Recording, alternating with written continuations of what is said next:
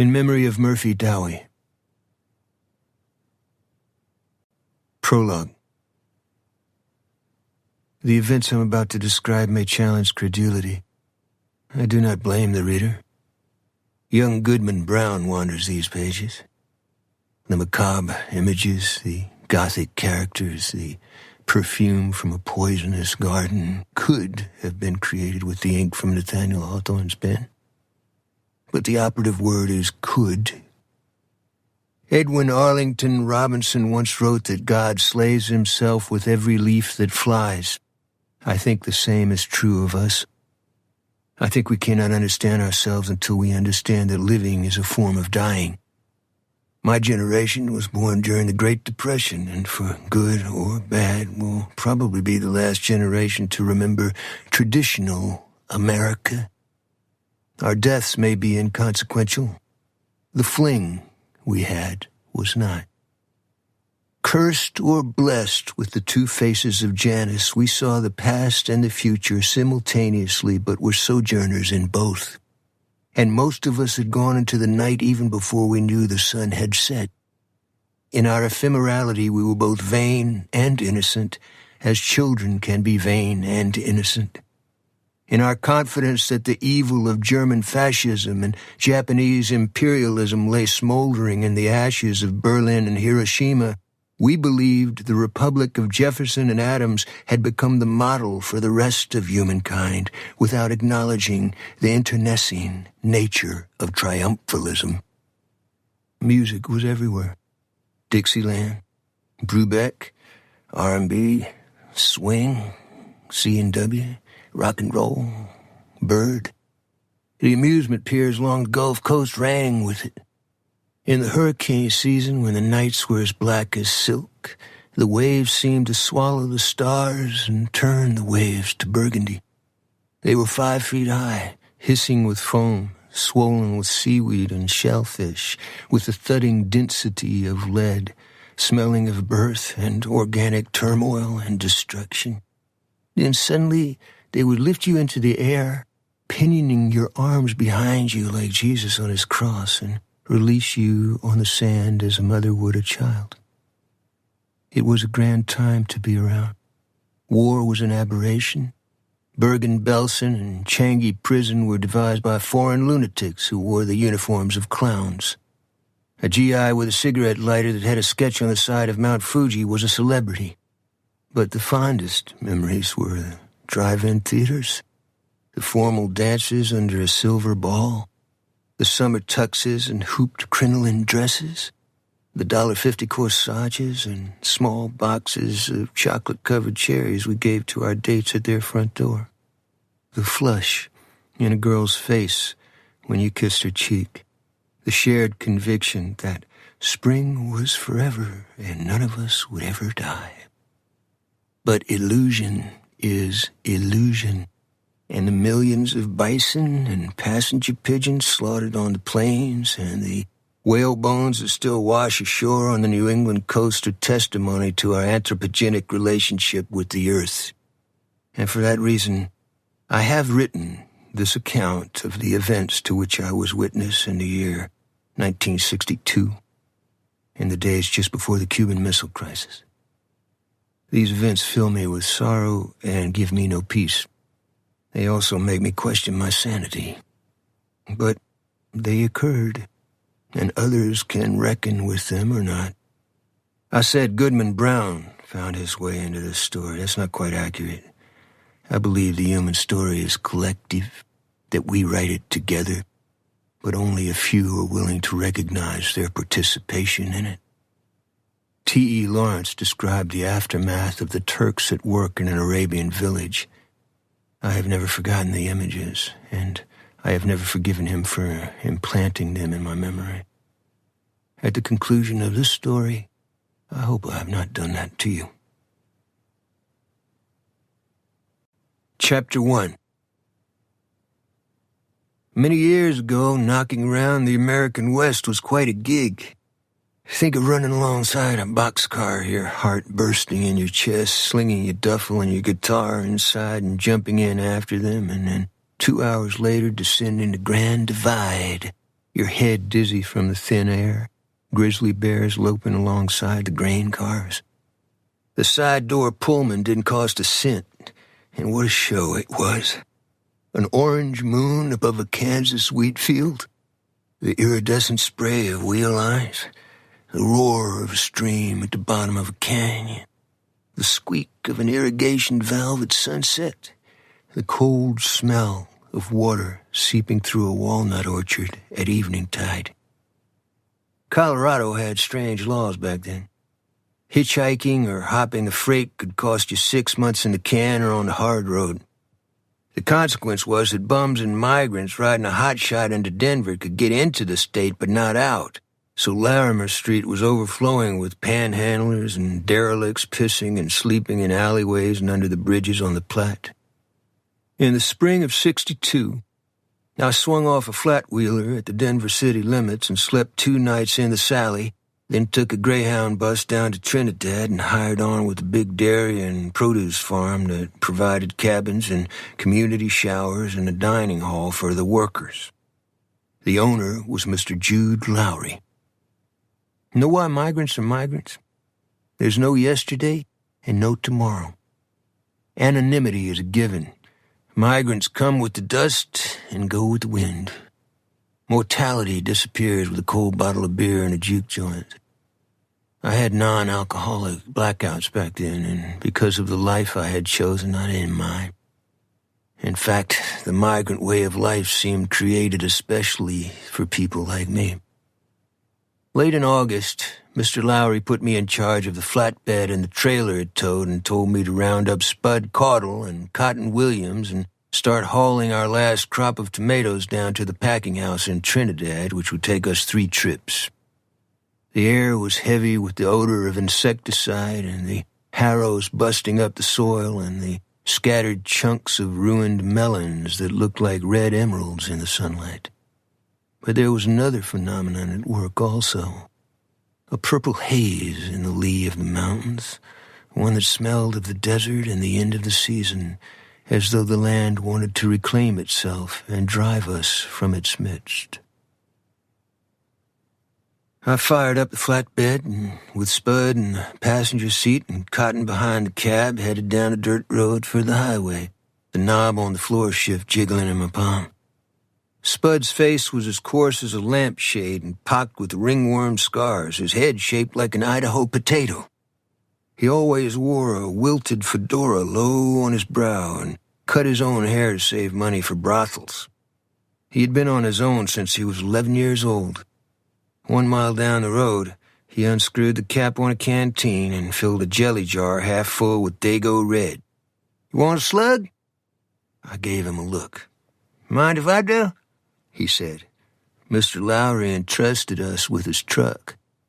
"A passenger drinking in a truck don't hurt the truck, Aaron." "Do whatever you want, Spud."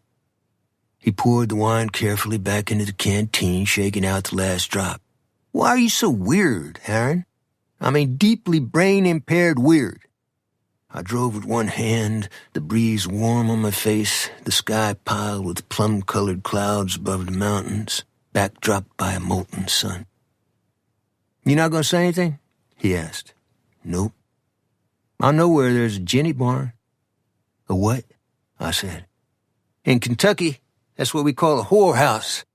In this particular one, the senoritas sing in your ear if you tipped them." I nodded and turned on the radio. Someone had broken off the aerial.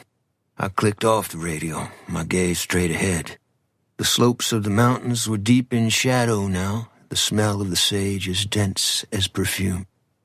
"Silence is rude, Aaron," Spud said. "Actually an act of aggression." "In what way?" "It's like telling people they've done something wrong, or they're stupid and not worth talking to." "You're a good fella, Spud." He squeezed his package as though he were in pain. "I guess I'll have to get married again. My last wife hit me upside the head with a skillet and threw me down a fire escape. She was the only one who loved me. My other 2 were meaner than a bucket of goat piss on a radiator."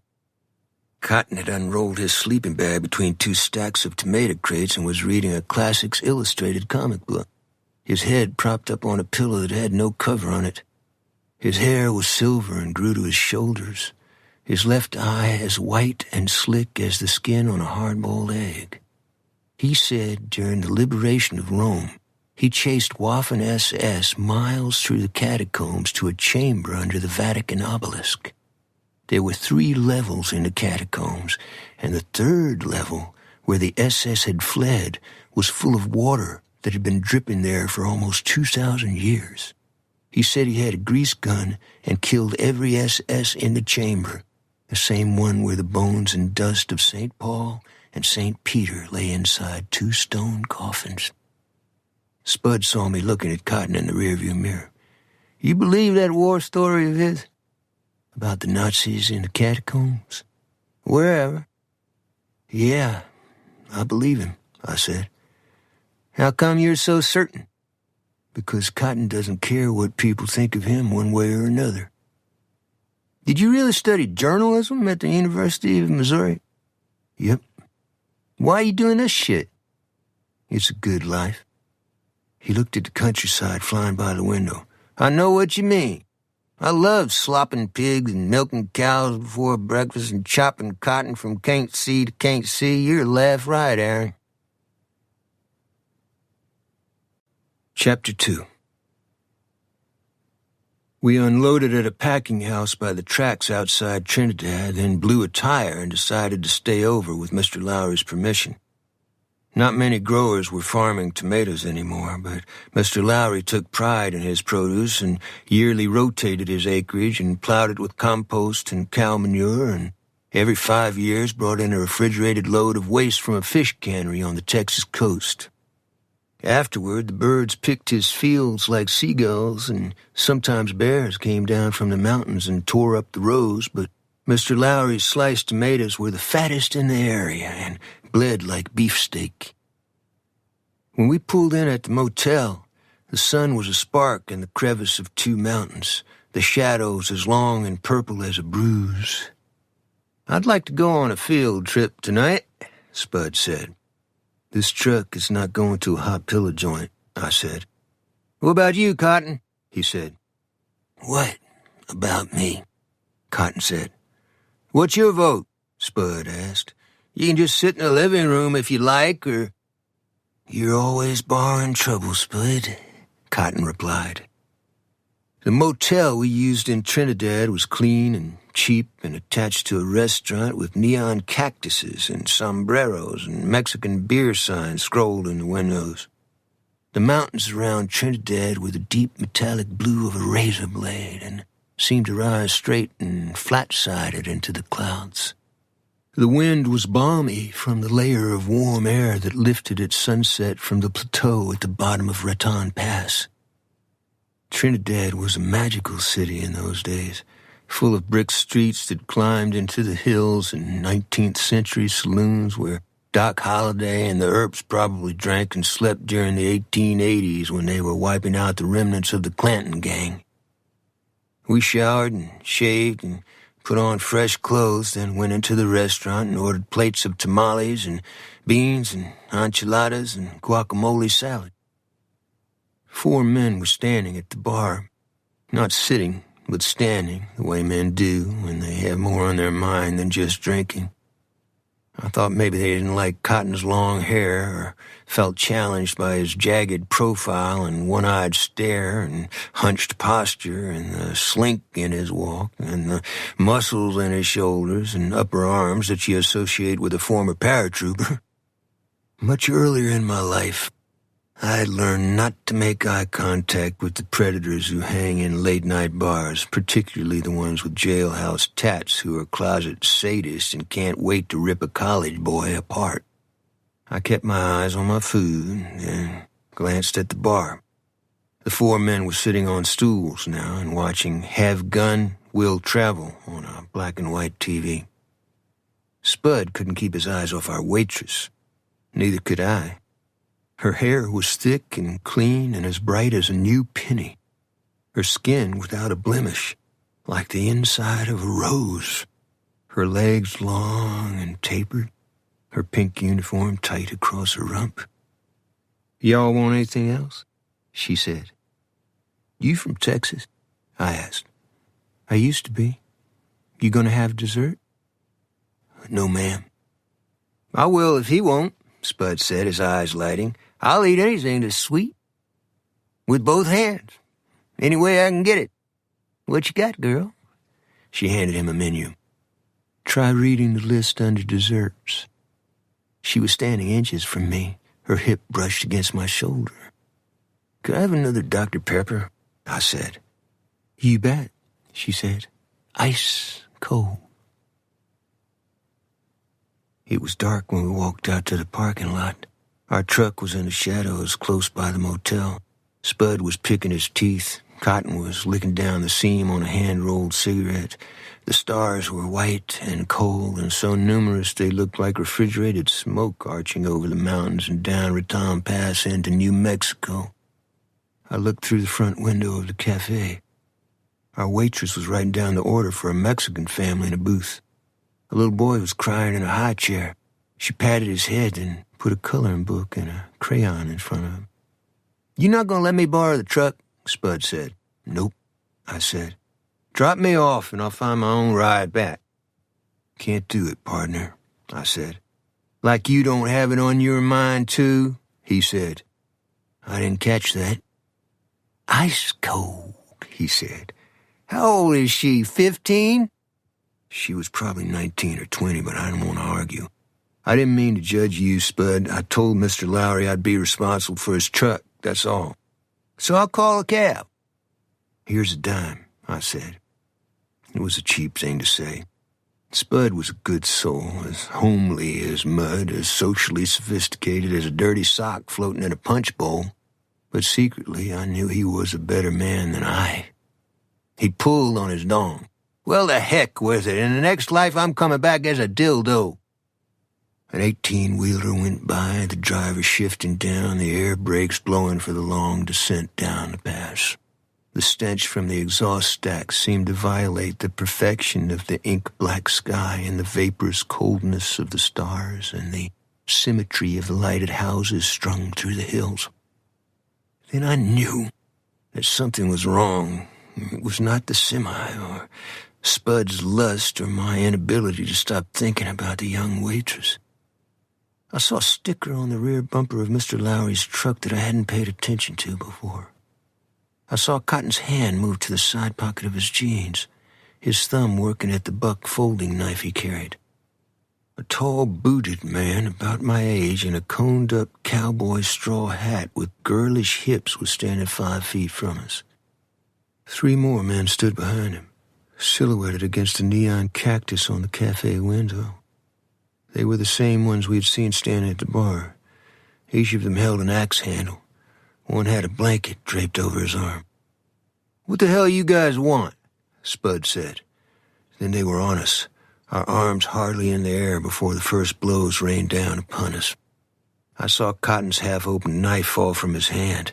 I felt a string of saliva and blood whip against the side of my face. I saw Spud's jaw drop and his knees collapse. His arms flop at his sides as if his motors had been cut. I saw a blanket swirl above us, undulating like the wings of a giant stingray.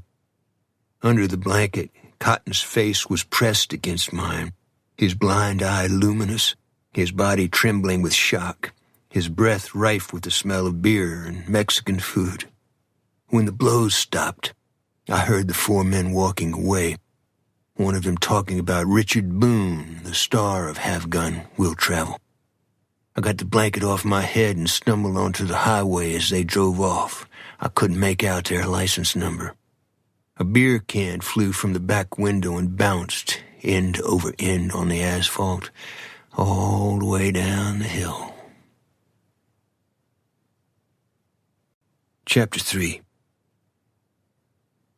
2 sheriff's deputies put us in the back of a patrol car, and one gave Spud a towel to cup to his mouth.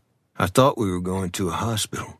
When I saw the lights of the jail, I rattled the grill. My friend needs stitches, I said. The ER is full up, the driver said, his eyes in the rearview mirror. He was smiling. Wreck on the highway. We were put in different cells in a row separated by bars rather than walls.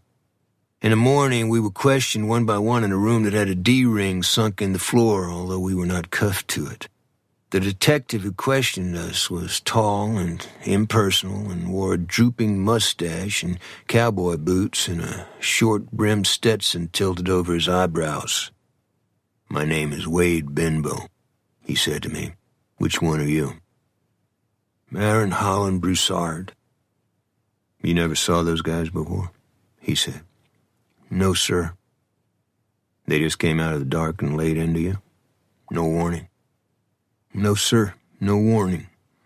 "No explanation?" "None." "You think they mistook you for somebody else?" This time I didn't reply. "Hearing problem?" he said. "I already answered your questions, sir." The window was open. It was raining, and I could smell the rain and the coldness of the bricks in the street and the water backed up in the storm gutters. The sky was an ink wash. What is the lesson you learn if you've even been in the can? You turn compliance into a religion. I lifted my eyes to the detective. "Sir, I don't know who those fellas were or why they attacked us. That's the truth." "Fellows," he said. "Yes, sir." "The bumper sticker on your truck probably doesn't endear you to some people hereabouts." "That's Mr. Lowry's truck. I didn't look at the sticker." "You work for Jude Lowry?" "Yes, sir." I should have known. "I won't get your meaning," I said. "No other grower in Colorado would put a Union sticker on his own truck. Does your friend Cotton Williams always carry a knife?" "Yes, sir, for popping bales and such." "A couple of customers in the cafe say he pulled it before the fight got started." "It wasn't a fight, sir," I said. "Your friend has a sheet. A homicide in Albuquerque. We don't have all the details yet." "Cotton?" I said. The streets were billowing with fog, the stone buildings on the hillsides like ships on the ocean. I couldn't imagine Cotton killing someone other than in a war. "You've been inside, haven't you?" Benbow said. I looked at the mist drifting over the windowsill. "No comment," he said. "Jails are like flypaper," I said. "They stay with you wherever you go." "Got a little bit of a temper in you?" "No, sir." "Stand up." "What for?" "I need to hook you up. You bother me, son. I think you might have a warrant on you." "I'd appreciate it if you didn't call me son." He pulled my left wrist into the small of my back and clapped a cuff around it. The resistance in my arm wasn't intentional, but it was there. "Count your blessings," he said. After each of us was questioned, we were moved to the last cell on the row. Cotton was sitting on a wood bench, his head on his chest. Spud lay on a steel bunk bolted to the wall, a small battery-powered radio resting on his chest.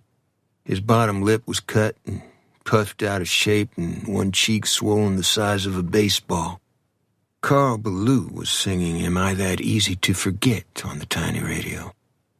"Where'd you get that?" I said. "Gave a guy $1 for it," Spud said. "You okay, Cotton?" I said. "I could use some coffee." I sat down next to him. "I gotta ask you something." The rain was blowing hard on a window high above us. The walls of the jail were a pale yellow, and the bare bulbs in the corridor ceiling made shadows like bars on Cotton's face. "So ask me," he said. "You killed somebody in Albuquerque?" My lips felt weak, as though I couldn't push the words out. "My son." I said. "I killed my own boy." He fixed his good eye on me, then dropped his head. "My little boy. That's how I still see him. When he was little, and now what he turned into." Spud sat up on the bunk and clicked off the radio. "He came home drunk and on drugs and shot me in the lung," Cotton said. "Then he shot at his mother and little sister. He'd been in a state boys' home twice. There was no fixing him." "I'm sorry, Cotton," I said. "It ain't your fault." He was never right in the head. It ain't anybody's fault.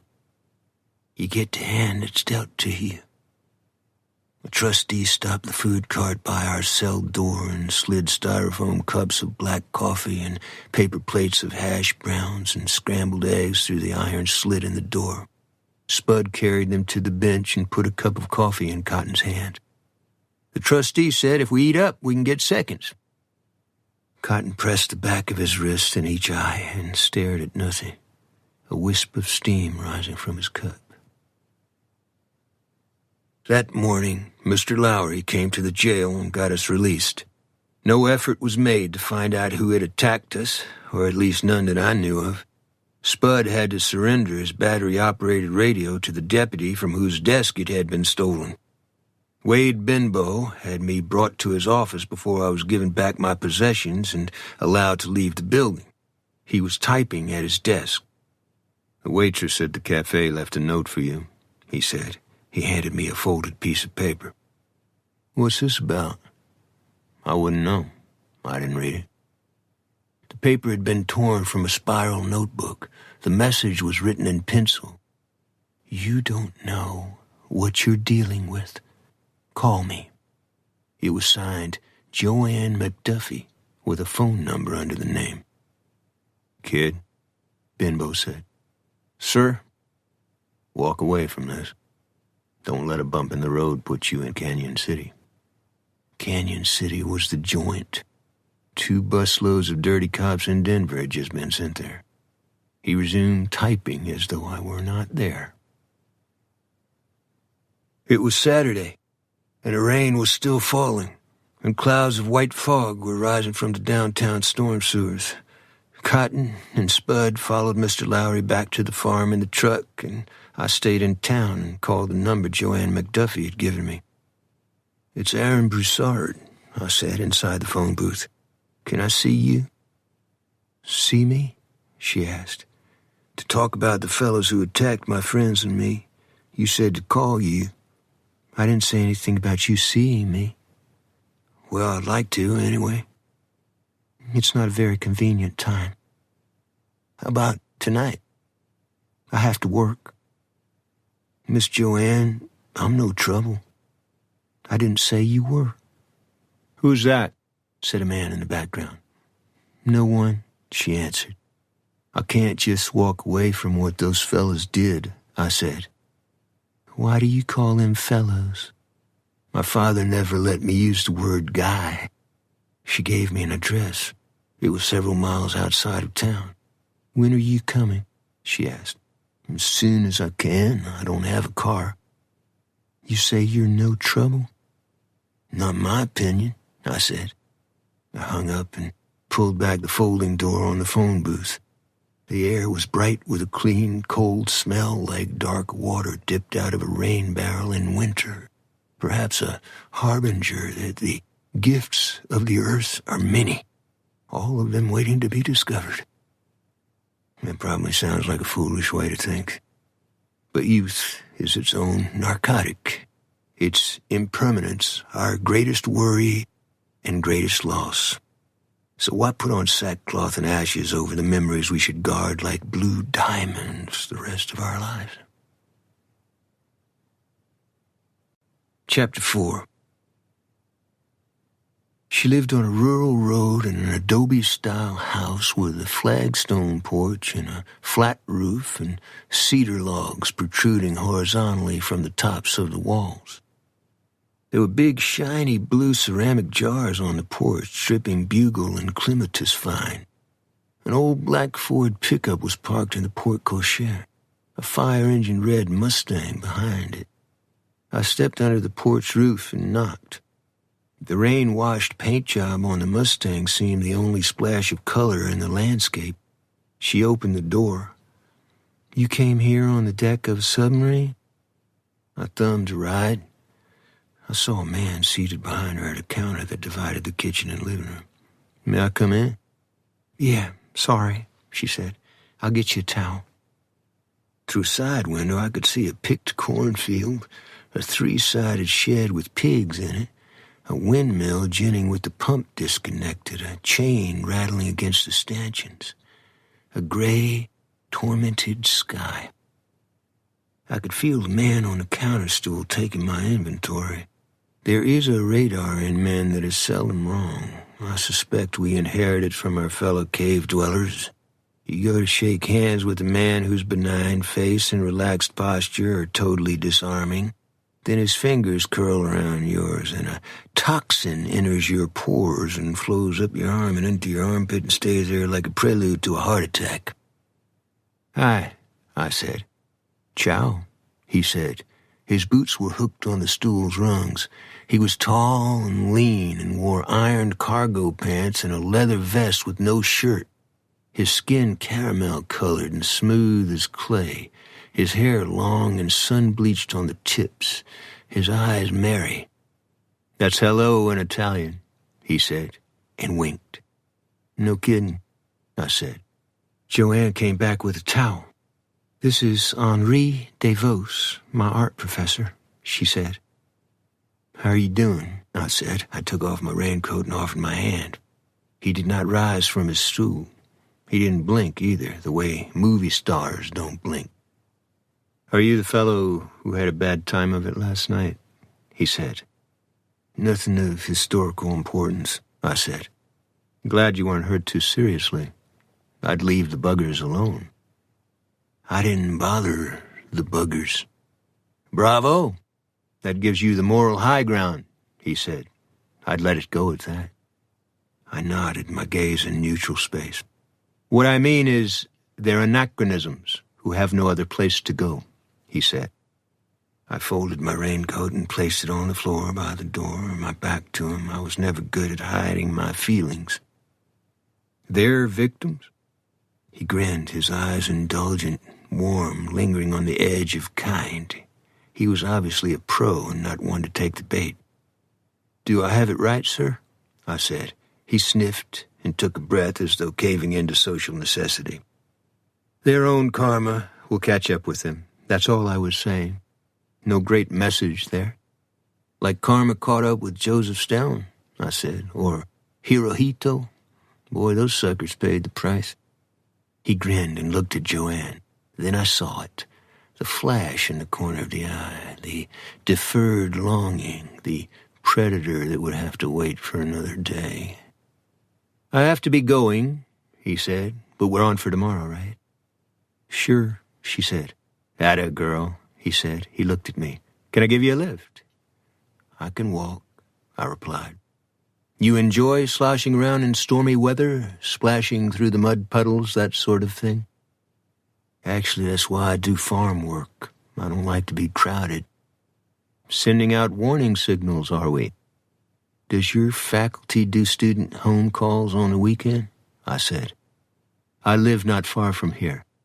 I dropped by to see how Joanne's work is coming along. You don't mind, do you?" "Stop this," Joanne said.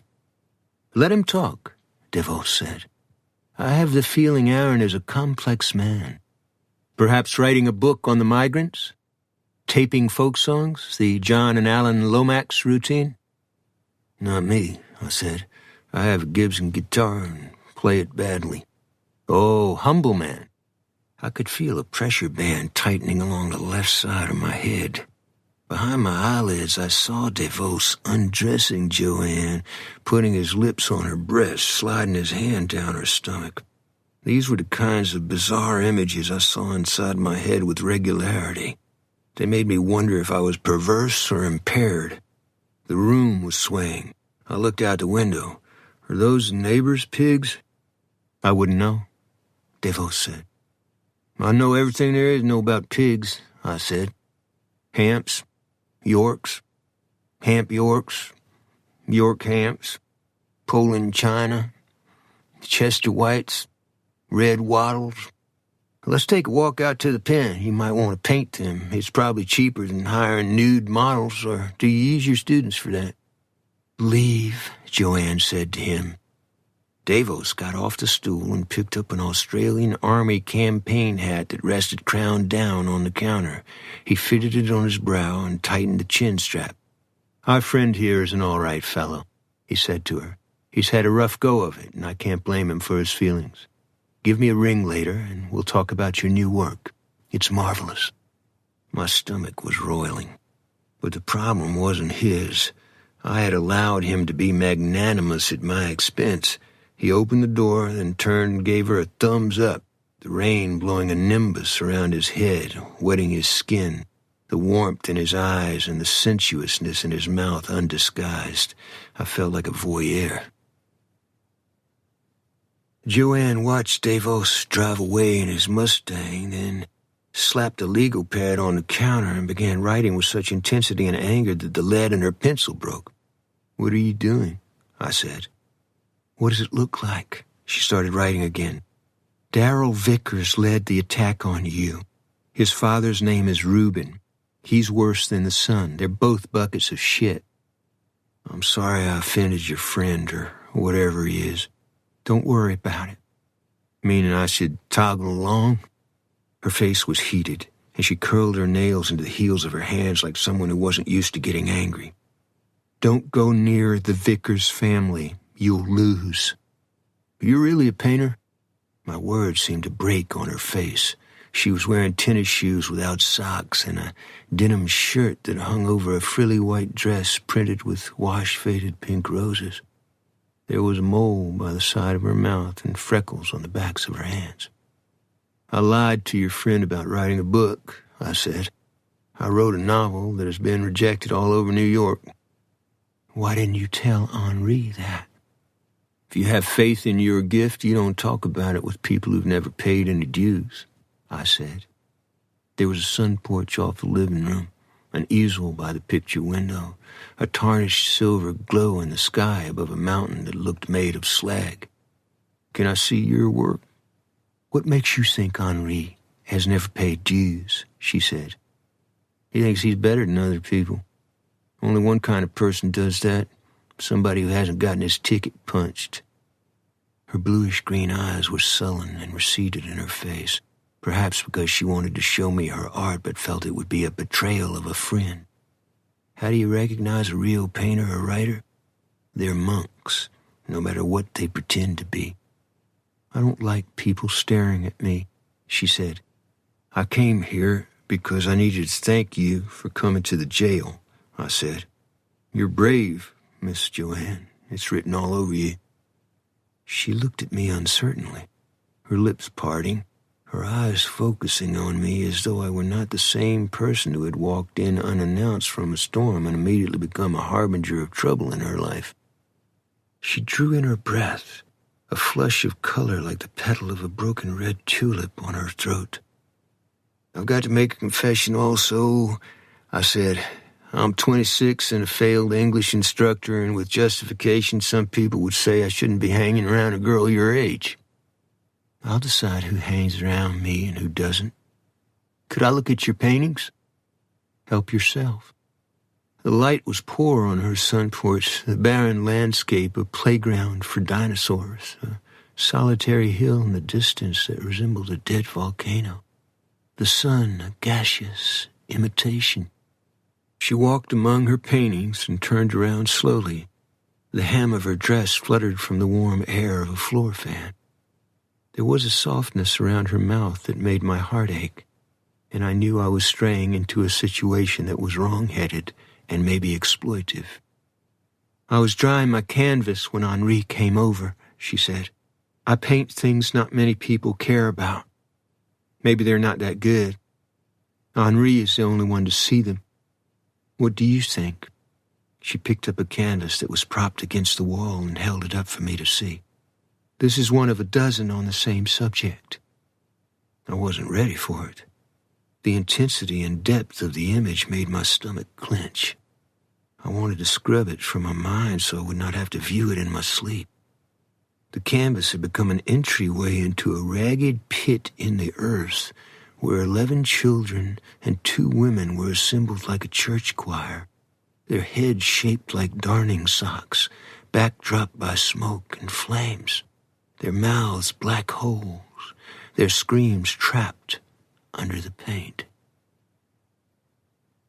I looked at each of the paintings, All of them an extrapolation from photographs taken after the 1914 Ludlow massacre just 12 miles up the road. Armored cars mounted with machine guns. Soldiers in campaign hats armed with Springfield rifles. The body of a dead miner lying by a train track. Incinerated shacks. The families bunched in front of them in their best clothes as though attending a funeral. Their meager belongings. A pipe bed frame, a hand-crank laundry tub, a tin bread box, a tricycle, its tires melted, poking out of the ashes. Not many people know about the Ludlow massacre, I said. At least in Texas, they don't. My father talked about it all the time. He was a miner. He was a preacher. He was born blind and never saw light except in his sleep. We ran a hotel that was built on the Goodnight-Loving Trail. It looked like a palace. When Joanne smiled, I wanted to touch her face. Are your folks still living? No, my mother died of cancer, and my father was sucked up from a storm cellar by a tornado. I rode the Greyhound all over the Panhandle looking for him. Sorry? I thought maybe the tornado had set him down somewhere and he'd lost his memory, like Moses wandering around in the desert. I spent 2 years looking for him. Then I sold the hotel and came up here and bought this house and enrolled at the junior college. She stopped. I told you how I feel about people who stare. I don't mean to. Can I see you after you get off tonight? No. Why not? I'll be tired. Can I see you in the morning? Henri is taking me to breakfast. I felt cold and wet and used up, the moldy stink of the jail still on my skin. I looked at the yellow legal tablet on the counter. What are the first names of the Vickers family again? Darrell and Reuben. They're criminals? Criminals get charged with crimes. The Vickerses don't. Get it? I looked again at the first canvas she had shown me. The children's faces seemed to reach across time, begging for help, a kind word or just an explanation. I could not take my eyes off the painting. She studied my face. You all right? Sure, I said. No, you're not. You're a strange one. I've never had high regard for normalcy. Give me a few minutes. What for? I'll drive you to wherever you're staying. Chapter 5.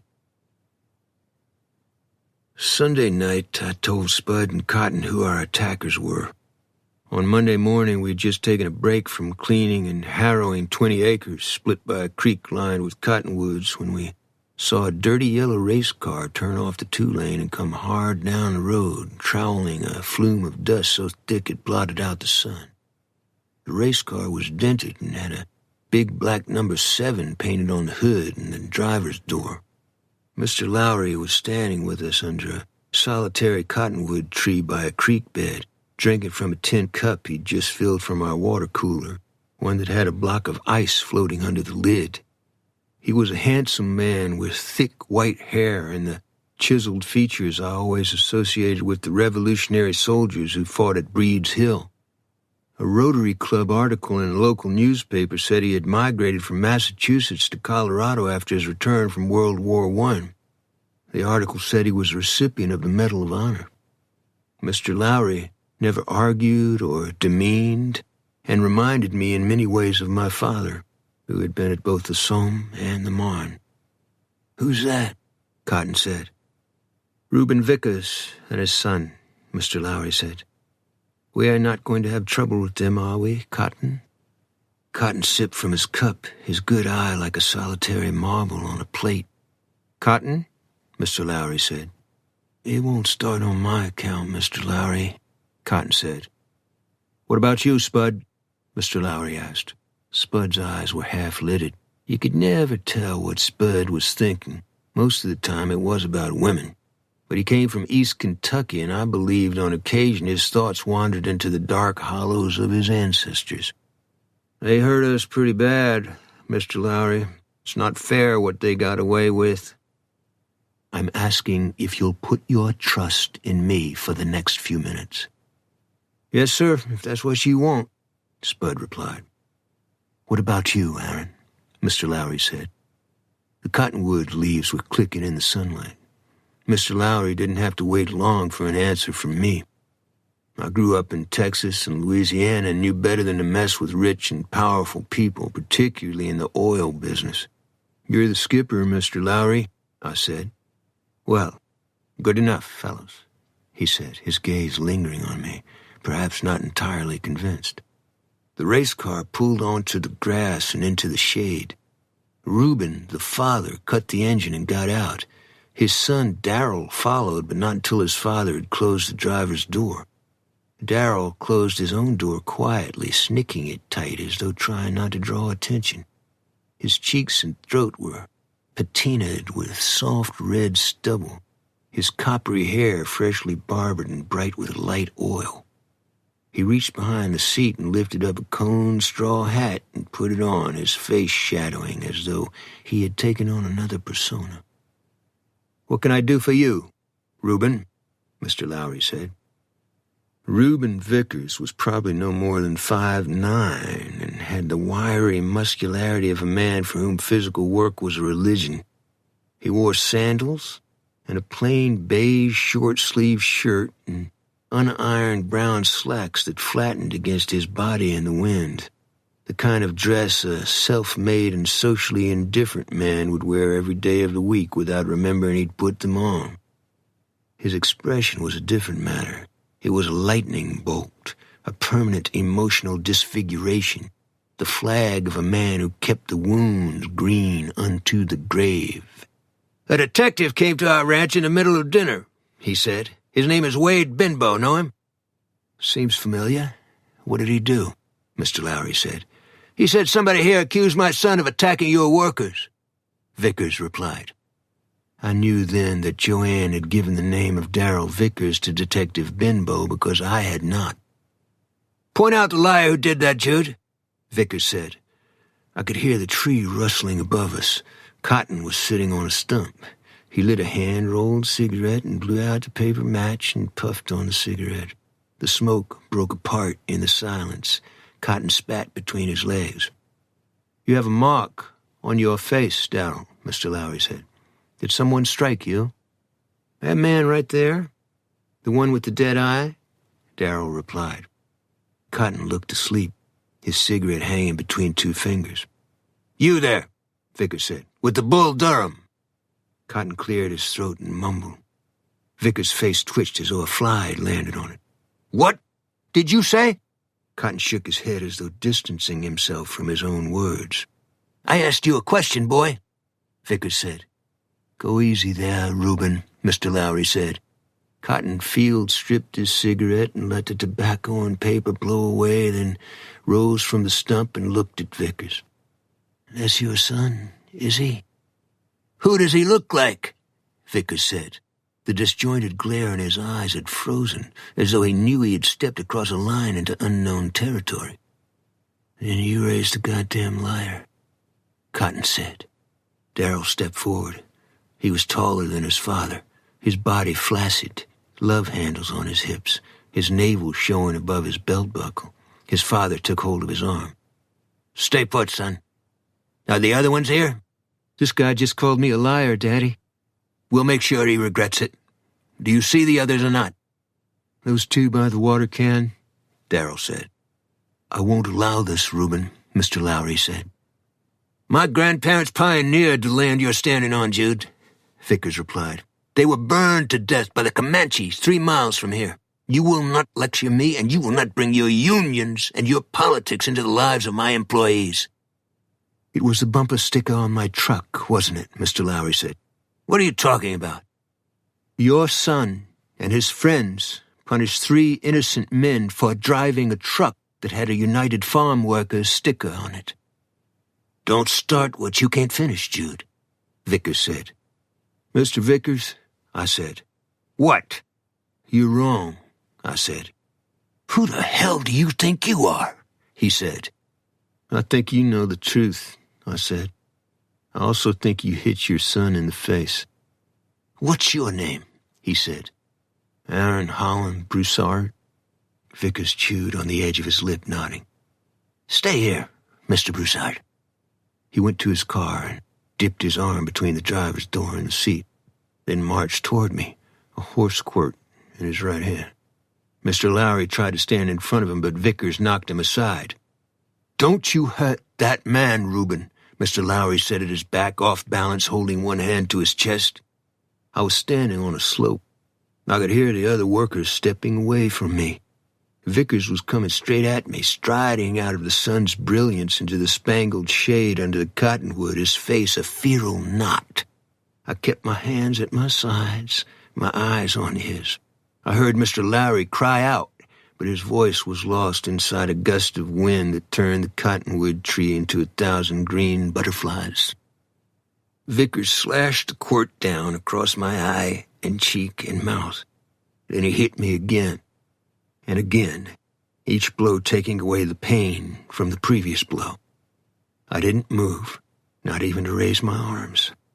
I could feel blood sliding out of my hair and taste salt on my lips and hear a ringing sound inside my left ear where he had backstroked me. Mr. Lowry tried to pull the quirt from Vickers' hand, but Vickers shoved him to the ground. Old man or not, I'll put it to you, Jude, Vickers said. Don't touch Mr. Lowry again, I said. If you do, your life may be forfeit. Vickers' face was slick with sweat, his breath short, his voice wadded with phlegm. I can have you in prison for that one remark. Cotton is recipient of the Silver Star, Mr. Vickers, I said. You owe him an apology. He backed away from me into full sunlight. His quirt was marbled with my blood. You won't talk to me like that.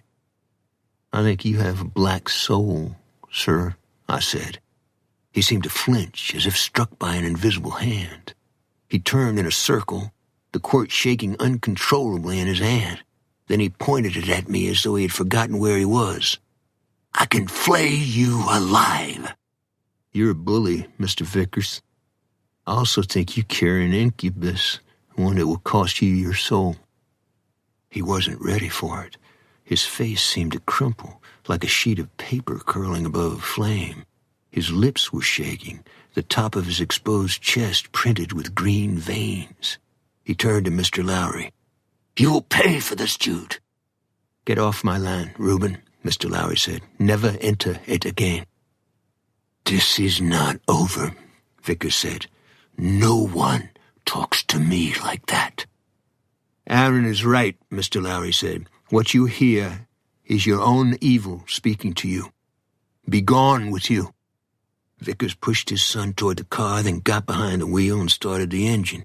He ground the gears and backed in a circle and crashed over a rock, his wheels fishtailing and scouring dirt and divots of grass in the air. As the dust thinned and the car spun onto the road, his son's eyes found mine in the way fellow travelers find each other. I even thought he might show sympathy or offer a kind word. He grinned and mouthed the words, You're fucked. My face and head felt as though they'd been attacked by bumblebees. Mr. Lowry was digging a first aid kit out of his truck. Spud and a black man eased me down on the tailgate of the truck and put a cup of water in my hand. Why'd you let him hit you like that? Spud said. Anybody can fight, I replied. Spud stared blankly at the blueness of the mountains, the dry creek bed and the white rocks stenciled with dead Helgramites, the cottonwood swelling with wind. What was that stuff about him putting you in prison? Vickers was just making noise. You don't think he's coming after us? Not us. We're too obvious. What do you mean, not us? People like Vickers chew up people like us. I tried to stand up. Behind my eyelids, I saw Joanne on the sun porch of her house, the warm air of the floor fan blowing the hem of her dress. Then I fell sideways as though one of my legs had been chopped off. Chapter 6. Mr. Lowry drove me to the emergency room at San Rafael Hospital and stayed with me while an intern treated the welts on my face and head and stitched a lesion above my ear. "Somebody attacked you?" the intern said, dabbing a place above my eye. "Yes," I said. "We'll have to report this to the police," he said. A man named Reuben Vickers hit me with a quirt. Showing no reaction, the intern concentrated on the cut, his hand steady. "There," he said. "Come back in 5 or 6 days and we'll take your stitches out. It's been nice meeting you." He left the cubicle. "This grieves me deeply, Aaron," Mr. Lowry said. "It's not your fault, sir. Why didn't you defend yourself?" "Fear? I don't understand." "I fear what I'm capable of, Mr. Lowry. Sometimes I go to a dark place in my head and I don't know how to get back." "How long have you had this condition?" "Since I was a little boy. I took off my hospital gown and put on my shirt." Mr. Lowry's eyes were a clear blue, his hair as white as cotton, his skin as soft as a baby's. "You used a term with Reuben that got to him. What do you know about an incubus?" "It's a form of demon from the Middle Ages." "I see. You believe in demons." "I've seen enough evil in people without looking for the devil." "After the season, are you going down to the Rio Grande Valley with the other boys?" he asked. "I'm thinking about it." "Got a girl on your mind?" "How'd you know?" "What young man doesn't?" he said. "Why have you chosen this kind of life for yourself, Aaron?" "It's the one I do the best," I replied. The intern pulled back the curtain on the cubicle, the plastic rings rattling. "There's a police detective named Benbow who wants to talk to you," he said. Detective Wade Benbow was waiting for us by the emergency entrance. He took off his short-brimmed Stetson when he saw Mr. Lowry. "How do you do, Mr. Jude? I'd like to talk to Aaron in my vehicle, if you don't mind. We won't be long." "That's fine," Mr. Lowry said. I sat down in the passenger seat of the unmarked car and left the door partly open. Benbow got behind the wheel. "Close the door," he said. "Yes, sir." His eyes roved over my face. "You took quite a licking." "I've been through worse." "Where was that?" "Who cares?" I said. "Are you pressing charges?" "No, sir." He was wearing a gray sport coat and a snap-button purple shirt and a wide leather belt and dark slacks that had flecks of grass on the cuffs. An open package of Lucky Strikes rested on the dashboard. He picked it up and shook a cigarette loose. "Want one?" "No, thanks." He tossed the package back on the dash. "Good for you. I'm trying to quit. Want to tell me why you're not pressing charges?" "I don't trust y'all or anything you do." "How did you arrive at this great assessment of our system?" "I was in a lockdown unit 15 feet from where a man was electrocuted. I could hear him weeping. The electricity made a warm smell, like someone ironing clothes." Benbow's eyes were empty. My words seemed to have no influence on him. He took a manila folder from the pouch on the door and opened it on the steering wheel. "I have 6 photographs I want you to see. Give me any thoughts that cross your mind."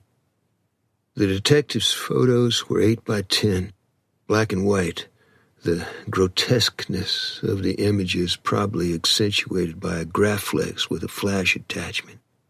But under the best of circumstances, the dead are not cooperative when a camera disrupts their sleep, particularly when their remains have been exhumed in rain-soaked woods or pulled from a drain pipe or a wall or inside a freezer, the light in their eyes sealed with frost. Detective Wade Benbow's photos were no exception.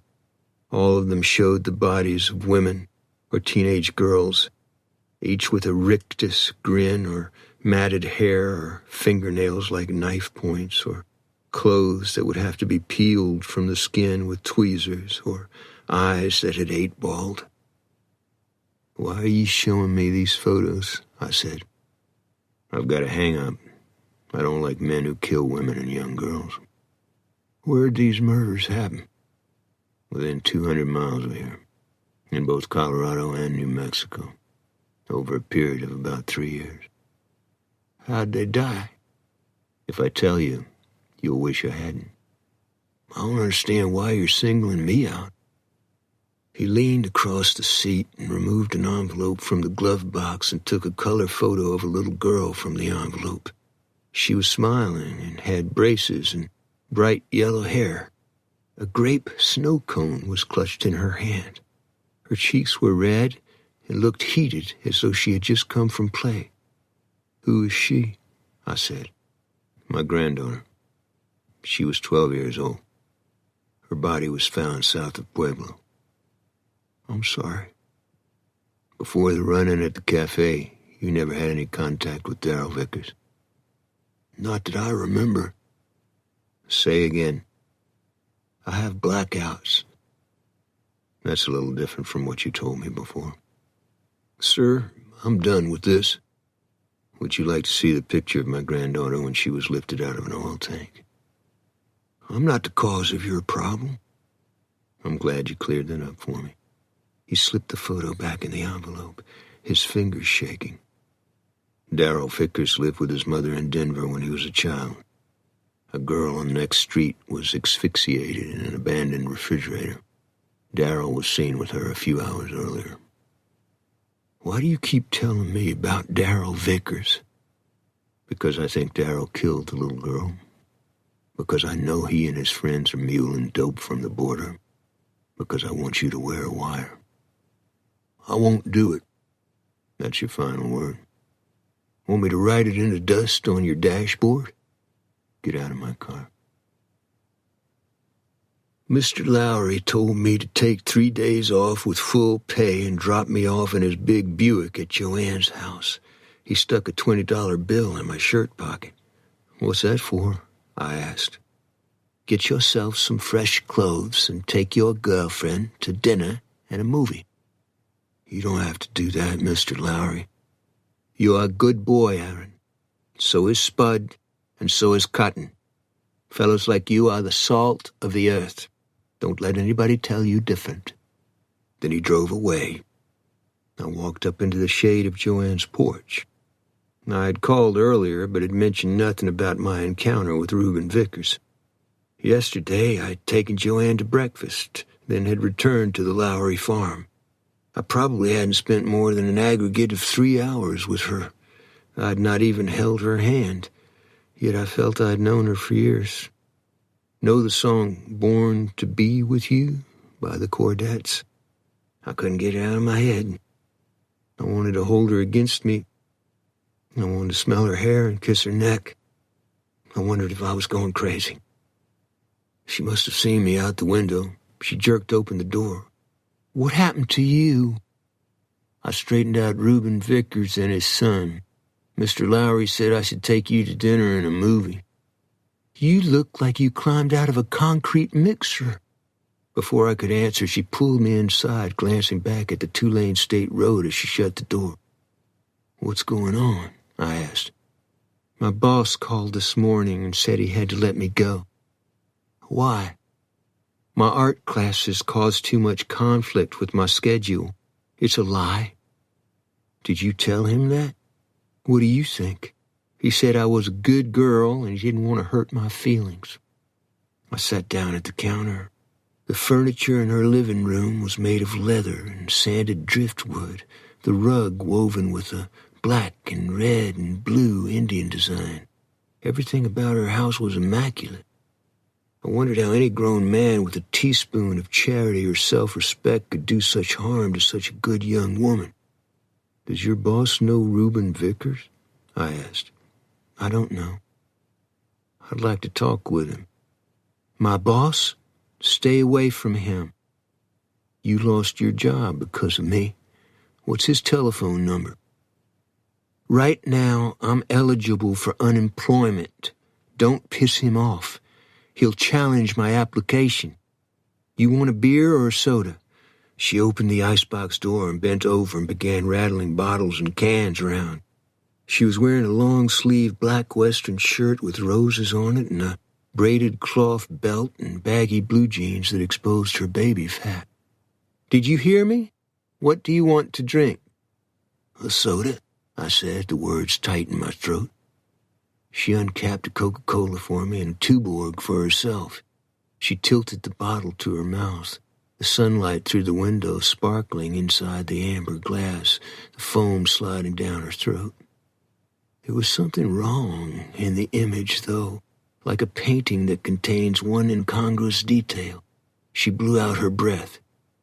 "Shit," she said. "Shit what?" "Everything. It's harder looking for a job than working. How's your face feel?" "Fine." "You don't drink?" "I used to." "But you don't now?" "Alcoholism runs in my family." She came around the counter and sat down next to me. "You need to get honest with me, Aaron." "How's that?" "You're not a picker or a ranch hand. You're on the run from the law, or maybe a wife and baby, or something that's a whole lot bigger than you. That's what I think." "I'm not on the run from anybody," I said. She drank from the bottle again. I could smell the beer on her breath. I wanted to put my mouth on hers. "Are you married?" she said. "No." "Guys with master's degrees get it on with waitresses. They don't marry them." I looked at her fingers curved around the beaded moisture on the Tuborg label. "You didn't buy that." "What are you talking about?" "Young women just getting by don't keep imported beer at home unless a man buys it for them. That's the professor's Tuborg, isn't it?" "What if it is?" "I think he's a predator." She took another sip from the bottle. "Here we go again. You told him you were fired?" "Yes," she said, her eyes going away from mine. "Did he want to talk to your employer?"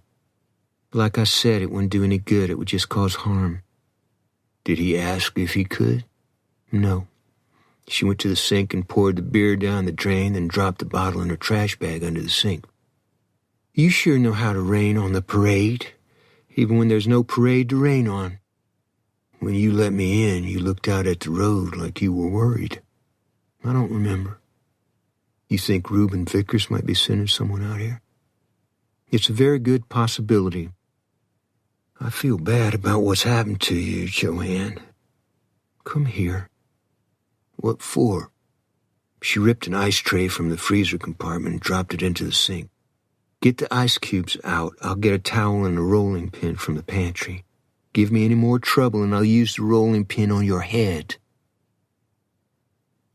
She crushed the ice cubes inside the towel, then tightened and retied the corners of the towel and walked me into her bedroom and pushed me down on the pillow and sat beside me and touched her improvised ice bag to the welts on my face and head. Then she stroked my forehead and cheek and eyebrows. Her fingers were as light and cool as refrigerated air, and she did something no girl or woman had ever done to me before. She leaned over and kissed each of my eyelids and my mouth, then continued to stroke my hair with her nails until I felt myself drifting away, free of all pain and age, free of the evil that undid Eden and set brother against brother and left us forever wounded and benighted and at war with ourselves and the earth. I wanted to reach up and hold her, but she didn't allow me to. She got beside me and held my head against her breast and hummed a song as though comforting a child. I saw myself descending into a garden filled with palm and orchid and fruit trees and animals and flamingos and swans and herons and parrots and peacocks whose fan tails were embroidered with purple and green eyes that seemed as numerous as the stars, but made no judgment of us. I could feel her thighs spread on either side of mine, feel her hand place me inside her, and feel her breath against my ear, her tongue in my mouth, her hands trembling on my face when we both came. I dropped away into a place I never wanted to live and did not wake until the sun faded and died like thunder in the hills and hailstones clattered on the hardpan as far as the eye could see. Chapter 7. I wrote Joanne a note and left early in the morning, ashamed that I had caused her to lose her job and dragged her into a dangerous world occupied by men like Reuben Vickers. And rather than arrive at her house as benefactor and friend, I had become the pitiful victim upon whom she had to take mercy when she owed me nothing and I had nothing to give her in turn. I walked and hitched a ride to the bank in Trinidad where I had saved up almost $600. I withdrew it all and closed the account, then took a city bus to a used car lot and paid $200 for a salt-eaten 1952 Chevrolet. It had no radio or heater. The paneling inside the doors was cardboard. The owner of the car lot, put some south-in-yo-mouth Fat Johnny Dean, also owned the diner and the pawn shop across the street. After the paperwork, he walked me to the car and opened the driver's door. "We have a scavenger special every day," he said. "Tell your friends." I rubbed a spray of rust on the hood. I think I saw this car in Galveston after the last hurricane. He crimped his mouth, his face reddening like he had stopped breathing. Then his mouth burst open, his eyes watering while he slapped his thighs. "You don't like the way it drives? Come back and I'll give you a shovel to bury it." I looked across the street at the pawn store. "What have you got in the way of sidearms?" He wiped at his eyes. "You're serious?"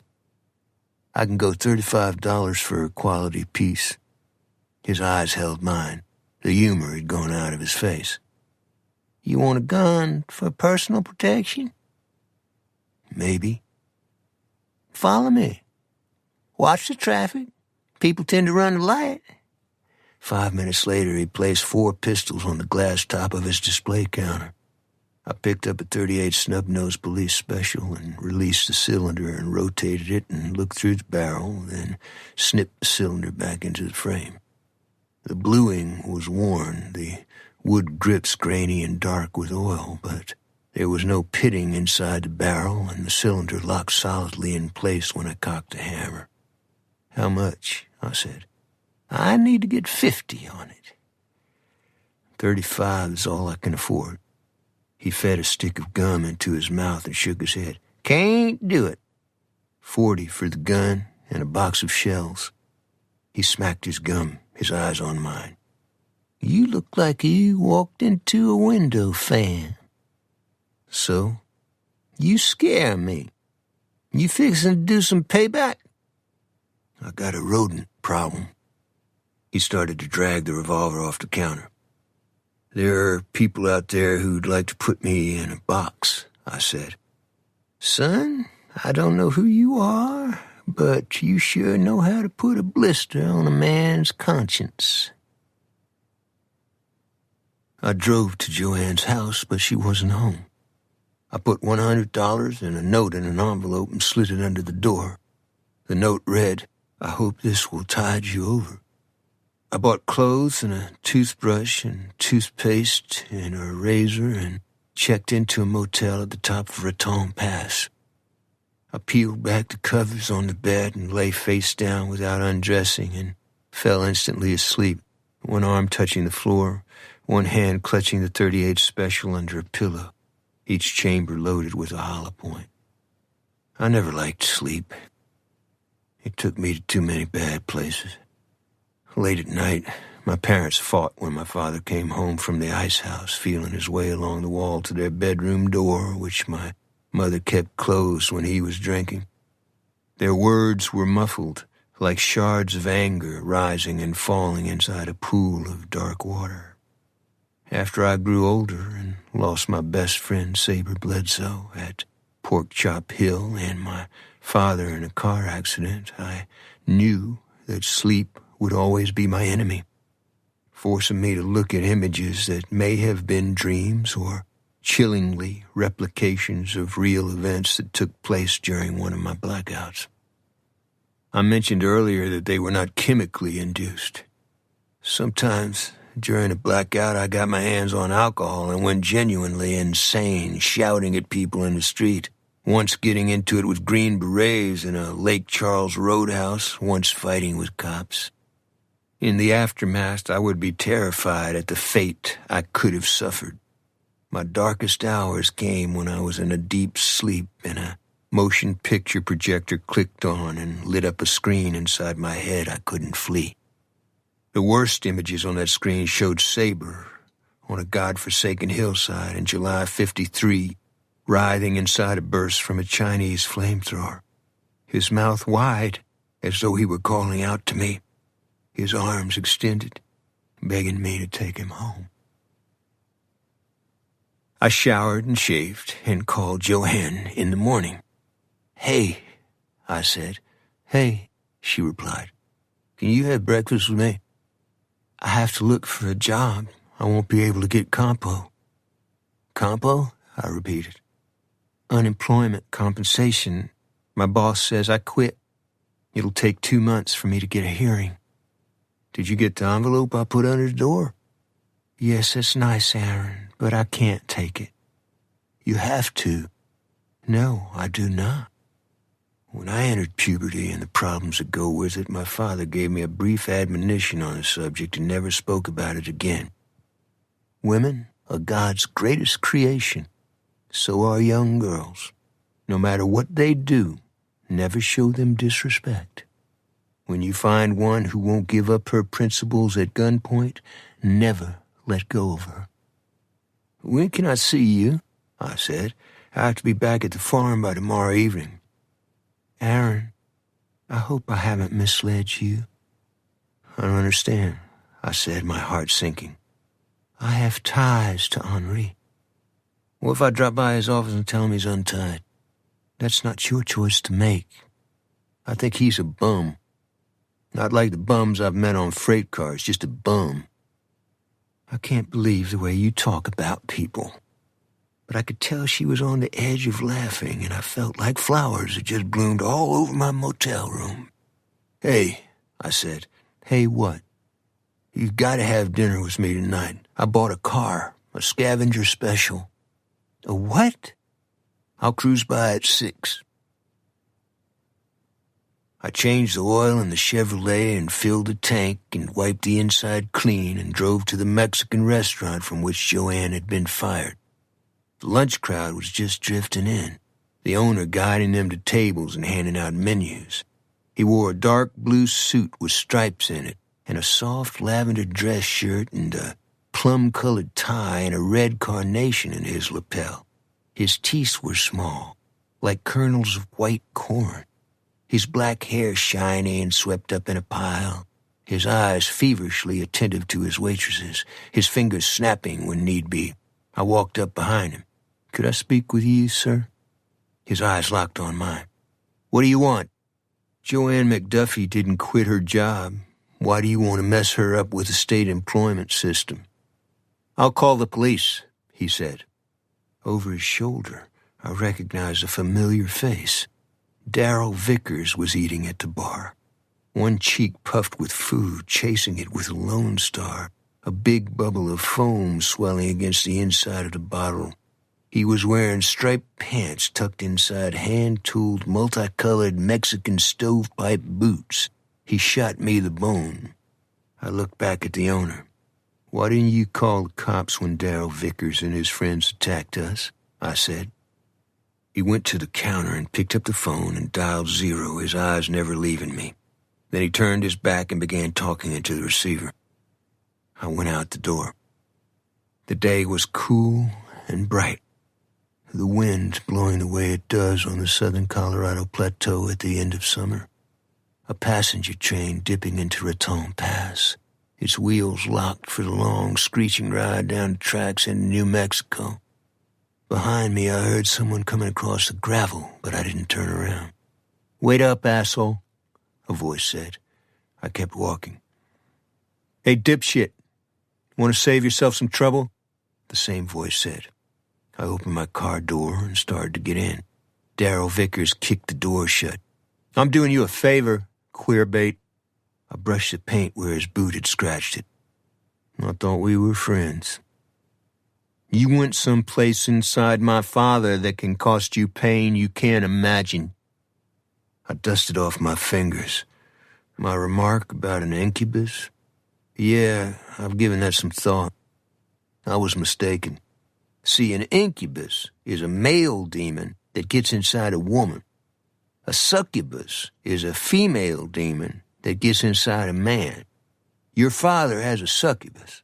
Tell him I'm sorry for the mix-up. Listen, shit for brains, my father boxed Golden Gloves and turned a kid into a vegetable. He killed a guy on the racetrack doing 110 miles an hour. He finished the last lap without slowing down. What's that tell you? You attacked us because we had a Union sticker on our bumper? Because I fucking felt like it, Toe Jam. Does your father knock you around? He pointed his finger in my face. I can hurt you, man. Not me, but people I know. People who do it with pliers. I believe you. You got something going with Joanne McDuffie? He had shaved since I'd seen him at Mr. Lowry's farm and had clipped his sideburns. I asked you a question. You think you can come to town and take any girl you want? Your old man get her fired, or did you? I wouldn't do that. Somebody did. He removed his hat and gazed down the past, then replaced it. Maybe I could get her a job. She might appreciate that. Yeah? I shrugged. What's with you, man? He said. Nothing. I don't get it. The way you stood there while my father cut you up with the quirt. What the fuck is with that? I have to go, Darryl. Regarding that business about the succubus, I don't like to talk about that kind of stuff. He shifted his weight, the gravel compressing under his feet. Your father and the owner of this restaurant don't need a succubus, I said. They work for the Prince of Darkness. That's not a shuck, Ace. For real. His lips parted. He was still standing there when I drove away. Chapter 8. I felt bad about it. That night I took Joanne to dinner down the pass in Raton. Afterward, we drove out on the hard pan and looked at the sweep of the stars arching over the great American desert, disappearing beyond the blackness of the mountains in the north. I told her I'd talked to her employer about his dishonesty, and I also told her I'd dumped a couple of fish hooks inside Darryl Vickers' head. My boss can't act any worse than he has, she said. That business with Darryl is different. He used to come around. We were sitting in the Chevrolet in a roadside park not far from the entrance to a horse ranch that had no buildings on it, only windmills and stock tanks and horses nickering in the sun's afterglow. Come around how? I asked. Calling me up? Hanging around the restaurant? Following me home? He had it in for Henri, too. He called him a cradle robber in front of people at the college. I moved closer to her and put my hand on the back of her neck. She closed her eyes and leaned her head back and moved her neck back and forth against my hand. Her skin was warm, her hair soft on the backs of my fingers. I wanted to kiss her, but I was feeling guiltier and guiltier about my behavior. I was a hypocrite. I had taken her employer to task for wronging a fine girl, forgetting that our differences in age and education had not deterred me from accepting the gift of Joanne's body. As I had these thoughts, I longed for her again. Joanne? She opened her eyes. A gate on a cattle guard was tinkling in the wind, the horses blowing in the grass. What? Think I'm taking advantage of you? You're about to get a slap. Oh? Oh, my foot. Talk down to me like that again and see what happens. Yes, ma'am, I said. She picked up my hand and folded her fingers inside mine. You don't have to worry about me, Aaron. You're a good soul. It's in your eyes. But you don't know your own mind. I think that's going to bring you a lot of grief. It'll be my grief, then. You've stirred up Reuben Vickers, she said. He tried to take me home once. Reuben Vickers? Not the son? He was waiting outside the restaurant at 2 a.m. He said he wanted to give me a ride, that a storm was coming. What happened? I told him no thanks, I had my own car. That was it. The next day, the state police found a barmaid's body outside Clayton. Her neck had been broken. She'd also been raped. Clayton is more than 100 miles from Trinidad. I need to go home, Aaron. I don't feel well. But our evening wasn't over. Up the pass between two craggy, steep-sided mountains were the ruins of a Spanish-style church with a small bell tower. The stucco walls were yellow in the moonlight, and the ceiling had caved in, and tall, deep green pine trees had grown out of the rubble inside. You know what that is? Joanne said. A Jesuit mission? It was paid for by John D. Rockefeller in 1917. 3 years after his goons killed the miners at Ludlow. My father would never let us buy gasoline from a Standard Oil filling station. Your dad must have been quite a fellow, I said. I think one day he's coming back. I still can't believe he's gone. I looked at her, even though I shouldn't have taken my eyes off the road. She was staring at my headlights tunneling up the canyon, her face transfixed. Joanne? What? Are you okay? I'm tired. I have to be back at Mr. Lowry's tonight. Would you mind if I hang around a little while before I head up the road? I've got to clear my head, Aaron. Sure, I said. I'm sorry. Not as much as I thought. We didn't speak the rest of the way to her house. I woke early the next morning and went into the dining hall with Cotton and Spud and sat down for a big breakfast of eggs and biscuits and bacon and any kind of juice and cereal we wanted. Mr. Lowry and his red-haired, jolly Irish wife fed their employees right. Plus, Mrs. Lowry, with her South Boston accent, always had a good word for everyone in the serving line. She also had the fresh, clean smell of a strawberry cake. No one used profanity in her dining hall. Some of the Mexican families leaned toward one another and said grace. In the coolness of the morning and the softness of the light and the white clouds bunched on the royal blue magnificence of the mountains, I wondered if the earth could be any better. I also wondered if this plateau high above the great American desert wasn't more than just the earth. In the same way you wonder sometimes if we are not already inside eternity. I wondered if the columns of sunlight spearing through the clouds on the hillsides, and the meadows, and the dairy barns, and the freshly plowed acreage, and the cottonwood trees along the stream were not indeed the pillars of heaven, rising into a kingdom where our predecessors were at work and play in the fields of the Lord. What are you thinking about? Cotton asked. He was sitting across from me, eating scrambled eggs with a spoon, his palm wrapped around the handle. I guess we're bucking bales today, I said. You're not thinking about that waitress, are you? Spud asked. Both of them were grinning now. I can't remember what I was thinking about, I said. Right, Spud said. The preacher at our church used to call that impure thoughts. He was the same preacher who baptized me by immersion in the Cumberland River and was so drunk he dropped me in the current. A colored woman in the bulrushers pulled me out with a fishnet. That's a true story. You and Moses? I asked. I'm glad you caught that, he said. Us caudals have friends in high places. Cotton took out his cigarette papers and a bag of Bull Durham and cupped a single paper with his index finger and poured tobacco into it. He wet the glue along the rim and rolled the trough into a tight tube and put it in his mouth. When do you get your stitches out? 3 or 4 more days. Word of caution? He asked. Go ahead. The Vickerses will get theirs down the line, he said. He struck a paper match and lit his cigarette, his eyes on mine. You mean I shouldn't go after them? I asked. He blew out the match. I didn't say nothing one way or the other. Then what did you mean, Cotton? Everybody gets the same 6 feet of dirt in the face. There's some needed earlier than others. He opened a Classics Illustrated comic book he had just bought and began reading.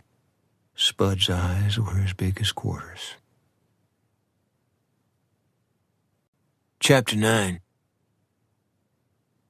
People who are unknowledgeable about agriculture often refer to farm labor as unskilled. Take bucking bales. Try inserting your fingers inside the twine on 90 pounds of compacted grass after it has been rained on, then flinging it up on the flatbed of a truck and repeating the process every 4 minutes for 8 hours.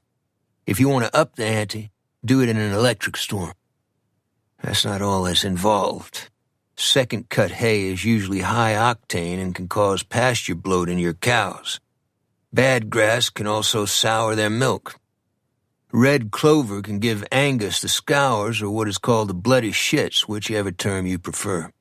That said, and all science aside, if you want sciatica or a slipped disc or a double hernia, there is no better way than bucking bales to fix yourself up proper.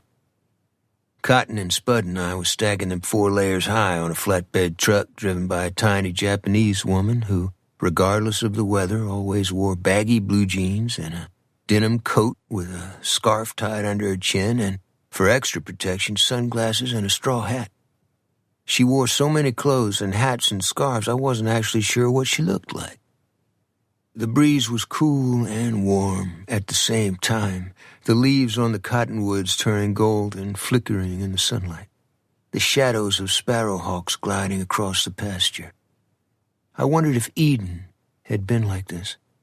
I also wondered if the founders of our country had this very scene in mind when they envisioned the agrarian republic.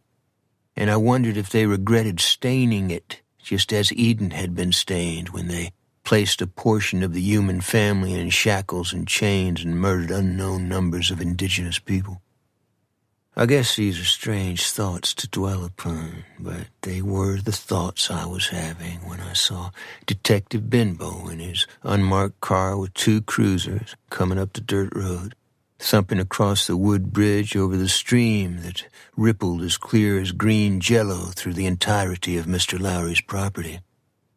Spud took off his hat and wiped his face with an oversized bandana, one of several he'd bought down on the border. He was shirtless, his fat shiny with sweat and flecks of hay. It's that same cocksucker, isn't it? Lay off the language, Spud, I said. This isn't the time for it. I know what's going on, he replied. They get you once, they get you for all time. They keep their foot on the neck of the little people. He took his shirt off the taillight of the truck and popped it on his chest and back, drying and cleaning his skin, then put it on and buttoned it. The unmarked car and 2 cruisers turned off the dirt road and came toward us, the grass whipping under their bumpers. Detective Benbow got out of his car and crooked a finger at Spud. Over here, he said. What for? Spud said. Because I said so. I didn't do anything, Spud said. One of the deputies started toward him. Okay, you win, Spud said. I'm coming. Benbow was wearing his Stetson hat and a white dress shirt with puffed sleeves and a dark vest and black trousers. His lean face was unshaved, his eyes tired. In the patches of sunlight and shadow, he looked like a frontier marshal. He yawned and gazed at the hills on the far side of the Lowry house. Want to tell me about your legal troubles in Kentucky? I didn't have any legal troubles in Kentucky, Spud replied. At least not more than kid stuff. You were in the reformatory? 90 days in the county jail. He twisted his bandana on the corners, blinking, looking at nothing. Why were you in the county jail? A misunderstanding? When did child molestation become a misunderstanding? Benbow said. It wasn't any such thing. What would you call it? This girl and me were in the motion picture. She was 15 and I was 16. I put my hand in the wrong place and she made a big deal out of it. Where were you 2 nights ago? Spud squinted. I'll get my days mixed up. Ciphering was never my strong suit. You don't remember what you did night before last? I went into Trinidad for a little R&R. Getting your ashes hauled? I'd believe that. Having a few beers, Spud said, his chin in the air. Benbow stared at the ground thoughtfully, his thumbs in his belt. Where in Trinidad? Spud gave the name of a pool hall. The woman driving the flatbed cut the engine and got out of the cab. Her nickname was Maisie. She was Nisei, Japanese, and had been in an internment camp during the war. "What wrong?" she said. Benbow ignored her.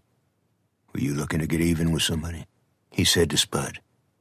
"Not me," Spud said, jerking on the ends of his bandana. "You nervous about something?" "I don't like people calling me a child molester." "I had a talk with the sheriff's office in Hazard, Kentucky," Benbow said. "The sheriff told me you got it on the brain." "What on the brain?" "It." Spud looked away as though he wanted to will himself across the fields and into the mountains. He tied the bandana around his neck. "He good man," the Japanese woman said. "He don't hurt nobody."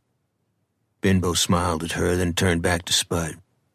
"Know a fella named Rizzo Marks?" "No." "He's the inmate who stole a transistor radio off a deputy's desk and sold it to you for $1.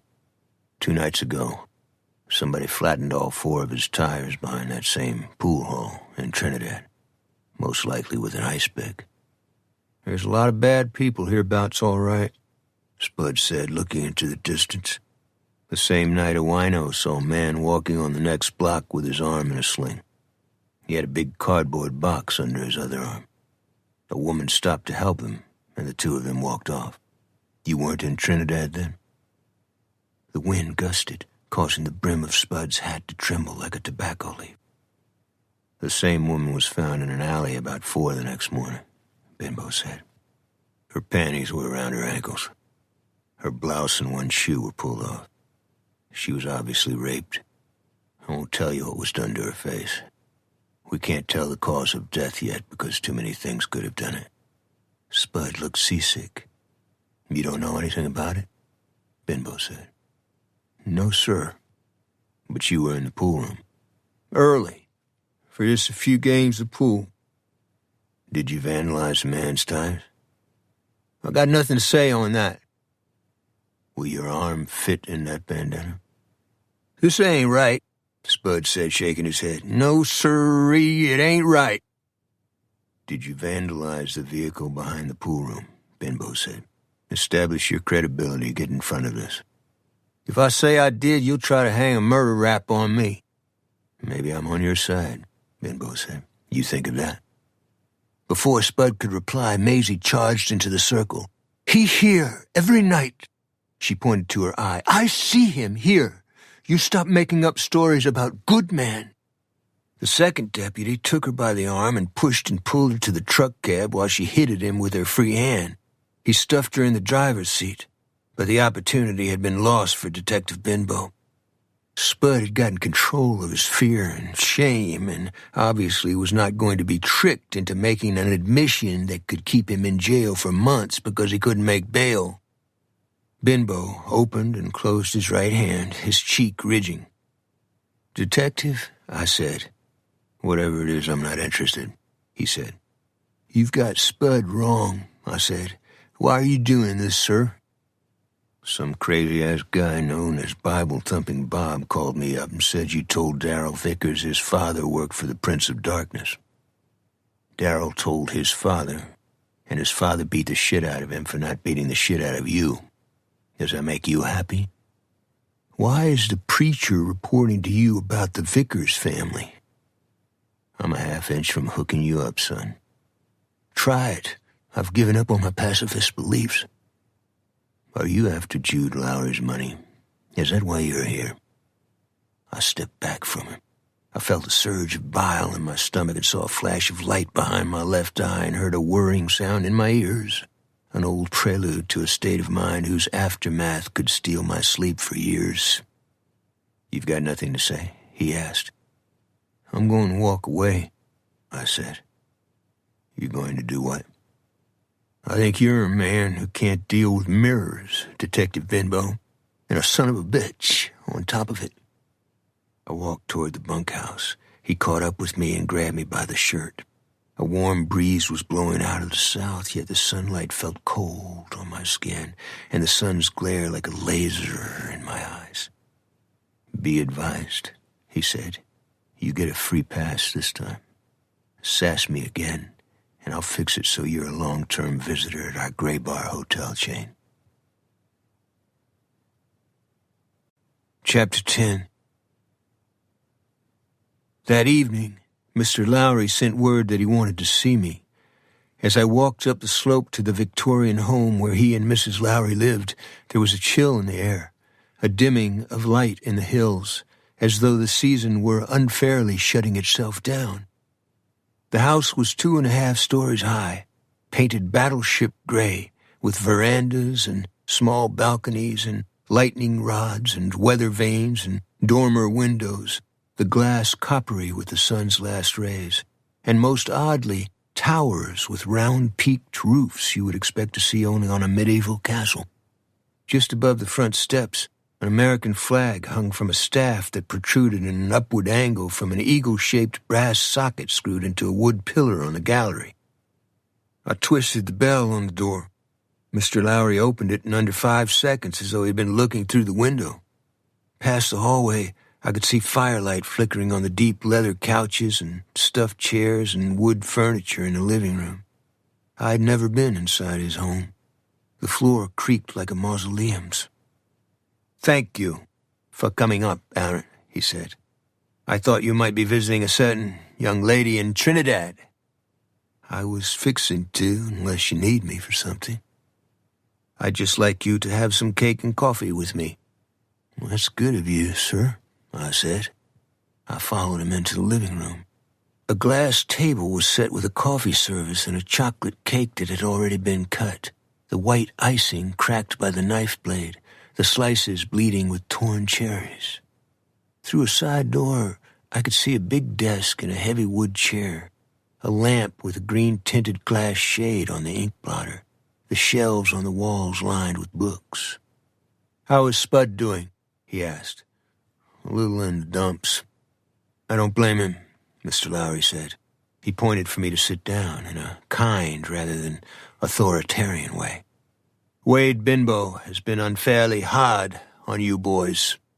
There's a reason for it, but not a good one." He watched my expression to see if I understood. His wife looked at me from the kitchen door, then stepped out of the light before I could lift my hand to say hello. "You know about the death of Wade's granddaughter?" Mr. Lowry said. "Yes, sir, he told me." "Did he tell you it was a homicide?" "Yes, sir, up by Pueblo." "They were at a picnic.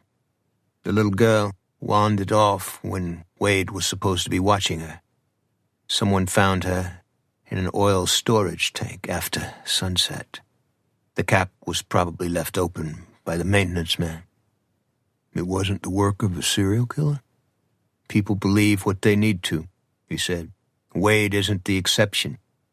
I tried not to look at my watch, but he read my mind. "Have 1 cup of coffee and I'll let you go." He poured some into a cup before I could respond, his face tight, a nervous twitch in his hand. "Mr. Lowry, can I help you with something?" "Yes, you can. I need a new foreman. The pay is $185 a week, plus your board." "I don't know as I'd qualify," I said. "Well, I asked you here this evening for another reason, too. I think you carry a burden of some kind. My boy did the same thing. He brooded, and rather than share his secret, he lied about his age and joined the army. He died at Guadalcanal when he was 17. I didn't know what to say. I didn't want to talk about myself, and an apology for the death of his son 20 years ago seemed an insult to his ability to accept loss. I apologized anyway, but he wouldn't let go. "What bothers you, Aaron?" "A psychiatrist said I have a personality disorder," I said, and tried to smile. "In my case, that means multiple personalities." "I know what it means. It's just the way I am, sir." He got up from the couch and went to the mantel. He returned with a framed photo. In it, a soldier was wearing a field jacket and a steel pot with a camouflage cover on it. He carried a puppy on his shoulder. "That's our son," Mr. Lowry said. "He's a fine-looking fellow," I said. "He bears a strong resemblance to you." I didn't see it, but I didn't want to contradict him. "He caused a girl to have an abortion. Do you know what bothers me most? Somehow, he thought he had to be perfect in my eyes. I laid that cross on the shoulder of my own son." He put the picture back on the mantel. "Think it over about the job. The life of a rambling man is fun when you're young. Down the track, it can get mighty tiresome. Ask Cotton Williams." "I have holes in my memory, Mr. Lowry. I dream about things that maybe I did but can't remember. I don't trust myself or know who I am. I think maybe I've done really bad things." "Know what faith is?" he said. "I can't really say. It amounts to believing others when they tell you you're a good fellow. Give that some thought." I finished my coffee and shook hands with Mr. Lowry and went outside. I didn't get far. Mrs. Lowry was waiting for me in the shadows. She was wearing a white dress with big pink roses printed on it, her dull red hair piled in swirls on her head. "I heard everything in the kitchen," she said. "I hope I didn't say anything wrong. Can I put in my 2 cents?" "Yes, ma'am," I said. "You have such good manners. You had a good upbringing." "Well, that's very nice of you, Mrs. Lowry. That's not the 2 cents I had to put in." "Oh, he thinks the world of you," she said. "Stay with us and keep on being the kind-hearted boy you are."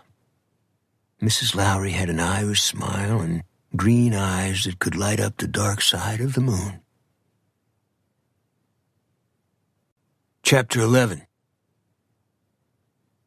The sun had set when I arrived at Joanne's house. The sky was the color of tin, striped with purple and black clouds. I thought perhaps she and I could be alone for the evening or go for ice cream in town. I couldn't have been more wrong. Henri Davis's Mustang was parked in the gravel driveway, and an old school bus was parked in a field not far from the neighbor's hog pen. At least 2 lanterns were burning inside the bus. I knocked on Joanne's front door. "Hi," she said upon opening it. "Hi," I said. Her hand didn't leave the doorknob. "Hello," I said. "Oh, come in." I stepped inside and closed the door. She was wearing a flannel shirt and khaki pants without a belt. "I'm a little confused right now. We were going somewhere tonight?" she asked. "Not necessarily. I just said I'd come by." "Who are those people in the bus?" "Some friends of Henri's." "He's out there with them?" "Yes." "What are they doing here?" "I'm not sure. Maybe they're beatniks. They're hardly more than children. Henri said they need a place to stay a few days. I'm a little overwhelmed right now." "By what?" "Maybe I made a mistake. It's not his fault." "What are we talking about, Joanne?" "I lent Henri $500. She took a breath after she said it. "Your professor asked you for $500? "He said he'd pay me back in a few weeks. That was 2 months ago. I asked him if I could have it back, or at least part of it. He said his ex-wife put a lien on his car and bank account." She sat down at the counter, 1 foot on the floor, the other tangled in a rung on the stool. She propped her forehead on the heel of her hand, her face in despair. "There's more?" I said. "He wants me to mortgage the house. He says he can double my money in a month. He says that's the only way he can make up the $500. I looked out the window at the bus. I could see people inside, their silhouettes moving jerkily like sticks against the glow of the lanterns. I rubbed my eyes and looked again. This time they looked normal. "How is he going to double your money?" "Buy into an art business in Dallas. He knows Bunker Hunt." "Bunker Hunt, the oil man?" "Or whatever. He's a John Bircher." The top of her shirt was unbuttoned, her hair unbrushed. She pushed the loose button through its buttonhole with her thumb, hardly aware of what she was doing, the way people act when they have been betrayed or used or played for fools. I wanted to twist off Henri Davos's head and flush it down a commode. "I'm sorry," she said. "I was about to take a shower, then Henri drove up with his friends." I looked through the window again. A black man had opened the front door of the bus and stepped down gingerly in the weeds. He began urinating in a patch of yellow light. "I need to have a conference with Henri," I said. "Don't get into trouble, Aaron. I'll sit down with him later. He's not a bad person." I went into the field. The temperature had dropped and a mist was blowing coldly out of the north, and the grass was damp and swishing on the bottoms of my trousers. The urinating man zipped up and turned around, his mouth a circle of nicotine-stained teeth inside his long, V-shaped beard, the kind a mountain man might wear. He was tall and wore strap overalls. His eyes went up and down my body. I was wearing a pair of Acme cowboy boots I had bought on Larimer Street in Denver. "Howdy," he said. "Howdy," I said. "I'd like to see Mr. Davos, if I could. Aaron Holland Broussard is the name." "We're in the midst of a meditation right now." "Could you demeditate? Just for a few seconds so you can give him my message? You may not know it, but you're in a holy place, man. The 4 cardinal points of the universe are pointed right at us. The place you just pissed on." He laid his hand on my shoulder. He breathed through his mouth, the whiskers around his lips moving. His breath was bilious, like a living presence on my skin. "I'm Marvin," he said. I tried to step back. He tightened his hand on my shoulder and worked each finger deep into the muscle. I was surprised at his strength. "Do you fear your brother?" he asked. I raised both my hands, forcing his grip from my shoulder. "Let me talk to Henri, then I'll be gone." His eyes were lidless and contained a flickering, fever-lit level of darkness and malevolence that a reasonable person does not try to plumb. "Wait here, Dixie Cup." He stuck his head inside the door. "Henri, got a cat here who talks hush-puppy and seems to know you." I tried to brush past him and get on the stairwell. "Hey," he said. "What?" "I just said hey, as in hey, motherfucker. You got a race thing? 'Cause I got a sense you think your shit don't stink." His breath and spittle hit the side of my face. The combination was horrible. I wiped it off on my shoulder. "What are you talking about?" "Don't look so serious, man. We're getting it on later, dig? You're invited. The whole rainbow is in there." He stepped closer and lowered his voice. $10, man. I'll give you any combo in there you want." "Let me get by," I said. "Please." His eyes were as shiny as obsidian. His teeth slanted sideways. A smile broke at the corner of his mouth. "Had you going, motherfucker? Ain't nobody gonna hurt those girls, man. What you're watching is a movement. I mean, like a tidal wave. You hear me, Bubba? Shake hands.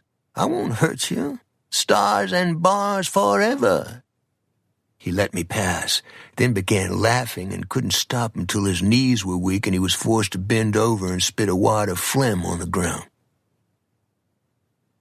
The seats in the bus had been ripped out and replaced with scarred furniture and stained mattresses and improvised hammocks and wash lines and paper bags soaked through with garbage and a gutted refrigerator bleeding rust from the door and a poster on the ceiling that showed Jesus smoking a joint.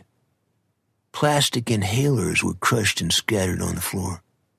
Henri Davos was stretched back in a reclining sun chair, one stamped with the green and white logo of Holiday Inn, his left arm crooked behind his neck. "Ah, the unpublished novelist from the mists of Avalon," he said to me. "I hope you brought your guitar." 3 girls and a boy were sitting on mattresses by his feet. One look at them and you knew their background. They were the detritus of a Puritan culture, one that made mincemeat of its children and left them marked from head to foot with every violation of the body that can be imposed on a human being. State homes, sexual molestation, sodomy, gang bangs, reformatory tats, fundamentalist churches, Venice Beach, Haight-Ashbury, maybe a porn gig in Vegas, maybe witness to a homicide in a boxcar or hobo jungle. Their hallmark was the solemnity, anger, and pain in their eyes. How about we toggle outside and check out the cardinal points of the universe, I said to Henri. Another time, he said. Let me introduce my friends. He repositioned himself but left his hand behind his neck and didn't bother to sit up as he pointed to the kids one by one. Stony had pipe cleaner arms and jug ears and mindless blue eyes and hair the color and density of cotton candy. Moonchild wore Mo Howard bangs and a T-shirt that had been washed into cheesecloth and showed her nipples. Orchid could have been part black and part Indian or maybe part Asian and had long, clean hair streaked with purple and green dye and a white scar like a piece of string that ran through one eyebrow and caused one eyelid to droop. Lindsay Lou wore pigtails and a cowboy shirt and had the slimness of a barrel-racing rodeo girl and rings on all her fingers and jeans that looked painted on her legs. Pleased to meet y'all, I said. Wow, far out. I like the way you talk, man, Stoney said. I've been down south myself, man. That way of talking is cool shit, man. It's definitely got musical qualities. His eyes had an ethereal glow, the pupils little more than fly specks. You here to fuck? Moonchild said. I hadn't planned on it, I replied. Whoa, you guys, Henri said. Our friend Aaron doesn't know when we're kidding. Then why is he here? Moonchild said. He's a flatlander, Orchid said, visiting the zoo. You got a guitar? Lindsay Lou said. I own a Gibson acoustic, but I didn't bring it. Far out, Stoney said. What kind of music do you play? Lindsay Lou asked. Bluegrass and country, Woody Guthrie and Cisco Houston stuff. You mean a Cisco Kid? The guy who rides around with that fat slob who's always saying, let's win Cisco? She said. I saw Moonchild push a bong under a chair with her foot. I didn't mean to break in on your meditation, I said. If you're not here to fuck or meditate, Moonchild said, why are you here? I dropped by to take Miss Joanne for some ice cream. The boy and three girls stared at me as though looking at a memory they couldn't quite recall. Henri brushed a fly out of his face. Orchid reached into a small Indian-beaded drawstring purse and took out a joint and put it between her lips. Ice cream? Yeah, Trinidad has a great ice cream store, I said. Fucking far out, man, Stoney said. Orchid half grinned at me, then lit the joint, the rings on her fingers a tangle of color under a lantern that hung from the ceiling. She took a deep hit and offered the joint to me with a lascivious wink. We share everything. Thanks, I can't handle it, I said. Same with alcohol. He's a narc, Moonchild said. Ask him. Are you a narc? Orchid said. I'm a migrant from the San Joaquin down to the Rio Grande and everywhere in between. That's heavy, man, Stoney said. Like a poem. I mean, like the Star-Spangled Banner or some shit. Y'all want to go for a walk, I said. We can knock on Joanne's door and pile into my car and get us some chocolate sundaes. My treat. What do you say, Henri? Lindsay Lou asked. I'll have to pass, he said. He slapped at the worrisome fly again. Lindsay Lou looked at me. Sorry, Kimosabe. Because the professor doesn't want to go, I said. The kids dropped their eyes. Henri grinned at me. Maybe another time, Natty. Natty? Natty Bumpo, he said. Braving the frontier, descending among the savages, showing us the way. I did a little research on you, pal. A friend of mine was a colleague of yours at your last teaching job. What'd you find? You're a drunk. Know what a drunk is? A titty baby. Always looking for the nipple. Read Freud on the subject. I have, I said. He nailed it, cocaine addict that he was. You were hired because your grandfather was hot shit in Louisiana. That's probably true. I reached down in my pocket and opened the main blade on my Swiss Army knife. I sharpened it every 3 days. The blade could cut a stiff piece of paper as cleanly as a barber's razor. What are you doing? He said. Not much.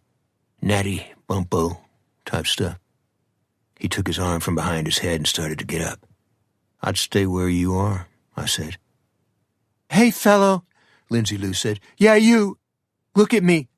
Cut this shit out. This is our home. Orchid was getting to her feet. She's right. Come on, man. You want to take a drive? That's cool. Hey, Marvin, Mayday in here. Stop playing pocket pool. I told you he was a do-gooder, Moonchild said. One with a 24-hour hard-on. I sawed the lantern loose from the ceiling. It was a Coleman, heavy in my hand, loaded with fuel. I unscrewed the cap on the base and poured kerosene oil all over Henri's head. Stoney was crying and picking at his clothes as though they were filled with insects. Don't do that. That's bad. And I mean really bad and not made up bad. And the kind of shit crazy people do. What the fuck? What the fuck? What the fuck? His needle was stuck, his face terrified. He hammered his feet up and down on the floor. His hands flailed in the air. I shoved the lantern in Henri's hands, the wick still burning. Early Merry Christmas, you bastard, I said. Pay Joanne the money you owe or I'll rip out your spokes. What are you guys doing in here? Marvin said behind me. He held a splintered board in his hand, a nail in the tip. I pushed him backward off the bus into the dark, then stepped down with him and pushed him again. He stumbled and righted himself, his mouth agape. The hogs were grunting and snuffing in the pen. A star dropped across the sky and disappeared behind a blue-black butte shaped like a chimney. Lay off my threads, man, he said. You want to take the professor's fall? He dropped the board. It made a thunk when it hit the ground. He raised his palms so the light from Joanne's house would reflect on them. I got no beef, Chief. A big 10-4 on that. I started toward Joanne's house. Hey, man, I'm Conwise and know where you got your rebop, he said at my back. The pay is rotten when you pick state cotton. You been on a hard road, Jode. Way to go, Mo. We got your back, Jack. I didn't mean you no pain, Wayne. Thanks, I said. I'll keep that in mind. Alcohol and drug-induced psychosis can come in many ways. I suspected Marvin had tried them all. Chapter 12. The next day I replaced the previous foreman who had retired after 30 years of working for Mr. Lowry. 3 weeks passed, and I got up each morning with the feeling that something good was going to happen that day. The way you feel when you're a kid and every day is an adventure. Mr. and Mrs. Lowry were fine people to work for. I had the run of the farm. The sky was blue from one horizon to the other. The days cool. The cottonwoods gold and green and shredding in the wind. Twice Mr. and Mrs. Lowry invited Joanne and me to supper. Something else was happening also. I was falling deeply in love with Joanne McDuffie. I had known only one other girl like her, the Jewish girl I had loved in high school, the girl with whom I had lost my virginity. Her name was Valerie Epstein. I loved Valerie with my heart and body and soul and would have given my life for her without a moment's hesitation because I believed she already owned it. How did I lose such a wonderful young girl? Easy answer. It comes in bottles. The Broussard family had the patent on its destructive elements.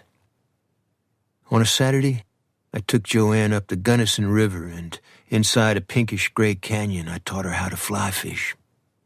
After hooking herself once in the neck, she was out on a table rock in the middle of a riffle, lifting an elk hair caddisfly from the surface, looping it lazily in a figure-8 pattern above her head and letting it settle as naturally as a leaf between the riffle and the froth of a beaver dam. She was wearing tight khaki shorts and tennis shoes rather than waders, and her long legs were sun-browned and shiny from the spray of the current sluicing over the rock. She caught a 14-inch rainbow and brought it in without a net, then squatted down to unhook it. "If you're going to turn it loose, dip your hand first so you don't give it a fungus," I called. She smiled and shook her head. It was obvious she couldn't hear because of the echo of the river inside the canyon walls. She wet her hand and cupped the rainbow's stomach and eased it back in the current, then dried her hands on her shorts and walked across the rock and stepped up on a fallen cottonwood, balancing with her arms, the rod flopping in one hand until she was back on the bank. "Wow," she said. "Where'd you learn to wet your hand before returning a fish to the stream?" "Saw it on television." "I brought some ham and onion sandwiches. You want to eat?" "I want to fish some more." The sun had slipped over the mountain, and a shadow had fallen on the bottom of the canyon wall, draining the glare from the water, turning it slate green. "It's about to get cold," I said. "I don't care." "You're something else," I said. "In what way?" "In every way." I took the fly rod from her and leaned it against a willow that had turned yellow with the season. I slipped my arms around her and pulled her against me and buried my face in her hair, then kissed her where her shoulder met her neck.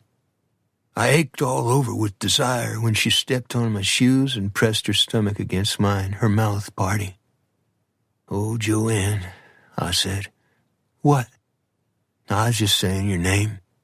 Joanne McDuffie. What a grand Irish name."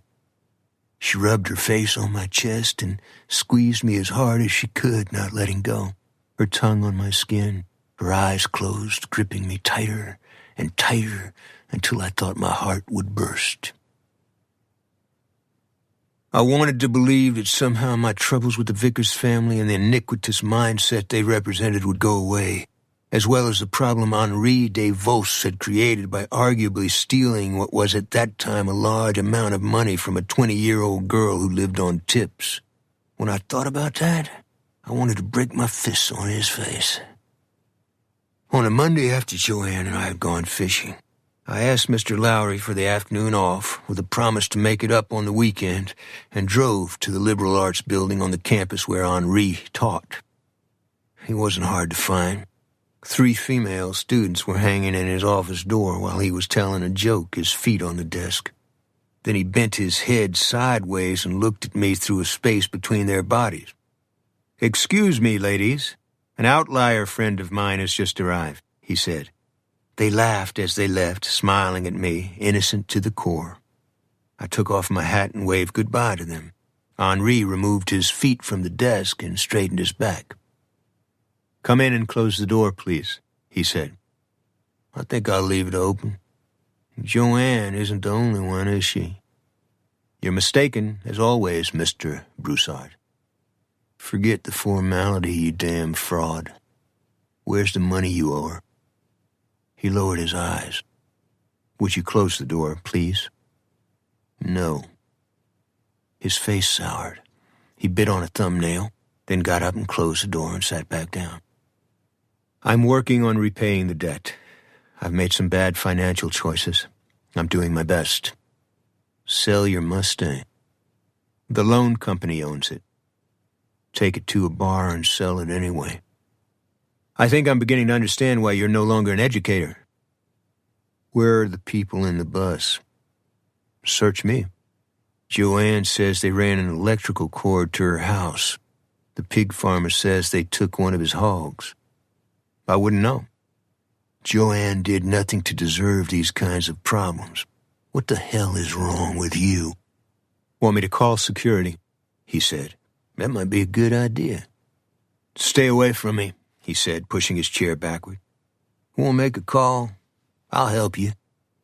I picked up the phone receiver from his desk and twisted the cord around his neck and tightened it until the blood to his brain shut down.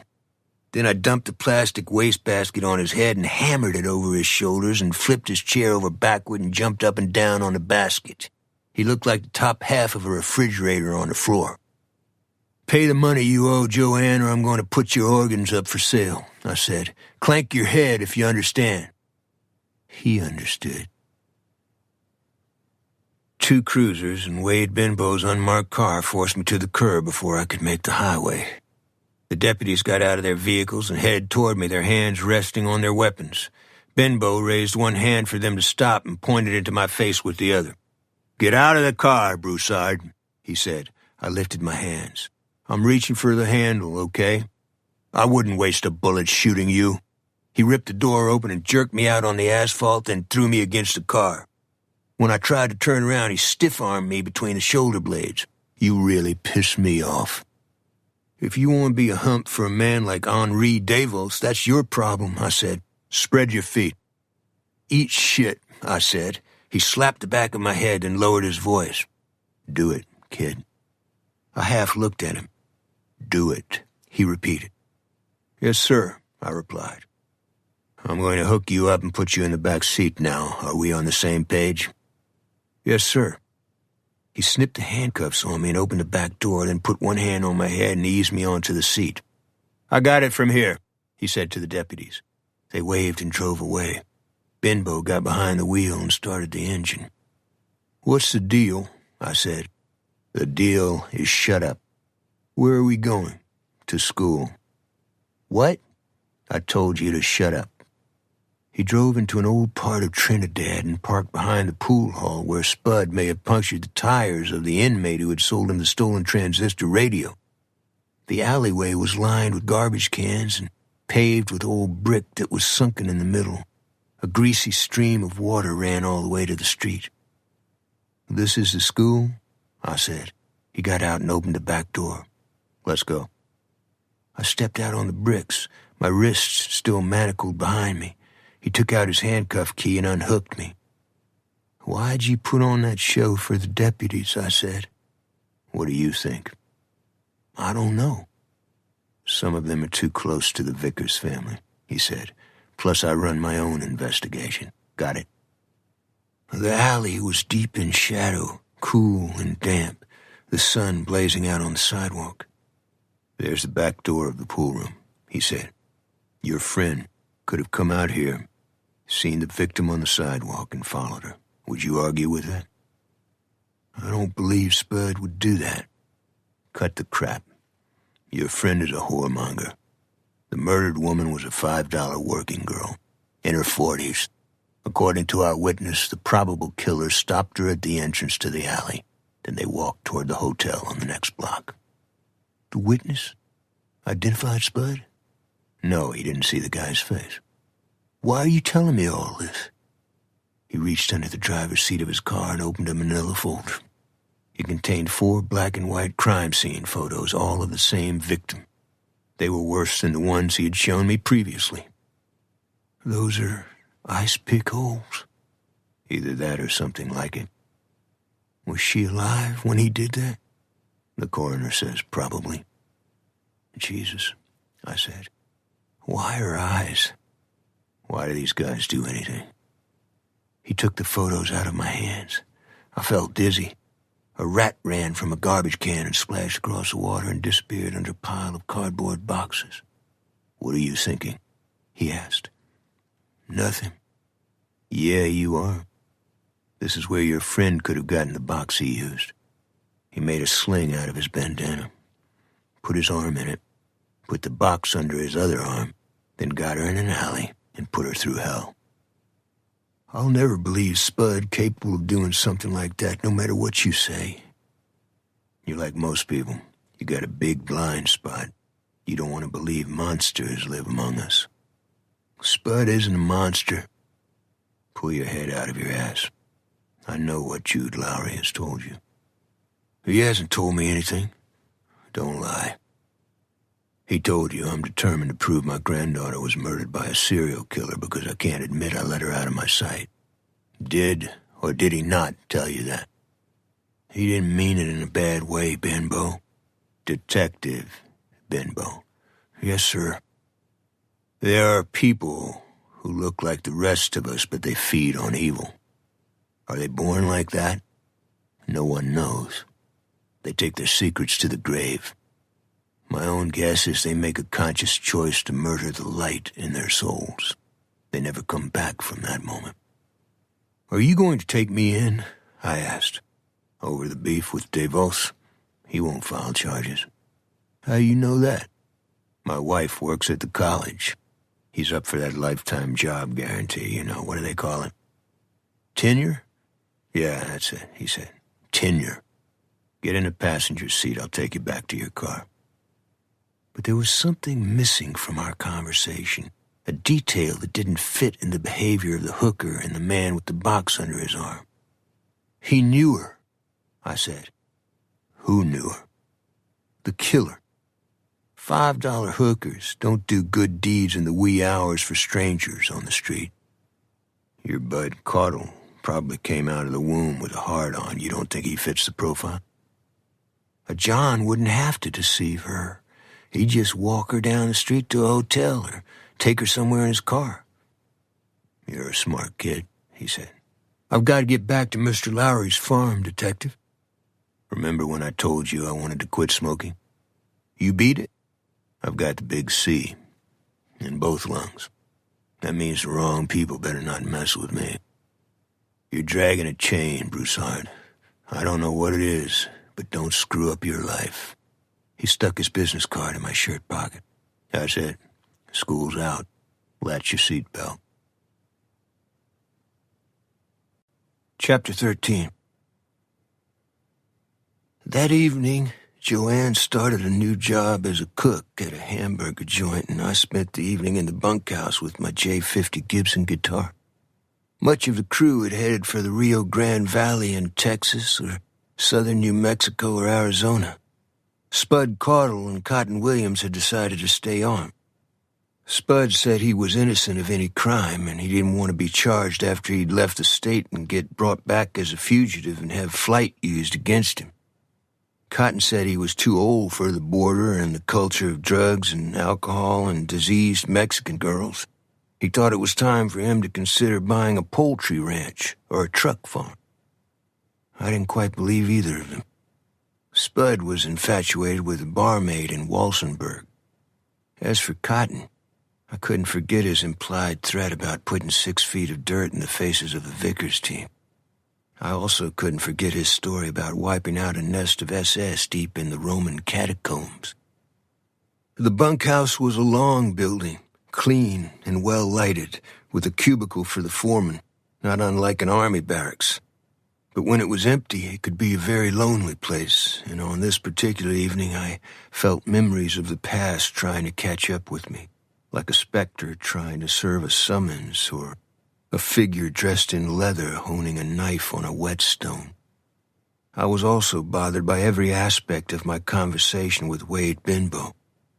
Why had Mr. Lowry been so certain that Binbo's negligence was responsible for the death of the grandchild? Binbo was not a weak man. He was looking death in the face and seemingly without fear. Why would he spend his remaining time on Earth chasing a serial killer who didn't exist? Last, Binbo's mention of monsters in our midst would not go away. All my life I'd had the same feelings. I was raised to believe that redemption could occur as quickly as looking up suddenly at a burst of sunlight inside a rain cloud and realizing you had just been set free from all the dark days that had beset you. If that were true, and I believed it was, how could some be born with the lights of pity and mercy already robbed from their eyes?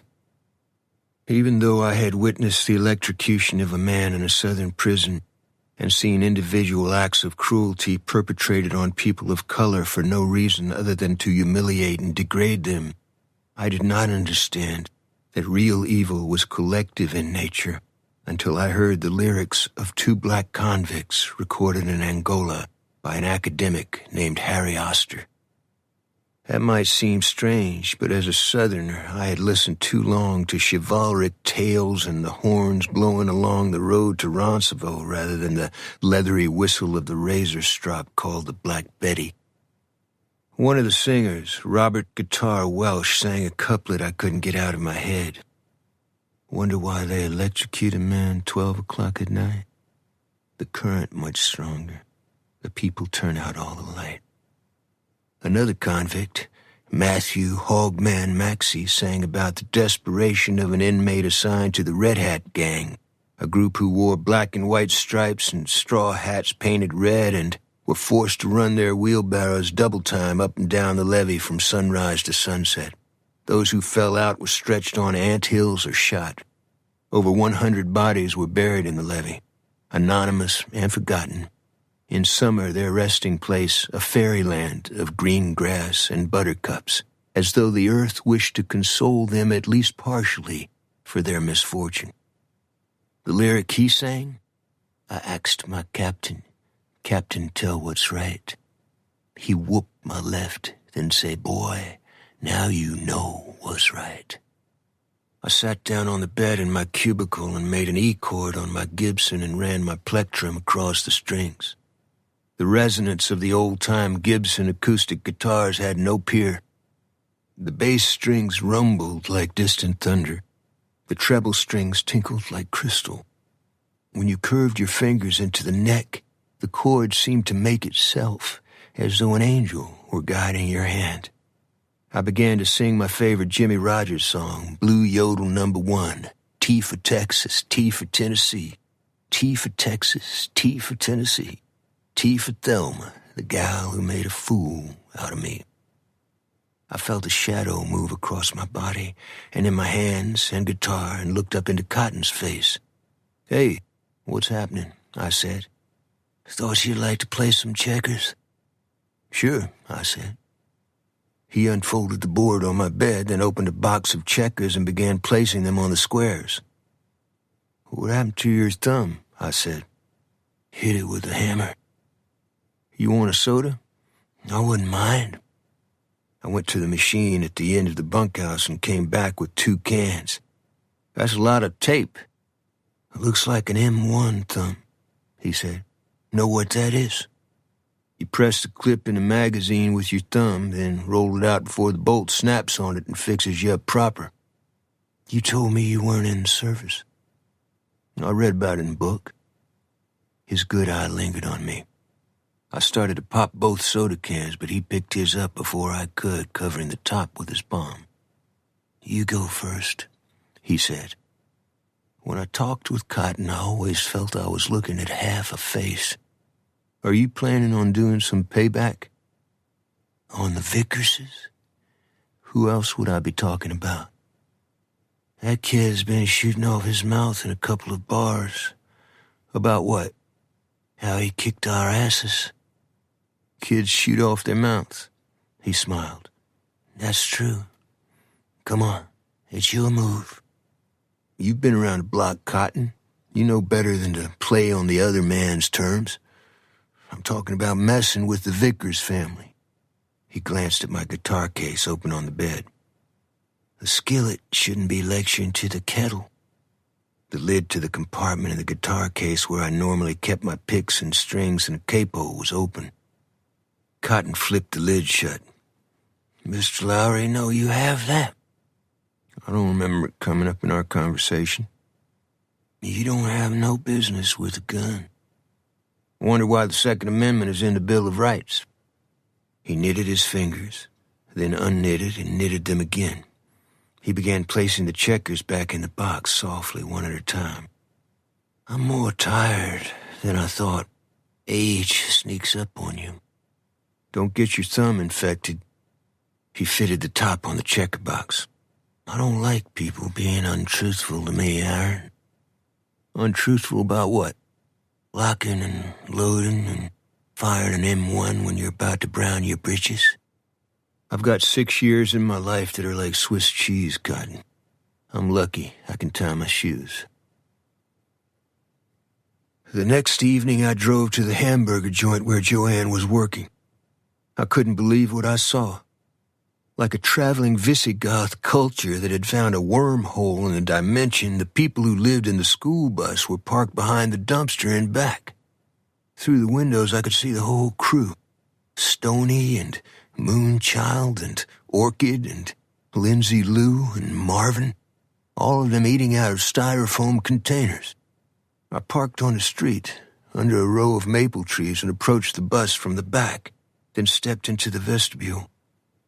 The girls looked at me blankly. Marvin wore a wilted black cowboy hat that shadowed the top half of his face, his mouth full of food, his whiskers slick with grease and matted with crumbs. Only Stoney showed any reaction. His face lit up like a pink light bulb. "Hey, it's you! The ice cream guy! Hey, you guys, it's him! Come on, ice cream guy, sit down!" "Mind if I have a word with you all?" I said. "We've been looking for you, man," Marvin said, tapping the air. "We met this guy, see? He's a prophet. I mean, he's been sent, you dig? I'm talking about illumination, man, on the first day of creation. I'm talking about a burst of light rippling across the fucking universe. I'd like to talk with y'all about running up Joanne's electric bill," I said. "The neighbor is a little upset about one of his hogs, too." "We didn't steal anybody's hog," Marvin said. "I didn't say you did. Hogs don't commit suicide. So if the hog didn't commit suicide, it must be missing. That means you're talking about stealing. So yeah, you did accuse us of stealing. That's hurtful, man." "Don't talk to him," Moonchild said to him. Her eyes were black and swimming with hostility. "I think y'all are good people," I said. "What's that supposed to mean?" she said. "Henri DeVos is not good people," I said. "He's a con man. If he's around other people, it's for reasons of money, sex, or control. Guy's an artist. Maybe a little over the line, but mellow most of the time," Marvin said. "We heard about you going apeshit in his office. You need to dial your head down a little bit, use restraint, not cram a telephone pole up your own ass. It ain't smart. He took Joanne for $500. That's why I'm asking y'all not to hurt her any more than she's been hurt." "Fuck you. We don't hurt anybody," Moonchild said. As I looked at Moonchild, with her round pie-plate face and cavernous eyes, and at Orchid, with her clean purple and green hair, and Lindsay Lou, the rodeo girl with pigtails and western shirt and figure like a whip, I wondered if they dreamed of an ancient stone bowl that contained magical properties, perhaps carved from the rock in a Judaic mountain and brimming with water that had been snow only yesterday, a balm that rinsed away the injustice done the innocent and made all things new. The bruises on their souls hovered in their eyes, and I was sure that each of them shared a commonality they would pay any cost to forget. The commonality, I mean, was the moment the father figure in the home placed his hand on top of his daughter's head and looked into her eyes and said, "Be gone from my sight." But if my speculation was correct, I did not want to show it. "Can y'all give Joanne a break?" "We like her," Lindsay Lou said. "She's a sister." "See, we own nothing," Orchid said. Her drooping eyelid gave the effect of someone aiming down a rifle barrel. "By owning nothing, we're allowed to share in everything. One day, we're going to a tropical place where the people eat the fruit from the trees and the fish from the sea and nothing else. They don't die either." "Who taught you this?" I said. "Ours to know," she said. "Why don't you and Joanne join us?" "I have to make a living," I said. "Poor you," she said. She pursed her lips. "We share everything." "I see," I said. "You don't see anything," Moonchild said. "And here's something else for you to chew on, asshole. What we do is none of your fucking business." "Don't be hard on him, Moonchild," Lindsay Lou said. "We've been living off his girlfriend." She looked at me. "Did you see the holy man who just left?" "Holy man," I said. "No, I don't think I did. Does he glow with blue fire?" "We're talking about Bible-thumping Bob," Marvin said. I was starting to lose attention. "His face got fried, so he wears a veil or a black hood," Marvin said. "Depending on the venue." "Nice seeing y'all," I said. "There's more," Marvin said. "The hood doesn't have eye holes in it." The girls were smiling now. "Y'all taking me over the hurdles?" I said. "No, hang around," Orchid said. "We'll introduce you." "Hey, ice cream guy," Stoney said, suddenly erect as though someone had just clicked a switch on his back. Stay away from. Stay away from. Stay away from." He couldn't finish the sentence. He started twitching, pulling at his shirt as he had done before. Then he wept. The girls put their hands on him. "What's wrong, partner?" I said. "What should I stay away from?" "Don't go near the hills, where all those miners and children and women got killed." I couldn't take it any longer. The drug culture had just commenced its long slog across the country, but I was convinced these kids had already dipped their brains in hallucinogens and probably would never undo the damage. I left the bus and went into the hamburger joint. I could see Joanne in the kitchen, cooking a wire basket full of French fries, her face bright with sweat, her eyes watering in the smoke. She wiped her eyes on her forearm and blew me a kiss. I wanted to lift her on my shoulder and pack her over the mountains into a place where neither moth nor rust doth corrupt and where men do not break through and steal. Maybe the same imaginary kingdom a sad kid like Orchid had described. A haven I had just derided, silently perhaps, but derided just the same. Chapter 14. During her break, Joanne and I had some ice cream in a booth in back. "Ever hear of a holy man named Bible-thumping Bob?" I asked. "A fellow who wears a black hood with no eye holes?" "You're serious?" she said. "Our friends in the bus say he was hanging around when God created light." She was cleaning out the bottom of her paper cup with a spoon. "Local?" she said without looking up. I forgot to ask. "When did you see the bus crowd?" "Just a while ago." "They weren't in here?" "I think I would have noticed." "They were parked by the dumpster in back," I said. "Yuck." "I asked them to leave us alone," I said. "They're not bad kids. Maybe Marvin is a bad fella, but the kids aren't." "What makes Marvin so bad?" "Maybe that's too strong. He threatened me with a board that had a nail in it, but he backed down. He's probably a pimp and a small-time thief and paper hanger. He's not what you call mainline." "What's mainline?" "A recidivist or psychopath, the kind of fella other convicts walk around." "How do you know all this?" "I'm just saying most people don't get to choose who they are. It's a lesson I've never learned very well." She set her feet on top of mine and tapped them up and down, her eyes bright, her fingers twined in mine. Then she looked toward the entrance and the light went out of her face.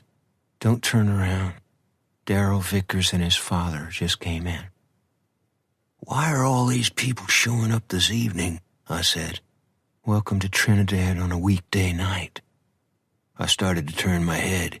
She whacked my knuckles with her metal spoon. "Did you hear me? That hurt. Start something with the Vickerses and see what I do later." "What are they doing now?" "Headed straight for us. I mean it, Aaron. Don't say one word to them." "Why would I want to talk with the Vickers family?" Her eyes went out of focus. Then both the father and son were standing inches from us. Reuben Vickers wearing a smile that was like lipstick painted on a lopsided muskmelon. Darrell fresh-shaved and in a Confederate kepi and a lavender T-shirt scissored off beneath the nipples, his love handles peeking out from his beltless jeans, his coppery hair thick with grease and combed back in ducktails. He rotated his head as though he had a crick in his neck, his eyes rolling around the room. Mr. Vickers fitted his hand like a clothespin on my shoulder. "How you doing, boy?" he said. I looked straight ahead. A fat, sweaty man with tats wrapped around both arms was scraping a stove with a spatula. He wiped his face on his shoulder, simultaneously smelling himself. Mr. Vickers kneaded my collarbone, his nails dipping into the muscle. "Sorry about what happened at Jude's place," he said. "I get my quills up sometimes." "Forget it," I said.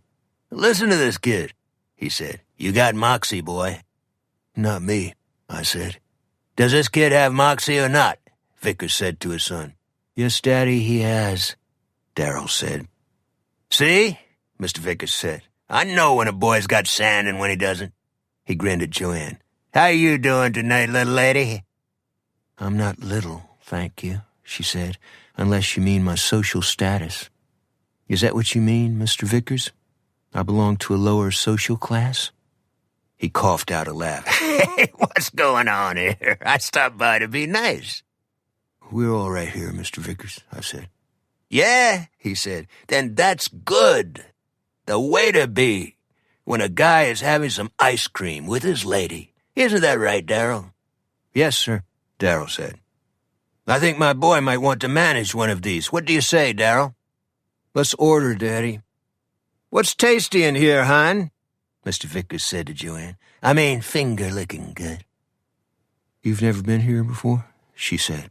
His face was licentious, like soft candy melting in front of a candle. "You're smart.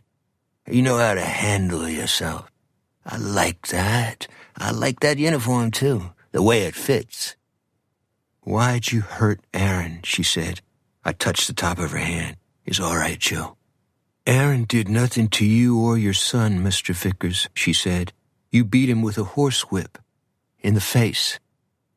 "I just told you I was sorry for that. I got a temper. What am I supposed to do?" "We're done, sir," I said. "Fine with me." But he didn't take his hand from my shoulder. In fact, he drummed his fingers on it. "I got a favor to ask you. You said I had a demon in me. An incubus or some stuff like that." "Daddy, don't get into it," Darrell said. "What made you say a thing like that?" Mr. Vickers asked me. "You're cruel when you don't have to be," I said. His tongue slid along his lips. "What do you mean, when I don't have to be? What kind of talk is that?" "You're pathological," I said. "It's not your fault." Mr. Vickers looked at his son. "What's he talking about?" "He gets it from her," Darrell said. "She learned some intellectual words at the JUCO. She's the cause of all of this. She made up those lies about us and called the cops." "You told Darrell I served the Prince of Darkness?" Mr. Vickers said. "You just got 86th, Mr. Vickers," Joanne said. "I'm 86 from a teenage dump? How bad does it get?" "It's not funny, Daddy," Darrell said. "Quiet," Mr. Vickers said. "I'm the one getting barbecued." "Take yourself and your father out of here, Darrell," Joanne said. Darrell's eyes were the roomy blue of marbles you might see in the murk at the bottom of an aquarium. They slipped across Joanne's face and hair and throat and breasts, then lighted on her mouth. "Bitch," he said. "Hey, none of that," Mr. Vickers said. He pointed at Joanne and me. "Soon as you close, we'll go for a drink." "Where?" she said. I couldn't believe she would entertain the idea. "A new club downtown," he said. "Strictly class, no riffraff. They got good food." "Wait here." "No, we're not going to do this, Mr. Vickers," I said. "Listen up," he said. "We either settle this now, or I'll give you a boxing lesson you won't forget. With one hand, kid. In public." I heard a loud rattling and rumbling sound like metal wheels grinding heavily on a hard surface.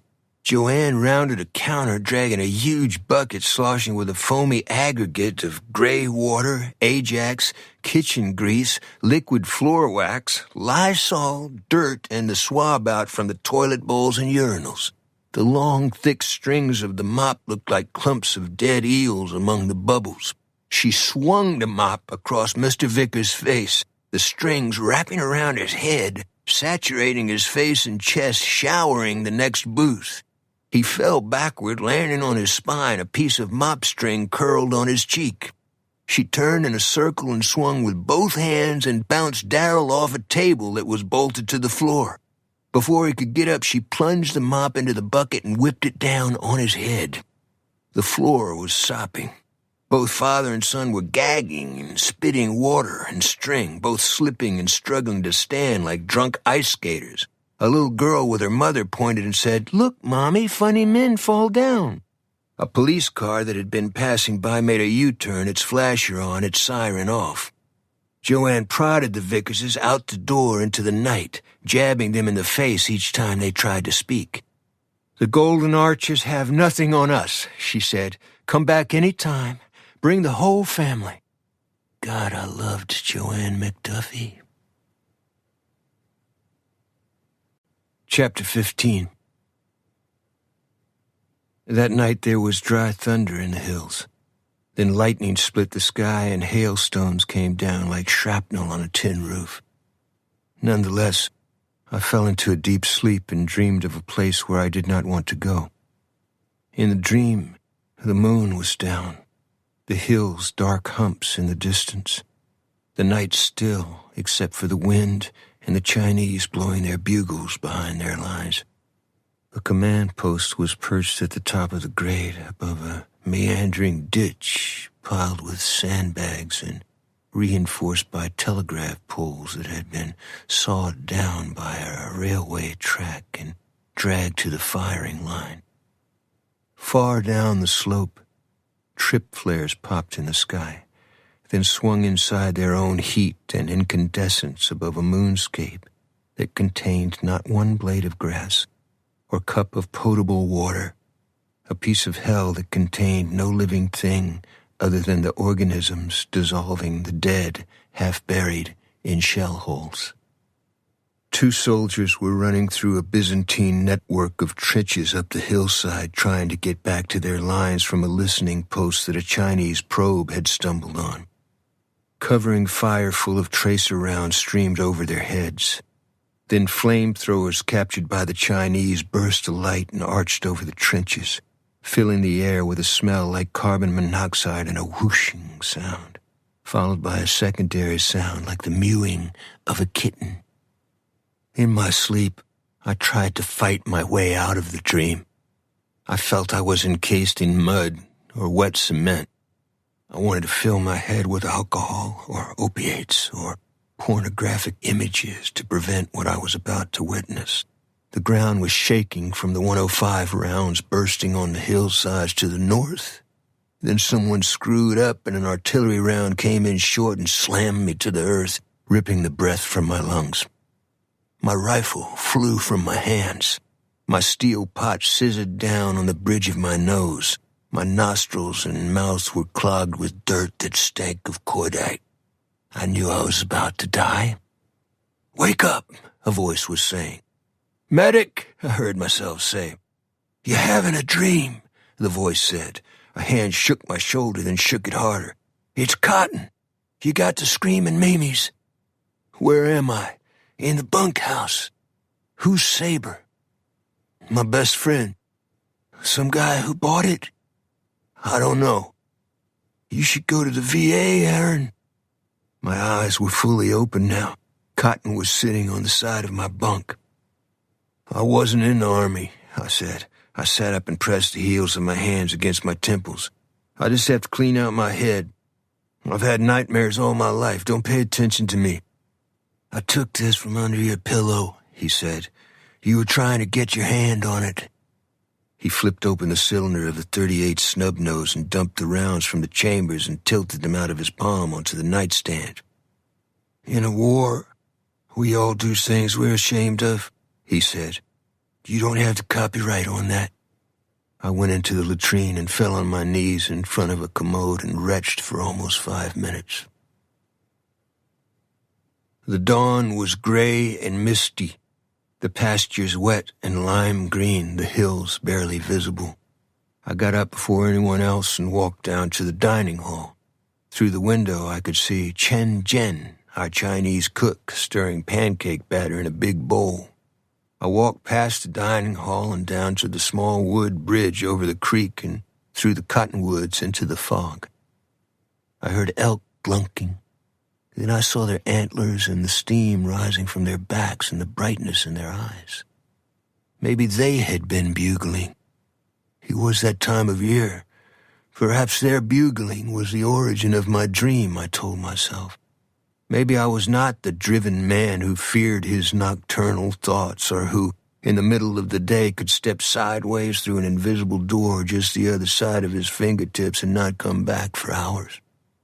I kept walking toward the elk, then realized I was not alone. A figure shrouded with fog was standing stock still 10 yards from me. "Spud?" I said. "It's me," he replied. He was wearing bib overalls and rubber boots and his fedora. He had a tree branch in his hand. "What are you doing?" I asked. "There are some hunters up there on the hill. That's Lowry property." "The season's not open." "They start nosing around early." "You talked with the hunters?" "You might call it that." "You got in their face?" "I told them to get their sorry asses down the road before I went upside somebody's head." I tried to see through the fog. An elk bugled. Then I heard the clatter of their racks and the huffing sounds of combat and the thud of hooves and a sickening screech as though one of them had been hooked in the eye. "Hunting doesn't sit well with you?" I said. "Shooting animals for sport is cruel. I hate those sons of bitches." "What time did you get up?" "About the time you were yelling in your sleep." He sailed the branch like a boomerang into the fog. "You didn't take one of the vehicles into town and get your ashes hauled, did you?" I said. "What? You think I'm in rut like those elks out there?" "I was just kidding," I lied. "Want to get some grub?" We walked back to the dining hall, the grass streaking our trousers, the sun like a frail pink rose behind the mountains. The only other trail of broken grass in the field was the one I had made earlier. Whether Joanne wanted me to or not, after 10 that morning I called the hamburger joint to see if I could save her job.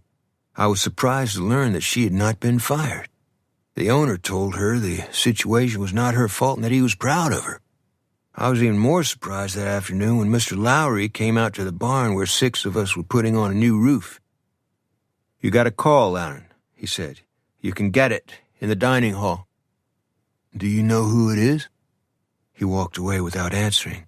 I climbed down the ladder and went into the dining hall.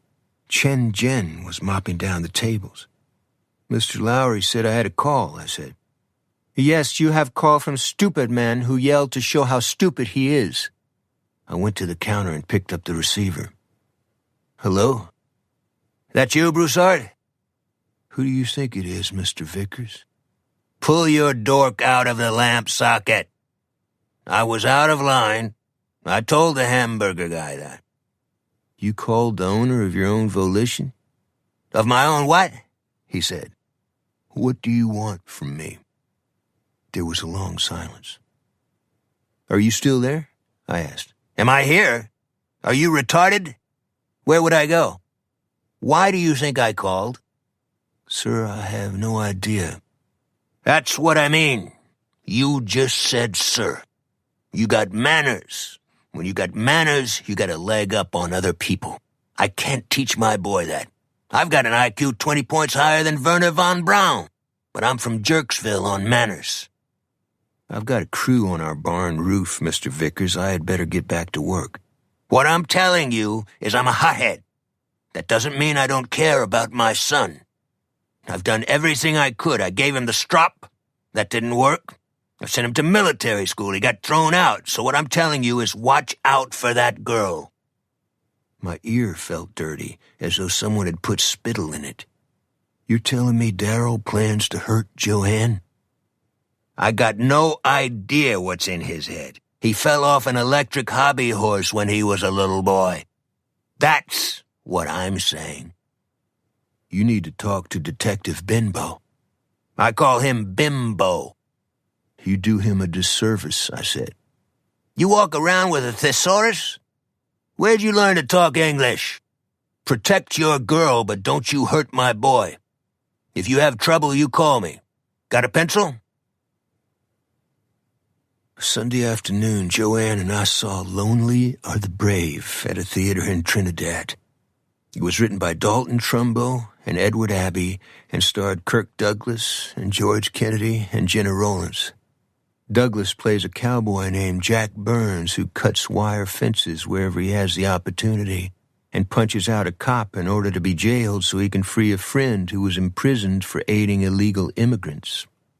The friend is a family man and cannot risk a jailbreak, so Jack removes the hacksaw blades he has hidden inside the tops of his cowboy boots and cuts through the bars and escapes with 2 Indians. In the last scene, Jack tries to ride his horse across a highway into Mexico and is run over by a truck loaded with commodes driven by Carol O'Connor. After the show, we walked toward a coffee shop. The neon lighting on the bars and restaurants was just coming on. The shadows were long in the street, the wind unseasonably cold. Joanne had said hardly a word since we left the theater. "You okay?" I said. "It's a dark film," she replied. "Look at it this way. Jack Burns is the outsider who sets the standard for the rest of the cast. Even the sheriff, the Walter Matthau character, is actually on Jack's side.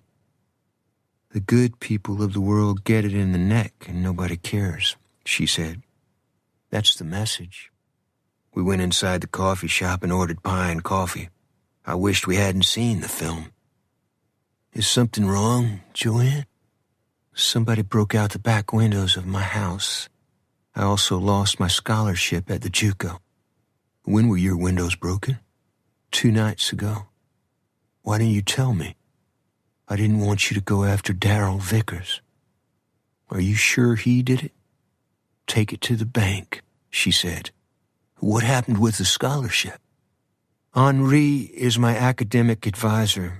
He told the dean my commitment and my attendance had become erratic, and he couldn't recommend me any longer." "I wish I had known." "What would you have done? Beat him up again in his office?" I remained silent while the waitress put down our coffee and pie. Outside, a woman was chasing her hat in the wind. On it was a long feather like a thin black quill. The feather went one way and the hat another. "I'm sorry, Joanne." "Stop it. It's just the way things are." She gazed at the woman outside. "That poor lady. Somehow she makes me think of my father." I really didn't want to hear it, but I said, "How so?" "He believed nature was his friend," she said. "Then a cyclone pulled him into the sky. Sometimes I think he's still out there, wandering in his blindness." Chapter 16. At noon Monday, Mr. Lowry came to the dining hall door and signaled to me at the table where Spud, Cotton, and Maisie were eating. I took my coffee with me. "Yes, sir?" I said. "Wade Benbow wants you to call him," he said. He handed me a slip of paper with a telephone number on it. "He doesn't want it known. He's contacting you." "Has something happened to Joanne?" "He just said he wanted to have a private talk with you." "I'm sorry all this trouble keeps overflowing on your farm, Mr. Lowry. Maybe it's time to stay away from the wrong people, Aaron." "Sir?" "Trinidad is a small town. I heard about you knocking around that art professor. You think that achieved something?" "He did serious injury to Joanne, Mr. Lowry." "You made him the victim and yourself the villain. I'd call that a bad trade." He walked away without saying goodbye. He had never corrected me before. My coffee cup felt like lead in my hand. At quitting time, I called the number Wade Benbow had given Mr. Lowry. "Hello," Benbow said. "You want to talk to me, Detective?" "I need your help. I'd like for you to come out to my house, now." "I was fixing to drop by Joanne's workplace." "What's stopping you from doing both?" His metal-roofed log house was high up on a hill and deep in the woods above the opening to Raton Pass. Down below, I could see a motel, its neon lights already on, and to the north, the sloping brick streets of Trinidad and the glimmering of the sun's reflection on the magical razor-blue mountain that rose like a tombstone above the city. Benbow stood on the porch wearing a beat-up bomber jacket, half-top boots, and a slouch hat, a revolver tucked inside his belt. A can of beer was balanced on the porch rail. In back, a pickup truck was parked in a paintless, ancient garage so narrow in its construction it resembled a coffin. "Want a beer?" "No, sir," I said. "Come in back. Let's see what kind of shot you are." "What's this about, detective?" "Call me Wade." He stepped down from the porch with his can of beer and began walking around the side of the house. "Coming?" "I have to leave in the next 15 minutes. "What's the urgent situation in 15 minutes? "I'll think of something," I replied. The backyard was sliced with the shadows of pine trees, a cold wind puffing out of a dry creek bed that threaded through an arroyo behind the house. I thought I saw a mountain lion jump across the rocks in the creek bed and clamber uphill through the tree trunks. "Is that what I think it is?" I asked. "They come down sometime. They think this country is still theirs. There are things up on that hill that are worse than cougars, though." "Like what?" "This was the northern tip of a Comanche empire.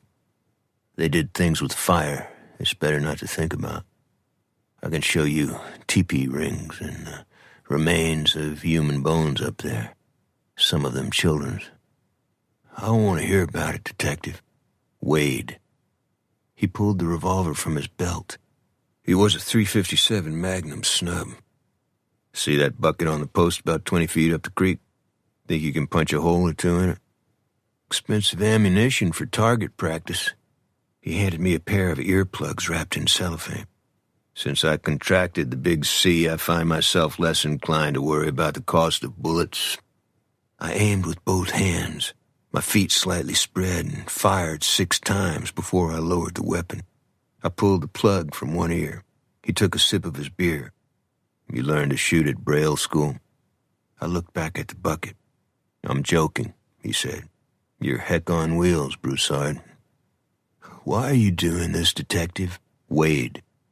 "Sorry, I was raised to address my elders in only one fashion."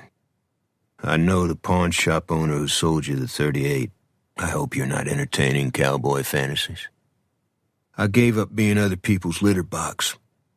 "I was afraid you'd say something like that. Let's sit down a minute." He eased himself down on a back step and looked blankly into the woods.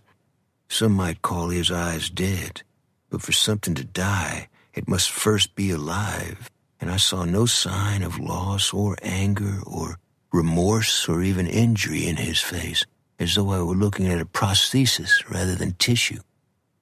The lack of expression in Detective Benbow was the kind you see in people who have witnessed events that forever change their view of the world. They never talk about it or struggle with it. Instead, they accept the fact that human beings are capable of deeds Satan couldn't think up. "Mr. Benbow," I said. "What?" "Were you in the war?" "Yeah. Why do you ask?" "I just wondered." He shook it off. "Yesterday, the body of another woman was found way back in some rocks down the pass. The body might have been there several days. Cause of death, broken neck. She could have fallen from a cliff, or somebody could have dragged her there. She was a hooker." He held his eyes on mine. "Okay," I said. "Got any reason to believe your friend Spud Caudle might have been involved?" I tried to keep my face empty and not to swallow. In my mind's eye, I saw Spud in the fog and heard the bugling of the elk and his claim that he was up early driving off poachers. "Well," Benbow said, "why pick on poor Spud?" "Because he frequents the cat house where the hooker worked on and off." "I have nothing to say about Spud, sir." "How about Marvin Fogle, the driver of the four-wheel zoo?" "I think he's a junkie in a meltdown." I studied my watch and avoided his eyes. "Meaning?" "I had a misunderstanding with him. He was carrying a splintered board, one with a 16-penny nail in it." "One that could make a wound like an ice pick?" "That's possible." "And you decided to keep this information to yourself?" "You know why jails are filled with pitiful people?" "Tell me," he said. "They're easy to catch." He stood up and flicked the last drops of his beer into the flower bed, then dropped the can in a trash bag swollen with more cans. Actually, I made us a couple of sandwiches. I promised to eat with Joanne. He wiped his nose with the back of his wrist. You asked me about my service time. I was with the 103rd, the Cactus Division. We liberated a subcamp of Dachau. It was quite a place. I appreciate the invitation, Detective Benbow. Wade, he replied. Friday night, the United Farm Workers of America sponsored a candlelight service at the site of the Ludlow massacre.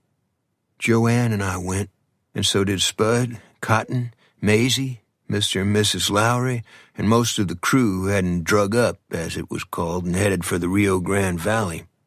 There must have been at least 200 people gathered by the horizontal metal door and the steps that led down to the cellar that had been built to preserve the hole in the earth where the 2 women and 11 children were killed by the Colorado militia and Rockefeller's goons.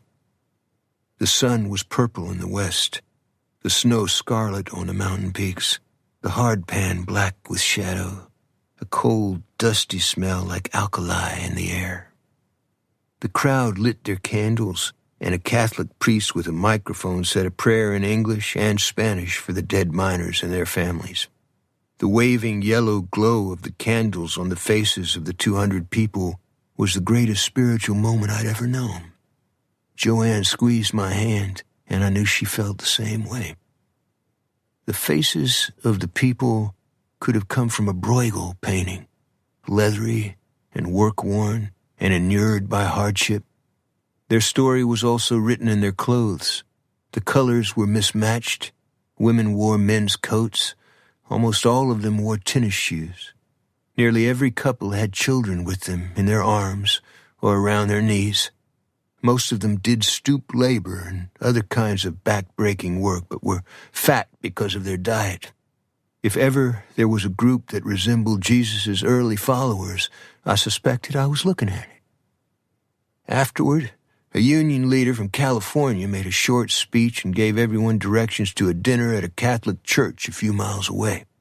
The church was old and small and made of stucco and had settling cracks around the windows and all the other marks of an impoverished parish. Next door was a grammar school with a cafeteria, the serving tables loaded with food. As we were walking to the cafeteria, I saw a school bus turn off the highway and pull into the pasture that served as a parking lot. Marvin was behind the wheel and the first down the steps. He had shaved off his beard, giving his face a liberated look, in his case the angularity of an axe blade. A man I couldn't see clearly followed him down the steps, then the girls, and Stoney. "Who's the guy with Marvin?" Joanne said. "I don't know. Don't pay attention to them."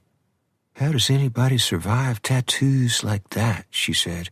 "His neck and throat look like a chunk of sewer pipe." I couldn't resist and turned my head. The man's arms were too short for his torso, his throat tattooed with wraparound dragons, his dark hair greased and combed straight back, his biker vest and low-rider faded jeans and stomp-ass combat boots a message to the unwary. He swept up both Orchid with her purple and green hair and drooping eyelid, and Lindsay Lou with her pigtails and cowgirl clothes as though they were collectibles he had won at a carnival. He was a man I had never wanted to see again. Joanne and I went into the cafeteria. The tables were crowded, with children running between them, the air filled with the smell of onions and chili and tamales and Spanish rice. "That guy is staring at us," Joanne said. "Don't look at him." "You know him?" "No. Let's get in line. You want soda?" "He's coming over," she said. I pretended to wave at a union woman setting up a microphone on a stage, hiding my face behind my arm. Then I realized who I was waving to. "That's Dolores Huerta," I said. "Who?" Joanne asked. "Dolores Huerta. She co-founded the UFW with Cesar Chavez." "Hey, Broussard!" the man from the school bus called out. We were trapped in the line. He was now just a few feet from us. I tried to keep my eyes on Dolores Huerta. Then he was inches away. His odor was a combination of garlic and beer and hair tonic and machine oil and maybe an attempt at soap and water. He was a man who carried his environment with him. Broussard, right? Excuse me? I replied. You heard me. You're Broussard? That's right. You don't remember me? I changed that much? I'm not sure. Jimmy Doyle, 7th Division, Alpha Company, 2nd Platoon. He leaned close to my ear and whispered, 9 years ago, chasing Nick and shooting Cook. You got me mixed up with somebody else. Summer, 1953.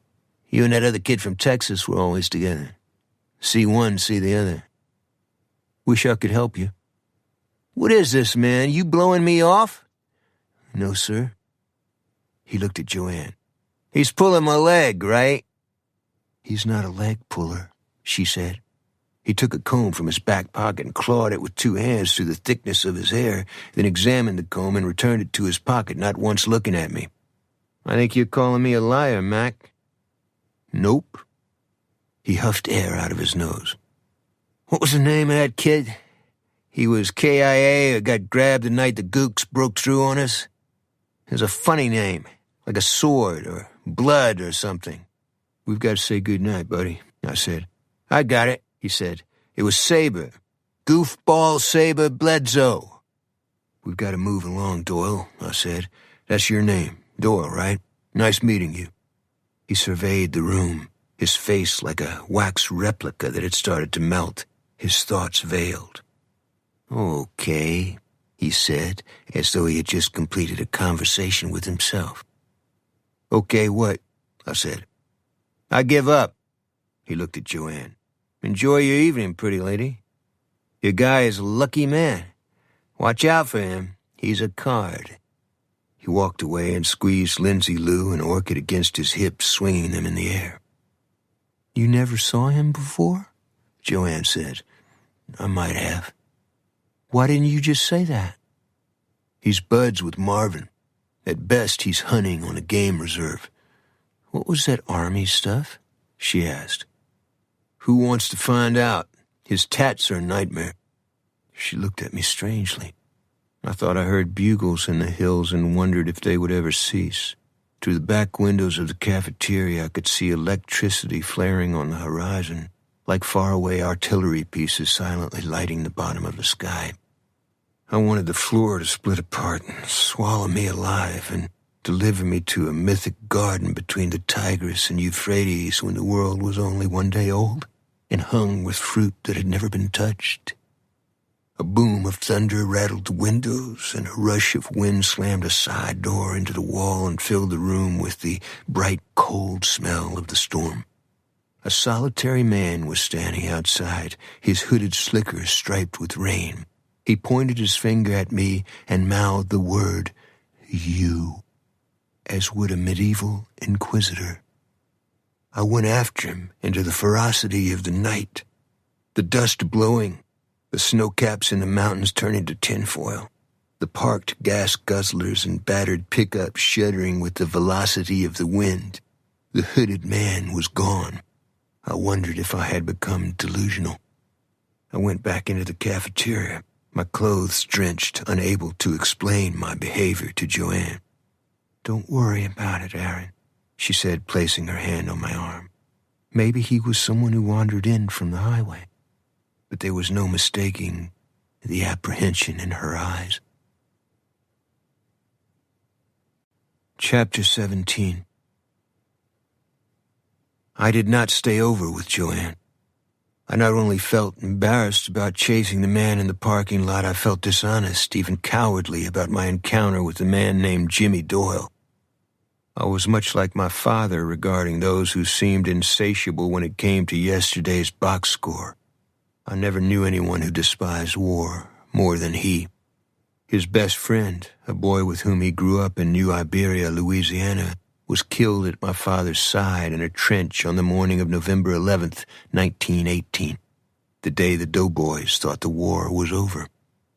My father would leave the room, even a bar, the center of his addiction and the love and ruination of his life, when his friends' conversation turned to wars, past and present. He bore his friends no animus for their innocence, but he hated the Krupps and DuPonts of the world, and the politicians who became teary-eyed and saccharine as they waved the flag and sent others to die in the wars they caused. I despised the memories that lived inside me. I learned early in life that human beings are capable of inflicting pain on one another in ways that are unthinkable. I'm talking about a level of cruelty that has no peer among animals or the creatures of the sea. Once you witness it, or worse, participate in it, it takes on a life of its own, much like a virus finding a host. It burrows into your soul. It robs you of your sleep and clouds your days. Weevils feed at your heart, and innocence and joy become the province of others. You live in quiet desperation and wake each morning with an anvil upon your chest.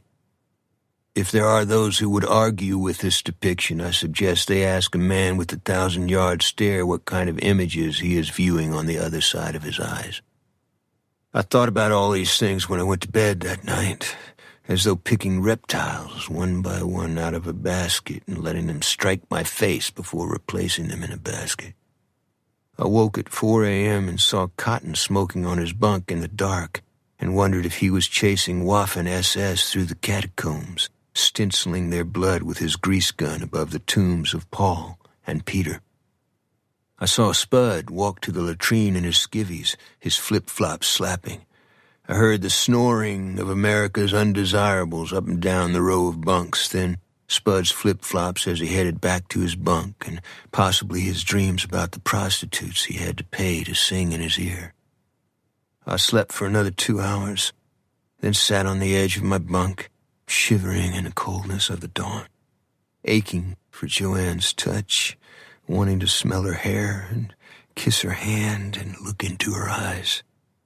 I shaved and brushed my teeth and put on my clothes and went out the front door into the fog and the smell of wood smoke and wet leaves and the coffee Chen Jen was boiling down at the dining hall. Then I saw Joanne walking toward me in the fog. I was sure I was losing my mind. She was wearing a cute cap and a pink gingham dress and a charcoal gray suede jacket and robin's egg blue tennis shoes without socks, as though she had pulled her clothes at random from a series of dryers in a washateria. A thermos hung from one hand, and a metal lunchbox painted with the faces of Roy Rogers and Dale Evans hung from the other. "What's going on, big boy?" "What are you doing here?" I answered. "Thought you'd like to take a ride." "Where?" "My house. I have a present for you." "What's going on, Joanne?" She tossed me the thermos. It was heavy, and I barely caught it. "I'm going to straighten you out," she said. "What do you think about that, Buster Brown?" A dense white fog was rolling on the stream that ran through the center of Mr. Lowry's property. I could smell the German browns and brook trout spawning inside the fog. They were the only trout that spawned in the fall, and the cold, fecund odor was of a singular kind, like a conduit into creation, the iridescent spray off the boulders so mysterious and lovely and improbable that I wondered if it was borrowed from a rainbow. Or maybe that was just the way I thought about things when I was with Joanne. She opened the driver's door of her car and threw the lunchbox on the seat. "Daydreaming?" she said. "What's in the lunchbox?" "A scrambled egg sandwich." She started the engine but didn't put the transmission into gear. She ran her nails through the back of my hair. "You trust my driving?" "Sure." "How about in other things?" "Yes, I trust you in all things." "We'll see about that." I had no idea what Joanne was up to. We drove down the dirt road through the fog and rumbled across the cattle guard. In a half hour, we were at her house. The sun was orange, the wind cold, the sky blue. I had already eaten the sandwich and drunk half the coffee in the thermos. "Thanks for the breakfast," I said. "De nada," she said, cutting the engine. We went inside. Plyboard was still nailed across the back windows that were probably broken by Darryl. "What happened to the glazier?" I asked. "He said he'll get here when he gets here." Somehow the cavalier remark of the glazier made me angrier than the probability that Darryl Vickers had vandalized Joanne's house. "You have a number for this fellow?" I said. "Get in the house and shut up," she replied. After we were inside, she locked the door and pulled down the shades. "Marvin and the school bus gang have a way of showing up when they're out of money," she said. "How about Henri?" "He knows better than to come around." She went into the sun porch. A painted canvas rested on her easel. "I don't know how good this is or if you'll be offended, but this is what I see when I look at you." I had never had anyone draw or paint me, nor was I ever enthusiastic about having my photograph taken, not even for high school or college albums. Now I was looking at myself through someone else's eyes rather than a camera lens. My face looked bladed, as though there were a sharpness in my soul. Yet my expression was uncertain, perhaps expectant or distracted by a presence the viewer could not see. In the background, a guitar was propped against a modest table with a portable typewriter on it, similar to the Smith Corona I had carried in my duffel for 2 years. A candle inserted in the neck of a wine bottle was burning on the table, the dried wax on the bottle like pieces of string tied with a series of knots. The mystery of the painting was not me, at least not directly. It was the candle flame that cast shadows on the back wall. The shadows were like the bars of a prison, only slanted. "Aren't you going to say anything?" she asked. "It's a great compliment that you would paint me, Joanne." "What do you see there?" "I'm not good at self-inventory. You remember when I said you were a strange one? I have to admit that stuck with me. I was wrong. You're not strange. You're exemplary. You're incapable of deliberately doing wrong. It's not even a virtue with you. I think you were born full of goodness and have always remained that way." "Oh, Joanne, that means an awful lot to me, but..." "If you say what I think you're going to say, I'm going to hit you." "That's definitely not necessary." She pushed me down in a chair. "Stay here. I'm going to bring us some more coffee." "How about it on the martial arts stuff?" I said at her back. She ignored me and came back a few minutes later with the coffee on the tray, then put it on the floor and sat down in a straight-back cane chair and seemed to lose her concentration. "I don't know how to approach this, Aaron. The man you saw in the hooded slicker," he pointed and said, "You?" "That's what it looked like." "Why would someone do that?" "Maybe he was telling me I was guilty of something." "A total stranger?" That's what I felt. "You were in Korea, weren't you?" "If I was, I wouldn't talk about it." "What was your friend's name? The one who was with you?" "Saber Bledsoe." "He was killed?" "He was listed as MIA. There were 400 POWs not accounted for after the war. Maybe they were moved across the Yalu and used in medical experiments. Maybe Saber was one of them." "Why are you hiding all this?" "I don't like to talk about it," I said. "You have to." "Wrong." "I'm not going to put up with this, Aaron," she said. "You're killing yourself, which means you're killing me." I looked at the recreation of my face on the canvas and the typewriter that never produced a publishable story and the burning candle that consumed itself in order to become a knotty pile of wax and the shadows that became prison bars. "I didn't mean to say that, Aaron." "I didn't mean to say what?" "About you killing me. You're the only person in my life." "That's not true. People love you. But you're the one. You know what that means, don't you?" when a woman says it? I'm just the way I am, Joanne. There are things I can't get out of my head. I think I'll always be like that. What things? The war. It's what I did in the war, or rather, what I didn't do. Then say it. The metal band that had been my companion for many years was back in business. I don't think I have described it adequately. It had a turn screw on it and was operated by someone I never had the opportunity to see. But he was a master. I felt him turning the screw, crushing my skull, shutting down the flow of blood to my brain. My eyes were jittering. Maybe I bugged out. You did what? That means run for the rear. I was running, and an artillery round knocked the breath out of me. Saber was behind me. The Chinese were throwing grenades we called potato mashers. They'd clank them on their helmets to set the fuse, then throw them. But their flamethrowers were exploding the potato mashers before the fuses could. It was like being inside hell. I'd lost my steel pot and my rifle. I got up and started running again.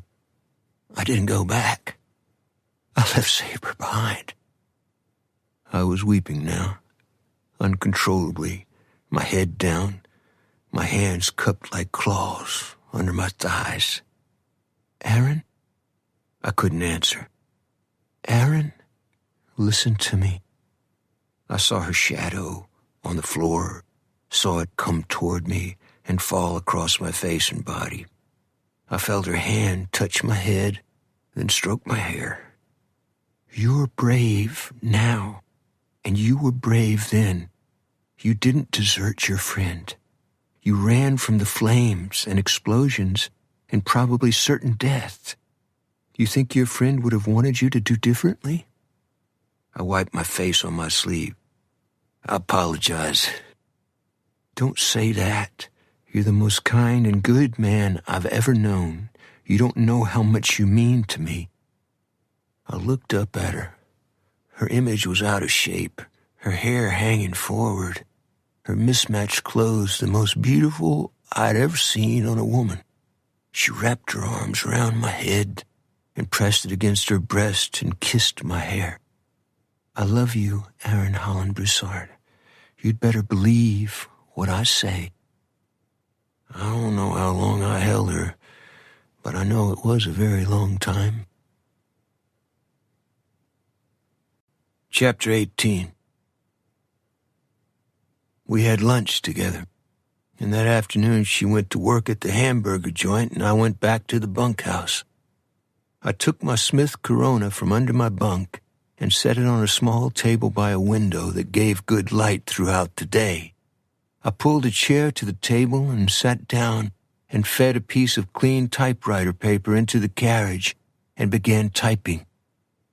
There is no more grand moment in a writer's life than typing the first sentence of a new book. What you doing? A voice said behind me. Hello, Spud, I replied, folding my hands in my lap. What's happening? He was wearing pressed slacks and a strap undershirt, a shaving mug in his hand, his hair wet and his body still glowing from a hot shower. I'm going to a movie in town with Maisie and a couple of others. Want to come along? I'm picking up Joanne after she gets off work, I said. What happened to your face? Ms. Lowry put me to work trimming back her rose bushes. I nodded at the page in my typewriter. I'd better get on it. See you around, he said. He whistled a tune down the hallway and into the latrine. An hour later, I looked out the window and saw Wade Binbo's unmarked car coming down the road.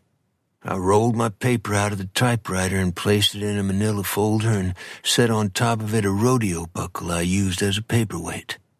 I walked out to greet him, my hands in my back pockets, the sun warm on my skin.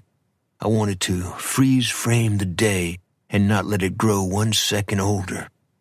He drove onto the grass and got out. Know a kid by the name of Moonchild, he said. One of those beatniks on the bus. I didn't want to hear his account. in the way you don't want to know what happened to an impaired person you watched walk through traffic when perhaps you could have pulled him back to the curb. I'm sure Wade Benbow took no pleasure in the words and images he used to describe the events that occurred in the early hours that same day, deep in the foothills of the Sangre de Cristo Mountains and west of Ludlow and the site of the 1914 massacre.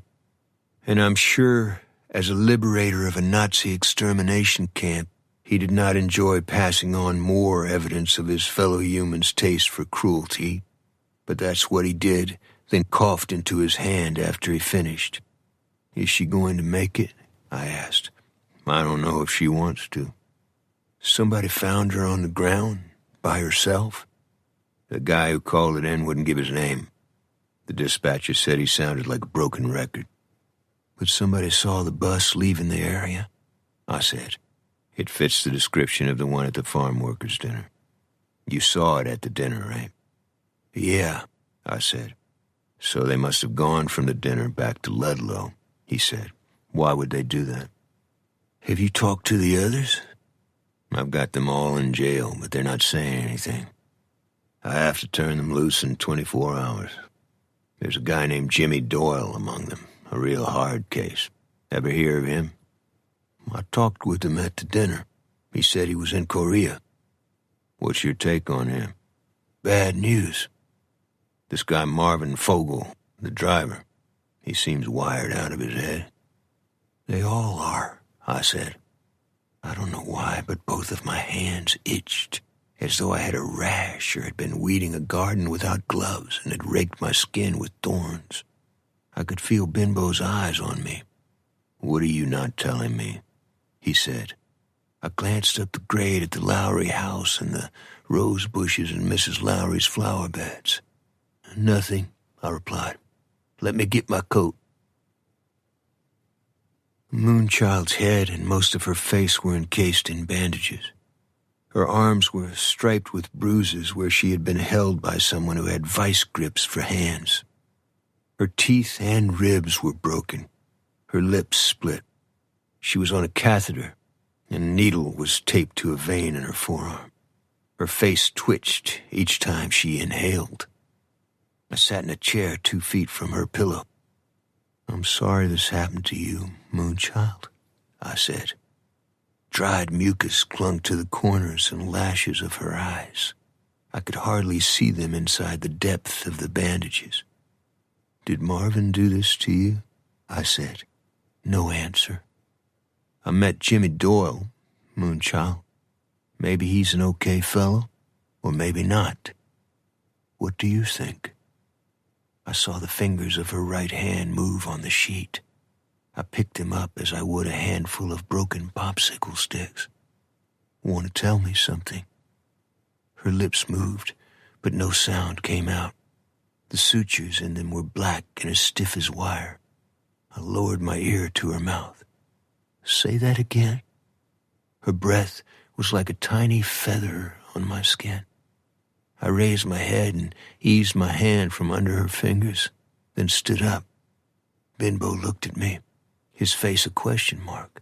I pointed toward the door. Outside the room, his right foot was tapping with expectation. "What'd she say?" "She said, 'Where did Daddy go?'" His face was drawn, his eyes empty. He reached unconsciously in his shirt pocket for a package of cigarettes that wasn't there. "I'd appreciate you coming down to the jail." "What for?"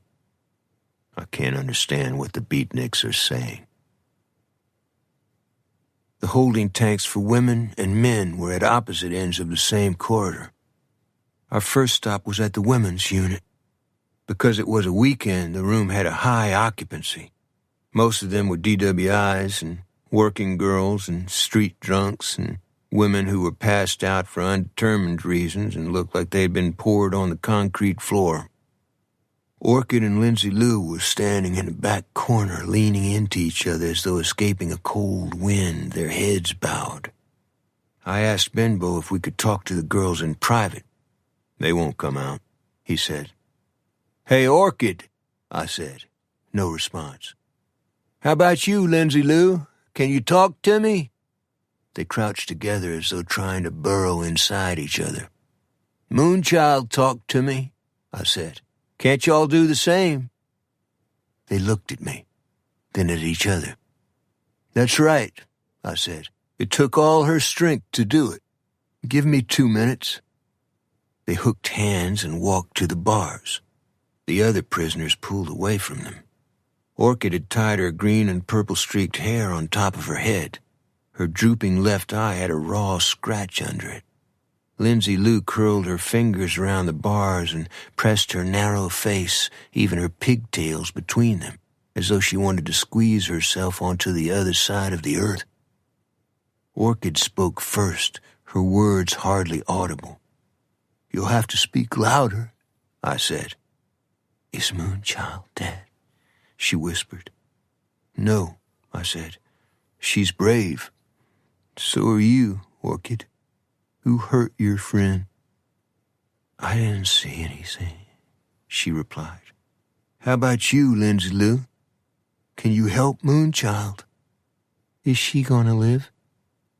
"I don't know," I said. "She wants her father. That means she wants to live. You have to help her do that." "Nothing happened on the bus," Lindsay Lou said. "Marvin says there was a little accident. I was asleep. That's all I know." She twisted her face away, her chin in the air. "What kind of accident?" I asked. "I just told you I don't know," she said. "Y'all know who did this," I said. "You have an obligation. Don't let your friend down." Both of them stared at the floor. When they raised their faces again, their eyes looked like ink wells, and I was convinced no force on earth could pry the truth from them. But I tried. "Was it Marvin?" "Marvin takes care of us," Orchid said, "unless we're bad." "What does Marvin do when you're bad?" She folded her arms across her chest and lowered her eyes.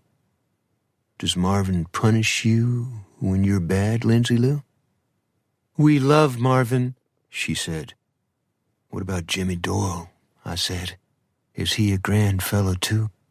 "Don't say any more," Orchid said to Lindsay Lou.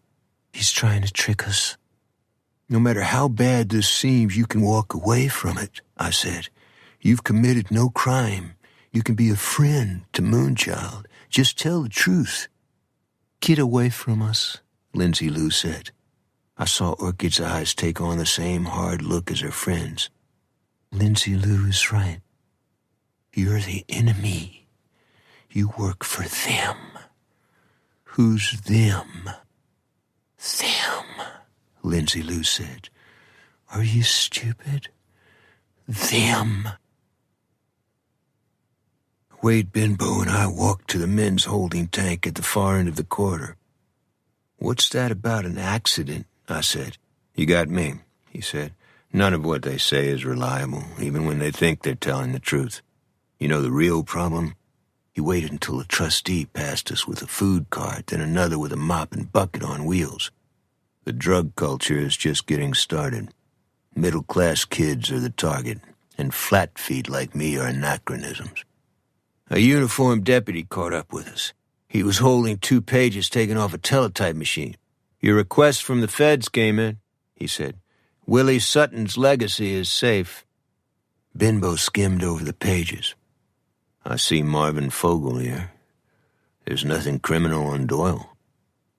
"Rita's 214, the deputy said. "A discharge for the convenience of the service. That's it."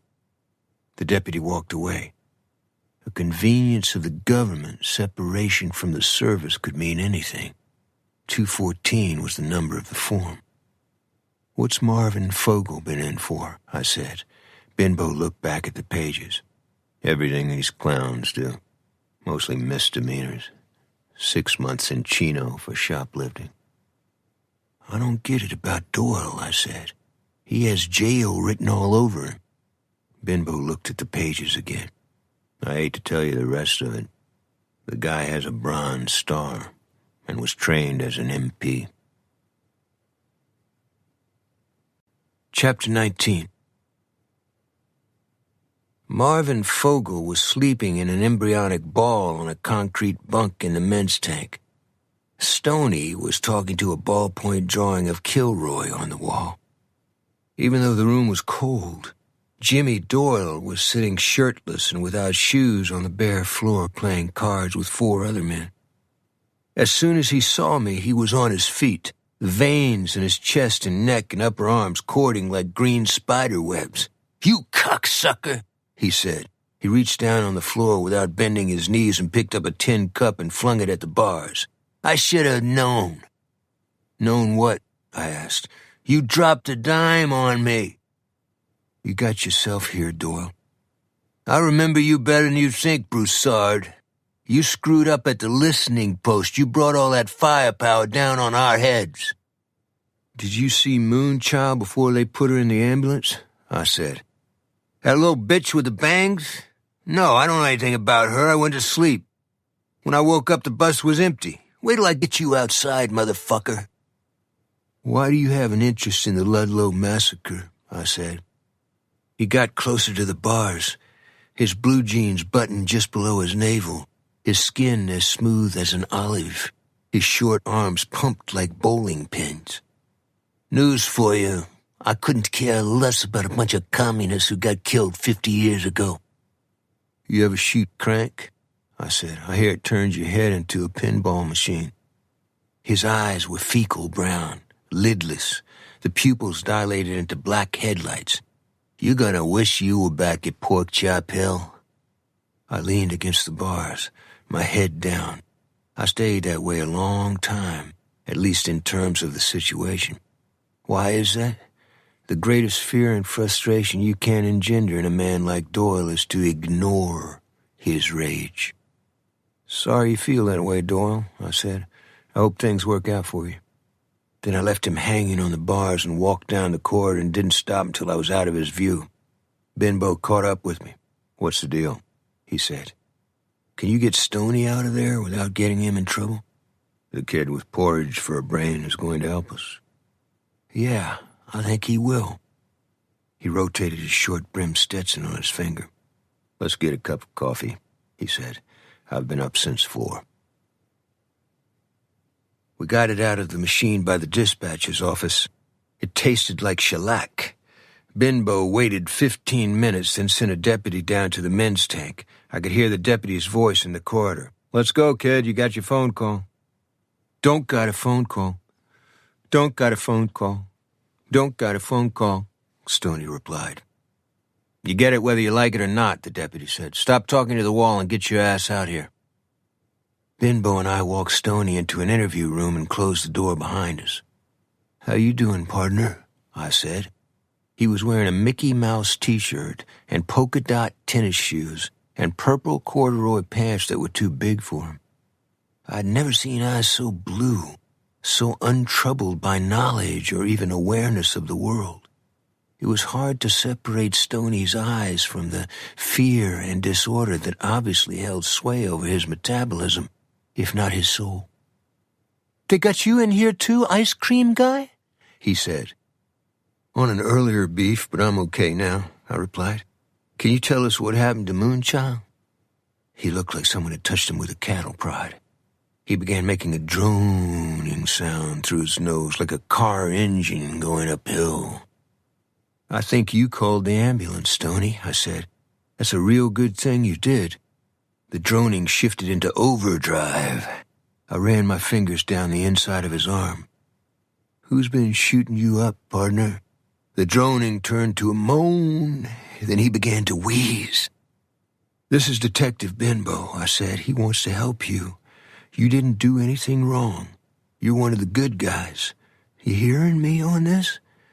Who hurt Moonchild?" He stopped moaning and started crying. "Stoney," I said, "you still with us?"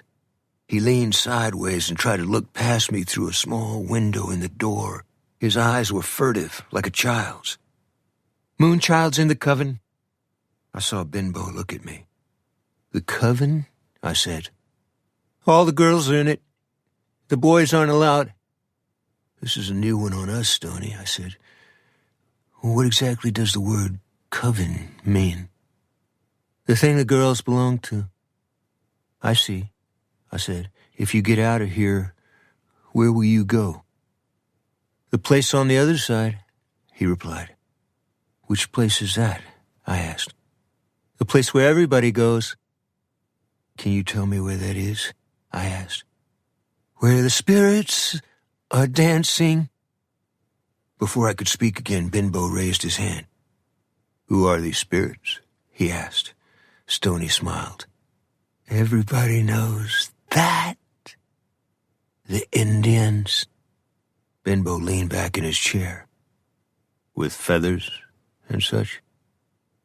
Yes, sir, Stoney replied. They're the ones building fires up in the cliffs. I've seen them. Benbow's right hand was opening and closing on his knee, his discomfort more than he could hide. He was silent most of the way to the Lowry farm. Why did Stoney's mention of the Indians bother you? I asked. Who said it did?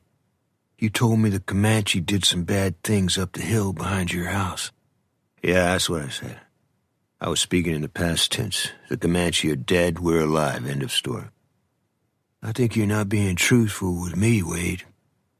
Good way to get yourself a pop in the face.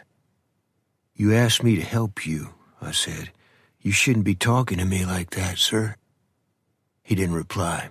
That was all right with me. I was sick of the conversation. We had reached the turnoff to the farm.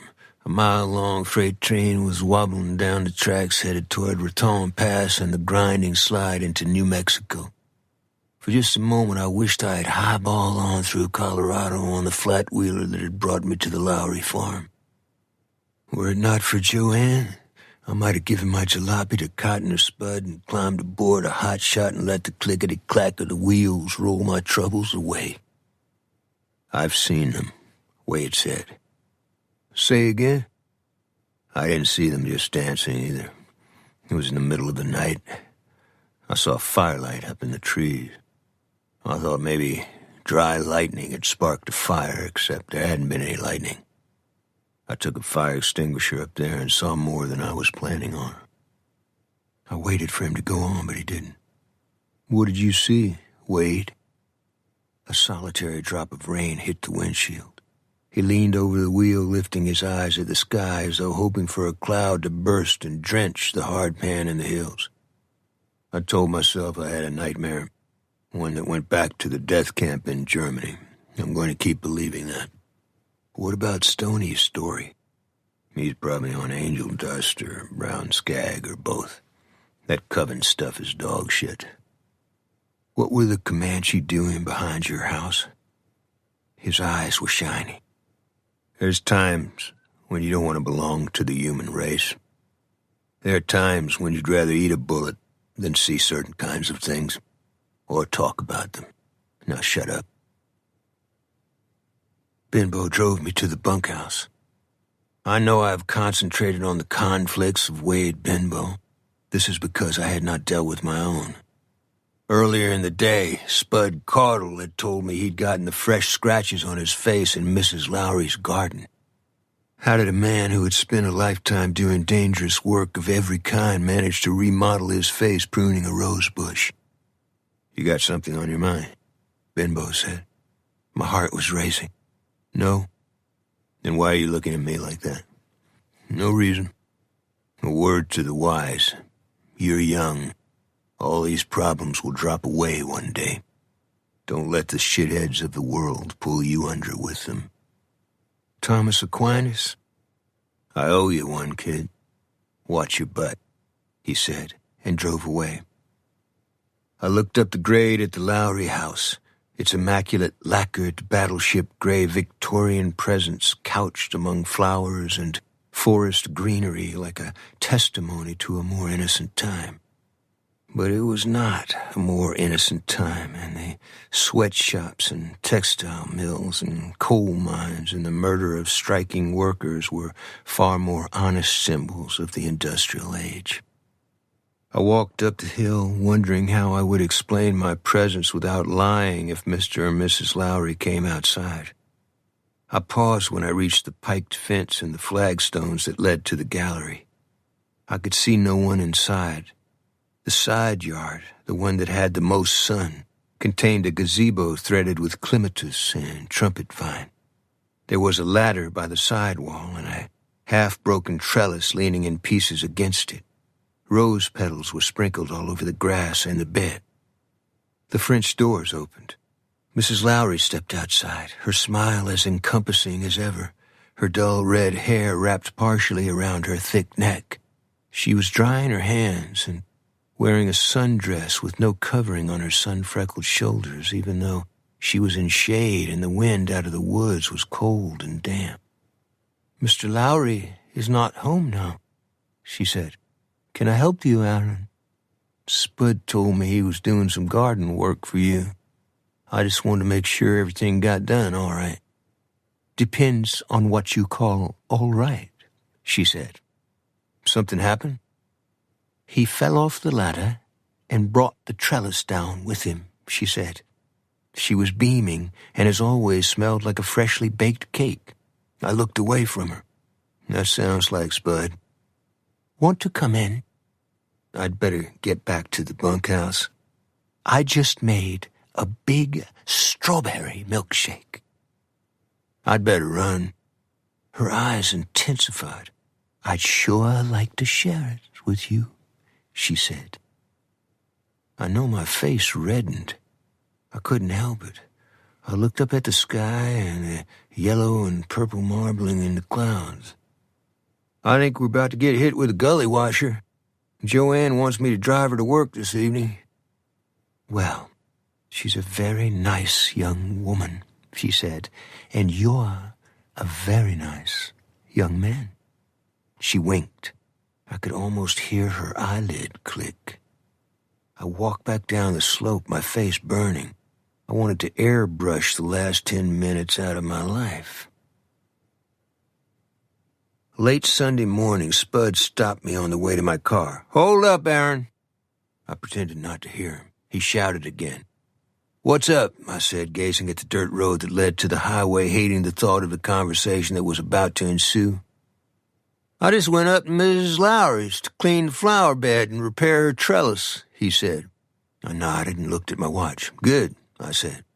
His eyes went everywhere except my face. He picked up a pebble and threw it at nothing. "Mrs. Lowry said you were up there asking if I'd done my work satisfactorily. You been checking on me, Aaron?" "Your face was marked up, so I just wondered." "Wondered what?" "I wondered what happened, so I found out. You took a fall off the ladder." "I think you're trying to find out if I did something else." "I'm not reading you, Spud," I lied. "The heck you're not.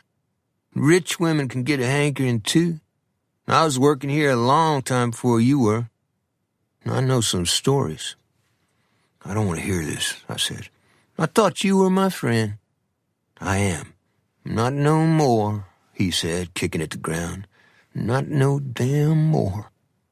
He walked away, his shoulders simian and his back humped, his brow furrowed under his fedora, like a modern-day Quasimodo in search of cathedral bells.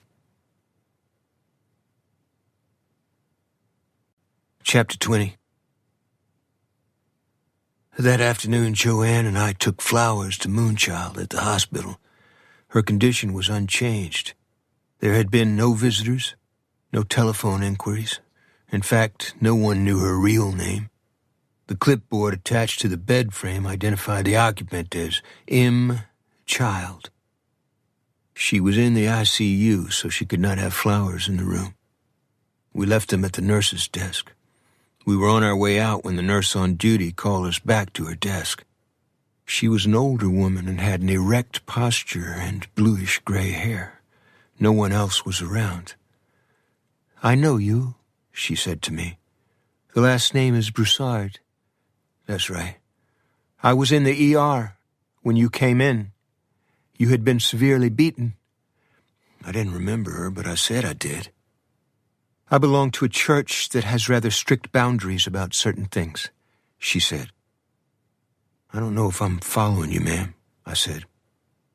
My religion teaches that the deliberate denial of information to a person who should have access to it is the same as a lie.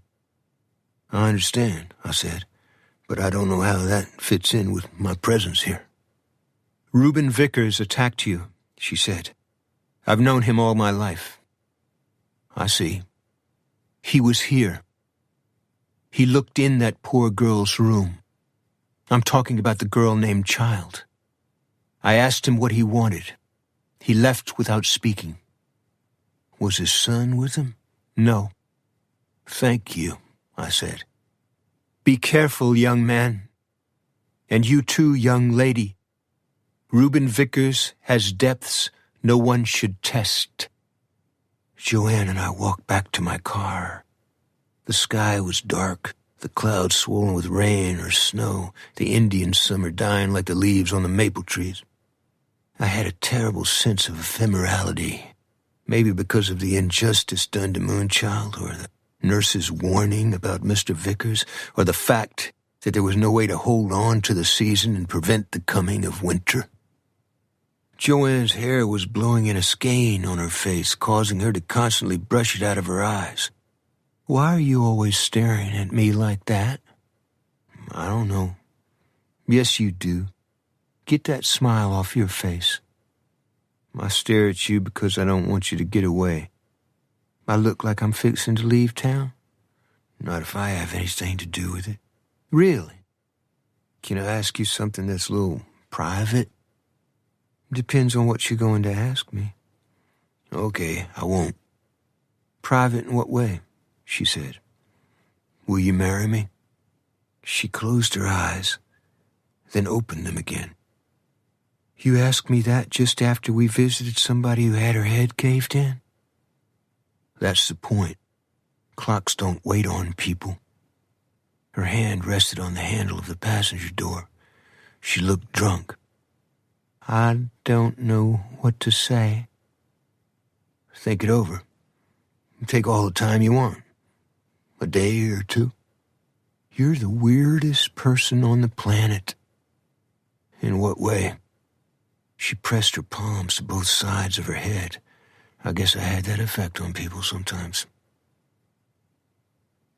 When I dropped her off for work, she still hadn't answered my question. The sun was going down, the hamburger joint glowing with red and yellow neon in the drizzle. She opened the door to get out, a newspaper over her head. I hate to admit this, but I wanted to cry. We'll have to talk later, she said. Okay? Sure, I said. I just can't think all this through right now. Roger that, I said. I didn't mean to upset you. You going to pick me up? She said. Why wouldn't I? She shut the door and ran through a puddle into the building, splashing her tacky orange and black uniform. I started the car and turned on the wipers. I could see her squaring her cap and wiping her face with a paper towel behind the counter. I wondered how many people were aware how hard she worked to earn the little she had. I drove away into the darkness, the wipers slapping back and forth, my high beams lighting up an empty firehouse, a low-rent saloon with blacked-out windows, a shelter for vagrants vandalized with graffiti, the sidewalk littered with trash. I knew my thoughts were going to a bad place. There is a strange phenomenon among human beings to which most of us are susceptible. It's an affliction that contaminates our vision of the world and invades the heart and the mind and the soul. Its origins are always the same. The sudden recognition that you are unloved, or worse, that you are unworthy of love. When that happens, you sail your ship alone, with no harbor lights in sight, and no companion except the wind. I never had a big thirst for booze, although I drank more than my share of it. Anger was another matter. I knew how to get drunk on it. My father's family, the Hollands, were indiscriminate when it came to shooting people. Mexicans at San Jacinto, Yankee infantry at Little Round Top, Comancheros along the Chisholm Trail. Take your pick during a Sutton Taylor feud. The Katzenjammer Kids on the Marne, Hitler's Panzer Corps, and the breakout at the Bulge. The only problem was they did it to themselves as well, usually drunk, with a pistol, and through the head. I kept seeing Moonchild in a hospital bed, abandoned by her friends, probably brain damaged, wondering where her father was. I also could not get the nurse's warning about Mr. Vickers out of my mind. Why had he come to Moonchild's room? Why hadn't he gone inside? Did he intend to do harm to her? Or did he have suspicions about his son, who was a suspect in the asphyxiation of a playmate years ago? Maybe Reuben Vickers had gotten a pass for too long, I thought. I drove farther down the street into a section of town where the power had failed and all the lights had gone out and the streets were draped with shadow. The sun looked like a guttering candle at the bottom of a V between two mountains. Then it slipped off the side of the earth, and a wind laced with rain and wet snow blew through the streets with such force that the street sign on the corner trembled on the pole. I made a U-turn and headed for the 2-lane highway and the ranch of Reuben Vickers.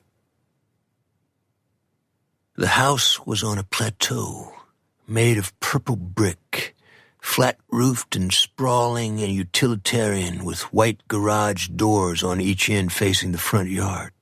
A huge American flag with spotlights centered on it flew 75 feet high on a silver pole, even though protocol required that it be lowered at sunset and never flown in the rain. The barns were enormous and hung with lights. The 3-sided hay shed stacked 20 bales high. All motorized equipment was either tarp-covered or parked in a giant, well-lit aluminum building. When lightning struck the mountain behind the ranch, I could see the eyes and horns of hundreds of Angus down in a draw, the entire herd bawling as the thunder rolled through the canyons. One of the garage doors was open, the ceiling lights burning. Mr. Vickers' yellow race car was parked inside. Fresh tire tracks leading from the pea gravel driveway onto the concrete pad. The driver's side of the car was scraped, the metal gouged as though the hubs on a bigger and a more powerful vehicle had spun into it. I parked and cut my headlights. There seemed to be no security system in place at the Vickers ranch. No dogs, no locked gates, no nocturnal paid help. As the nurse at the hospital had suggested, I had the feeling that few people wanted to test Reuben Vickers' charity. I got out of my car and ran for the porch. On the way, I got a better look at the damage to the side of the race car. The pattern was characteristic of a traditional sideswipe. The incongruity was the lack of a different color of paint. I knocked on the door, then knocked again. Mr. Vickers jerked it open, a piece of fried chicken in his hand. I could see his son and a woman at a table in the dining room. "You again," he said. "Like bubble gum on my shoe. What are you doing here?" "Passing by," I said. "This some kind of scam? You trying to put something on us?" "Yeah, I've got a beef with your son for breaking Joanne McDuffie's windows." "He didn't break any windows. Now get away from my door." "Why don't you tell him to take the mashed potatoes out of his mouth and come here and defend himself like a man?" "You by yourself?" he said, peeking around both sides of my head. "Yep." "You think you're going to get a few bucks, right?" "I wouldn't spit on your money, Mr. Vickers."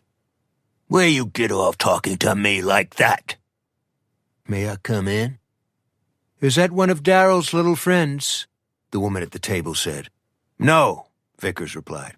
"Ask him in or close the door," she said. Vickers' face was knotted with consternation. He looked torn between shoving me into the rain or inviting trouble with his wife. "Come inside and watch your mouth. Got it?" I entered the foyer. Glass gun cases and the mounted heads of deer and elk and mountain goats and at least one moose lined the walls. The photos on the wall included Richard Nixon, Billy Graham, and Strom Thurmond. A large print black Bible containing both the Old and New Testament lay on a small table under a lamp by the hall closet. The words, "Bless Our Home," stamped in gold on the cover. "What might your name be?" the woman said to me.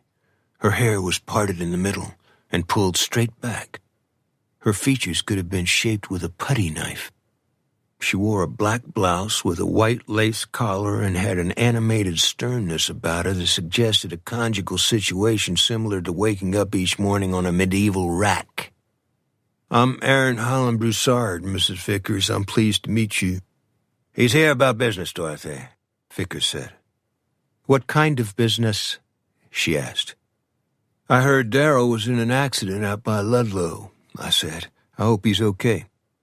Vickers had gone back to the table and was still standing. He dropped his piece of fried chicken on his plate and wiped his hand with a cloth napkin as if cleaning a dirty wrench. "You talking about the damage to my race car? I got slammed up in a practice run at Castle Rock. This has got nothing to do with our son."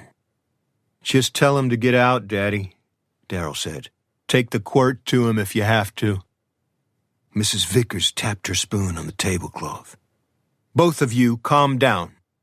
What's this about a quirt?" "I believe Mr. Vickers' race car was involved in an accident with a school bus," I said. "The one the beatniks ride around in." "What beatniks?" she said. "Darrell, have you been hanging around with beatniks?" "No, he hasn't," Vickers said. "And you get out of here, Broussard." He nailed me in the sternum with his index finger. "No, we will finish this here and now," Mrs. Vickers said. "Don't lie to me, Darrell. Were you in an accident?" "I was up by Ludlow. The bus came out of nowhere and hit me." "Why were you in Ludlow?" she said. "Trying to help those girls." "What girls?" she said. "I think they're runaways. I think bad guys are making them sell themselves." His mother's eyes were blazing. "Is this true, Reuben?" "Yes," he said. "We didn't want you to worry." She looked at me. "See? You have your answer, Mr. Broussard. Would you like a piece of chicken?" "I don't think so."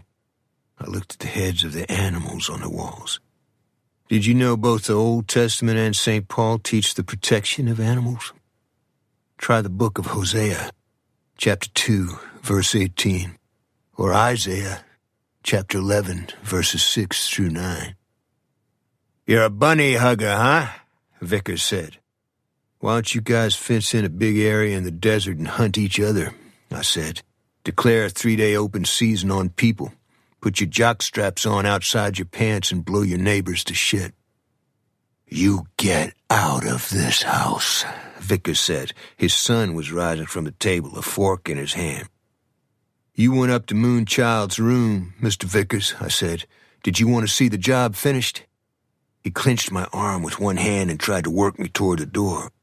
Then I did something I had never done with an older man. I ripped his hand from me and slammed him against the wall.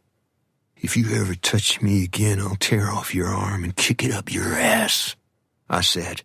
Then I slammed him into the wall again, shaking the glass of his gun cases. Mrs. Vickers' mouth hung open. I went out the door, the rain swirling in my face. I thought it was over. I should have known better. The greatest fear in men like Reuben Vickers is personal failure. They will destroy the earth rather than admit they're wrong. He came after me. "Step back," I said, my car door half opened. "Apologize. Before you hit me with the quirt at Mr. Lowry's farm, you said your ancestors were burned to death by the Comanche. Is that true?" His face was beaded with rainwater, his hair in his eyes. "What do you care?" "I don't," I said. "I just thought you'd like to know they're still out there."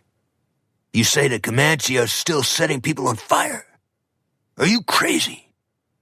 "I know 2 people who have seen them. They've heard their victims screaming." "You're lying." "They're coming for you, aren't they? That's what all this is about." He put his hand in front of my face as though trying to push back my words. "You're a sick man," he said. "What drives you, Mr. Vickers?" "Get away from me." "Your son put a playmate in an abandoned refrigerator, didn't he?" I said. "You can't get that image out of your head." His eyes were ball bearings, his face peppered with rain. I got into my car and drove away. He never moved. Chapter 21. The rain was still falling when I picked up Joanne at 11 p.m. and drove her home. She hardly spoke. The headlights of other vehicles made shadows on her face like dark water running down window glass. I told her nothing of my visit to the vicar's home. "Did you think over my proposal?" I asked, half smiling, my throat catching. "I've never told you a lot about my past." "You mean with Henri?" "With others as well." "Yesterday's box score." Wrong choice of words again. "What?" "That's a baseball term," I said. We were stopped in front of her house now. I cut the engine and the lights. I hoped she was going to ask me in. "I've helped you when you were in a bad place in your life, Aaron. Maybe you're mistaking that for something else." "That's really dumb," I said. "The fact that you helped me is a positive, not a negative." "I'm dumb?" "I didn't mean it that way." "I know," she said. Her hands were folded in her lap. "I'm really tired." "Better get some sleep then." "We'll talk tomorrow, okay?" she said, opening the door. "Sure. Hasta la cucaracha, and all that kind of jazz." "Why do you have to say that?" she said, and slammed the door behind her. I drove to the bunkhouse and went to sleep in my skivvies with the covers over my head. I could hear the rain drilling the roof. Sometime in the early a.m. the rain stopped, and I woke up and went down to the latrine. Or at least, I thought I did. Altogether, too often in my life I could not distinguish dreams from reality. When I was a young boy, I took my difficulty to my father. He told me that perhaps all of life was a dream inside the mind of God. That wasn't helpful. On the return to my cubicle, I looked through the panes of glass in a side door in the hallway. Through the mist, I could see the Lowry house up the grade. A light was burning in one of the peaked towers. Steam was rising from the creek that ran through the property. I thought I saw the boss and horns of wild animals in the mists, but could not be sure. I started back to my bed, then saw something from the corner of my eye that should not have been there. Do you know the feeling I'm talking about? Caution tells you to flee and not let the flaws of the world possess you. But integrity and conscience tell you not to ignore danger any more than you would ignore someone breaking a bottle on a highway. The moon had just broken through the clouds. A man in a hooded raincoat was staring straight at me. At first I thought he wore dark glasses. Then I realized his face was white, almost luminous, and I also realized he was not wearing glasses. His eyes were not eyes either. They were sockets. I rubbed my face and looked again. He beckoned at me as one would from the great shade. I twisted the doorknob slowly, automatically releasing the lock, and stepped outside. The air smelled like cistern water and mushrooms that bloom in forests that never see sunlight. "I have only minutes," he said. "Who are you?"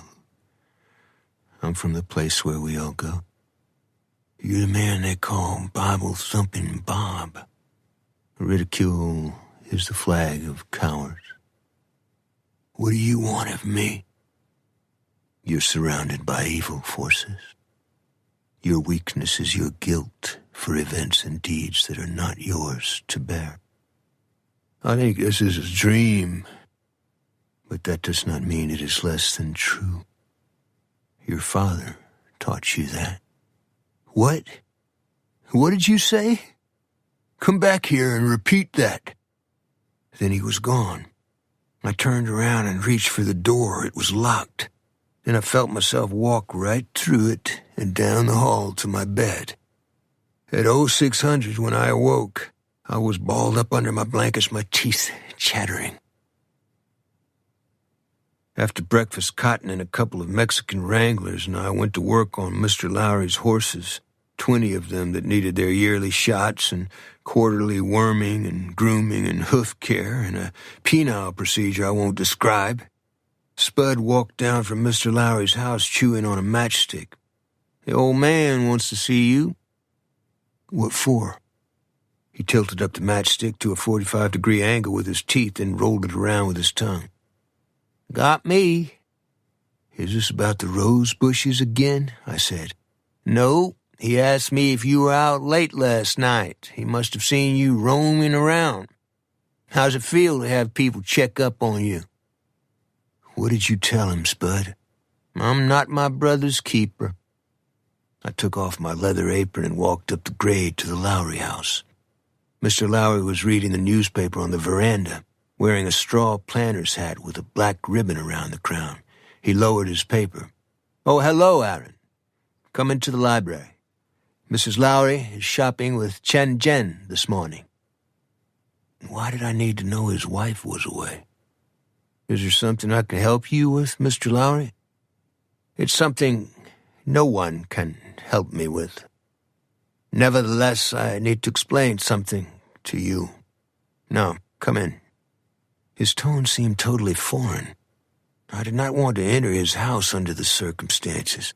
I knew that whatever was on his mind would prove embarrassing for either him or me or both of us. "Mr. Lowry, I was hoping to get all the horses back to the south pasture by noon." "You're my foreman. Now please do as I ask." I removed my hat as I followed him through the French doors into the library.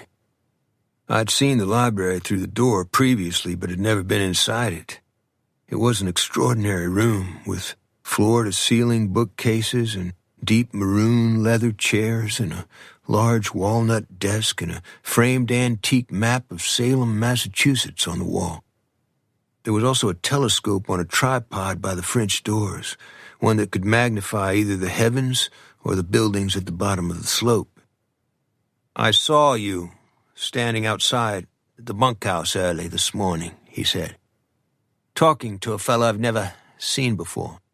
Want to tell me what that was about?" "I thought maybe I had a dream about a man wearing a hooded raincoat," I said. "I'd hoped that's what it was." He sat down behind his desk and took off his glasses and cleaned them with a soft cloth. "I'm having a hard time sorting through that one." "I have blackouts, Mr. Lowry. Not from alcohol. I go places inside my head and then wake up and can't remember where I've been. A lot of times I can't distinguish dreams from reality." "Sit down. You want a sandwich?" "No, sir." "Whoever the man was, he was not here with my permission. Can you tell me the nature of his errand?" "He said I was surrounded by evil." "Let's see if I have this straight. This man, with apparently no name or origins, has come here to tell you that my farm, my produce, and my milk and feed business are evil." "He said nothing about you, sir." He seemed to study the antique map on the wall. "This is more than I can deal with, so I'll say no more about it. If you see this man again, will you ask him to knock on my door? I'd love to meet him." "Yes, sir."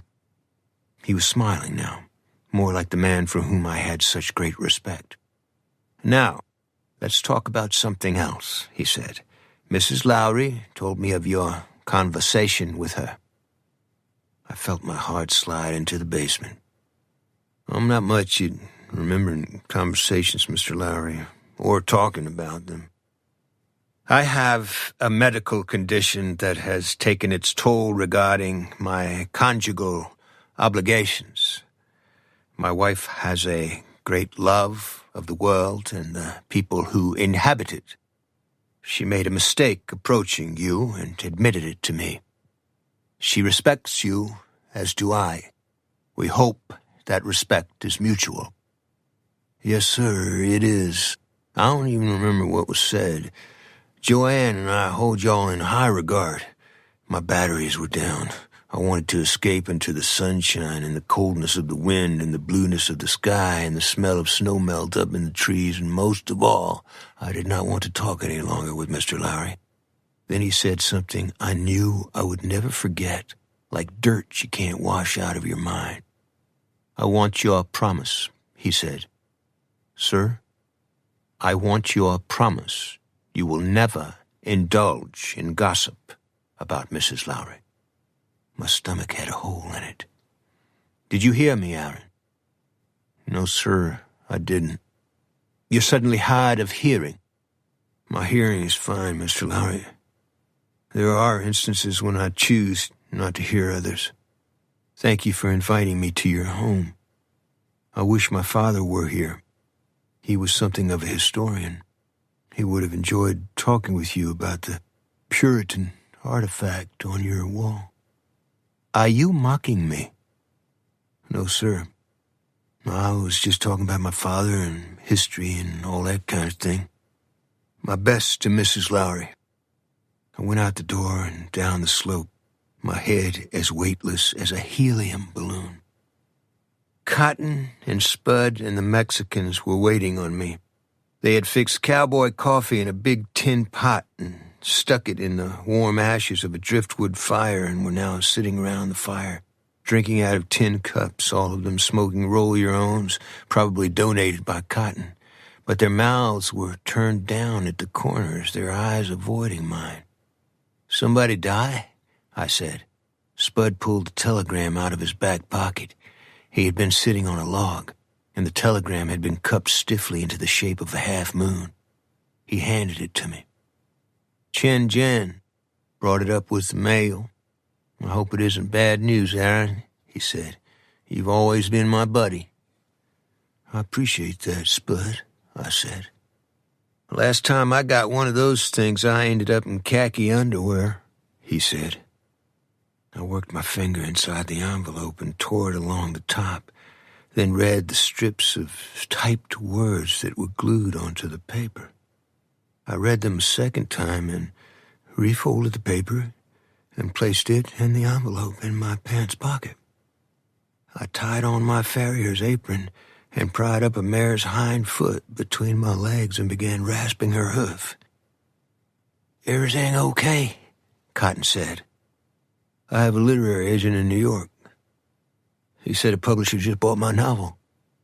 "Son of a bitch," Spud said. "You can say that twice," Cotton said. The Mexicans were smiling, too. Spud began to dance around the fire, balancing his tin cup on top of his fedora, whooping like an Indian. "Ain't that something?" he said. "I always knew you had it. Ain't it funny how things work out?" Chapter 22. After work, I showered and put on slacks and a dress shirt and a sport coat and drove to Joanne's house. It was a grand evening. Indian summer was back, and a song played in my heart. I was going to be a published novelist. When I arrived, the last rays of the sun had filled the clouds in the west with a golden light. I cut the engine on my car and got out with a solitary rose wrapped in green paper that I had bought from a street vendor. Then I saw the school bus parked in the field and heard someone hammering in back of the house. Joanne walked out from behind the house, carrying a bottle of Tuborg. She was wearing jeans and beat-up cowboy boots and was not dressed for the place I planned to take her. "What are you doing with the Tuborg?" I said. "Putting it in the trash for Henri. Davos is here. He's fixing my windows." "What else does he plan on fixing?" "Quit it, Aaron. I'm sure this is a nightmare and I'll wake up any moment." "What am I supposed to do? Throw him out?" "No need. I'll do it for you." A couple of days ago, he repaid $200 of what he owed me. He's trying to make up for his mistakes. Maybe the Vatican could give him early canonization. What's up with the bus? Henri came here with them. They've joined up with some Buddhists. They might go up to Boulder. "Is the Dalai Lama on board?" I said. I know you're mad at me for not giving you an answer about getting married. Don't take it out on others. I had not told her about the sale of my novel. I wanted to place it like an emerald in her palm. I wanted to tell her I was going to dedicate it to her, then tell her about the new novel I was starting. Instead, I could feel a rumbling in the earth, a train going through my head. My paper-wrapped rose, the scepter of the court fool. I'll get dressed, she said. Forget it, I said. You're acting like a child. Probably, I said, no longer looking at her. Her eyes followed mine to the bus and the man who had just opened the front door and was swinging off the handrails onto the ground. Don't go near that man, Aaron. Why not? He's buds with Henri, isn't he? Please, she said. I bought this rose for you, I said. Here. Then I went to my car and reached under the driver's seat. She followed me, rising up on her toes, trying to see past my shadow. Is that a gun? Yes, indeedy, I said. What are you doing, Aaron? I don't know. I think I feel a spell coming on. Tell me how it works out, will you? I stuck the .38 police special in the back of my belt and walked to the bus.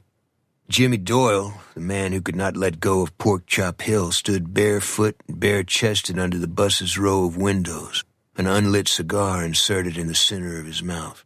His smooth, olive-colored skin was painted with the sunset. He looked like a player on the Elizabethan stage, waiting for the audience to plumb his depths. The windows were crowded with the Greek chorus, mostly female. I didn't see Stoney or Orchid or Lindsay Lou among them. What's shaking, Doyle? I said. Loading up at the daycare center? Beat it, fart. You said you were going to dust me when you got out of the bag. I didn't phrase it that way. Now is your chance. I'm simpatico here, Jack. I'm not. I don't like you. I'm all busted up on that. You hurt young people.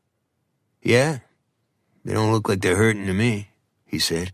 Maybe that's because we're a family. He popped a match with his thumbnail and touched the flame to his cigar, his eyes hooded.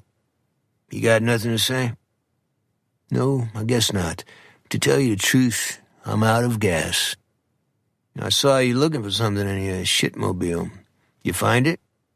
I lifted the .38 from the back of my belt, my finger outside the trigger guard. I tilted up the barrel so he could see the shells in the chambers. Want to hold it? He took a contemplative puff off his cigar. What I want is you out of my fucking life. You said Saber and I screwed up at the listening post.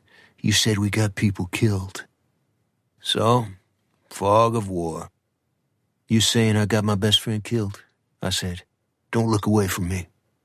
Smoke was leaking from around his cigar. He took it out of his mouth. He had lowered his eyes. I saw his weight shift from one foot to the other, his chest rising and falling.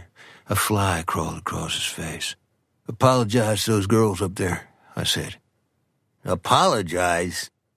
For pimping them out. Who's bopping a teenage poon in the stucco house, he said. Not me. Could it be you? I'm glad you said that.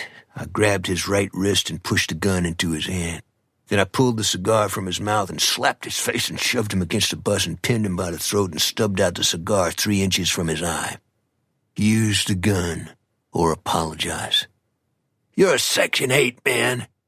You got that right. I slammed his head against the bus again and again, my fingers sinking deeper into the green and red dragons tattooed around his throat.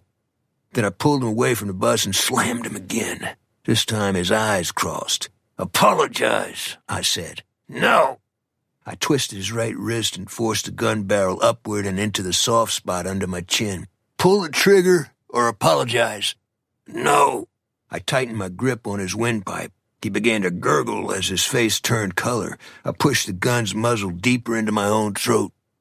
Pull the trigger. You can do it. The people on the bus had ducked below the windows except for one. I heard a window in back drop to the sill, then saw Stoney's head and the top half of his body lean out like a broken jack-in-the-box. His face was streaming with tears.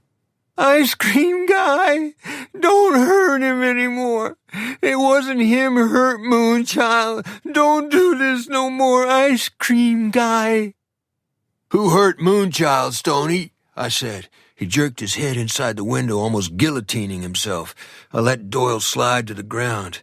He had wet his pants and was making a sound like someone sucking air and water through a garden hose. I eased the revolver out of his hand. The girls were at the windows again, their faces filled with dismay and disillusion, like they had aged years within a few minutes. "You okay, Doyle?" I said. "What's it look like?" "Who tore up Moonchild?" "She tripped and fell. I think she tied her shoestrings together." His cheeks were unshaved and as gritty as emery paper. He started laughing and couldn't stop. I saw Joanne out of the corner of my eye. "Give me that goddamn gun," she said. I removed the shells from the cylinder and sprinkled them on Doyle's stomach. "Here," I said. "End of problem."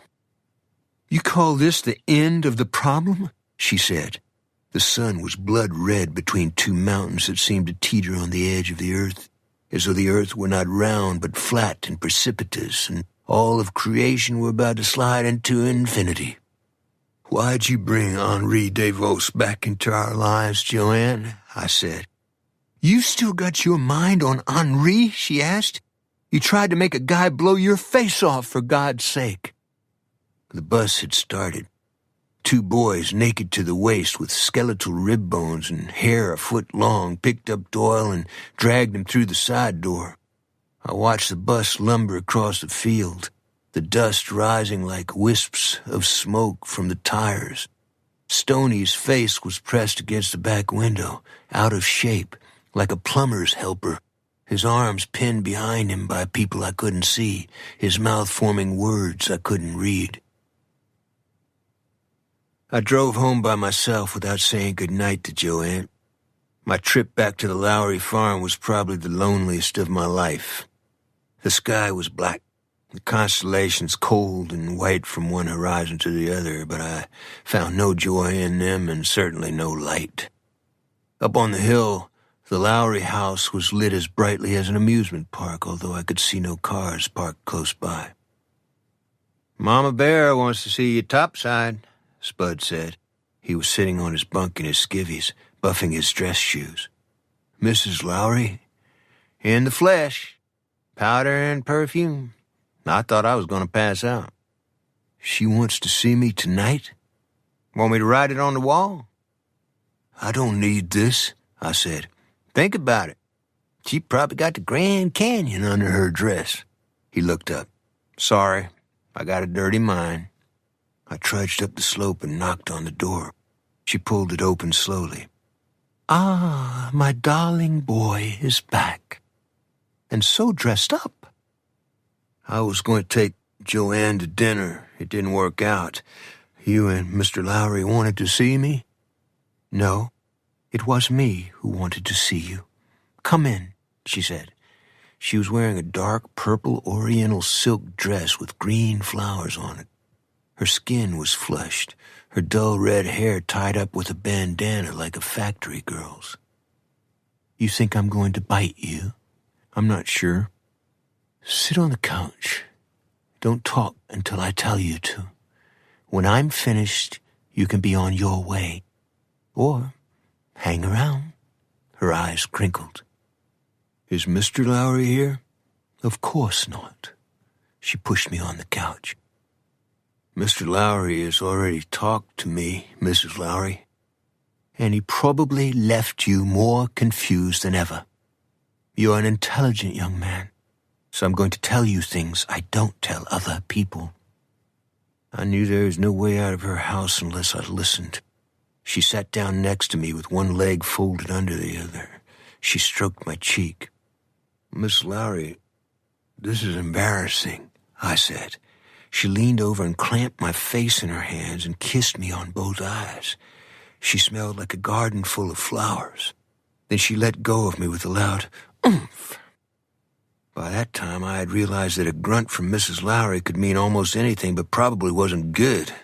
"Are you all right, ma'am?" I asked. "I'd love to eat you up," she said. You remind me so much of the son we lost at Guadalcanal. I hated to think about the implications of that statement. Mrs. Lowry, oh, be quiet.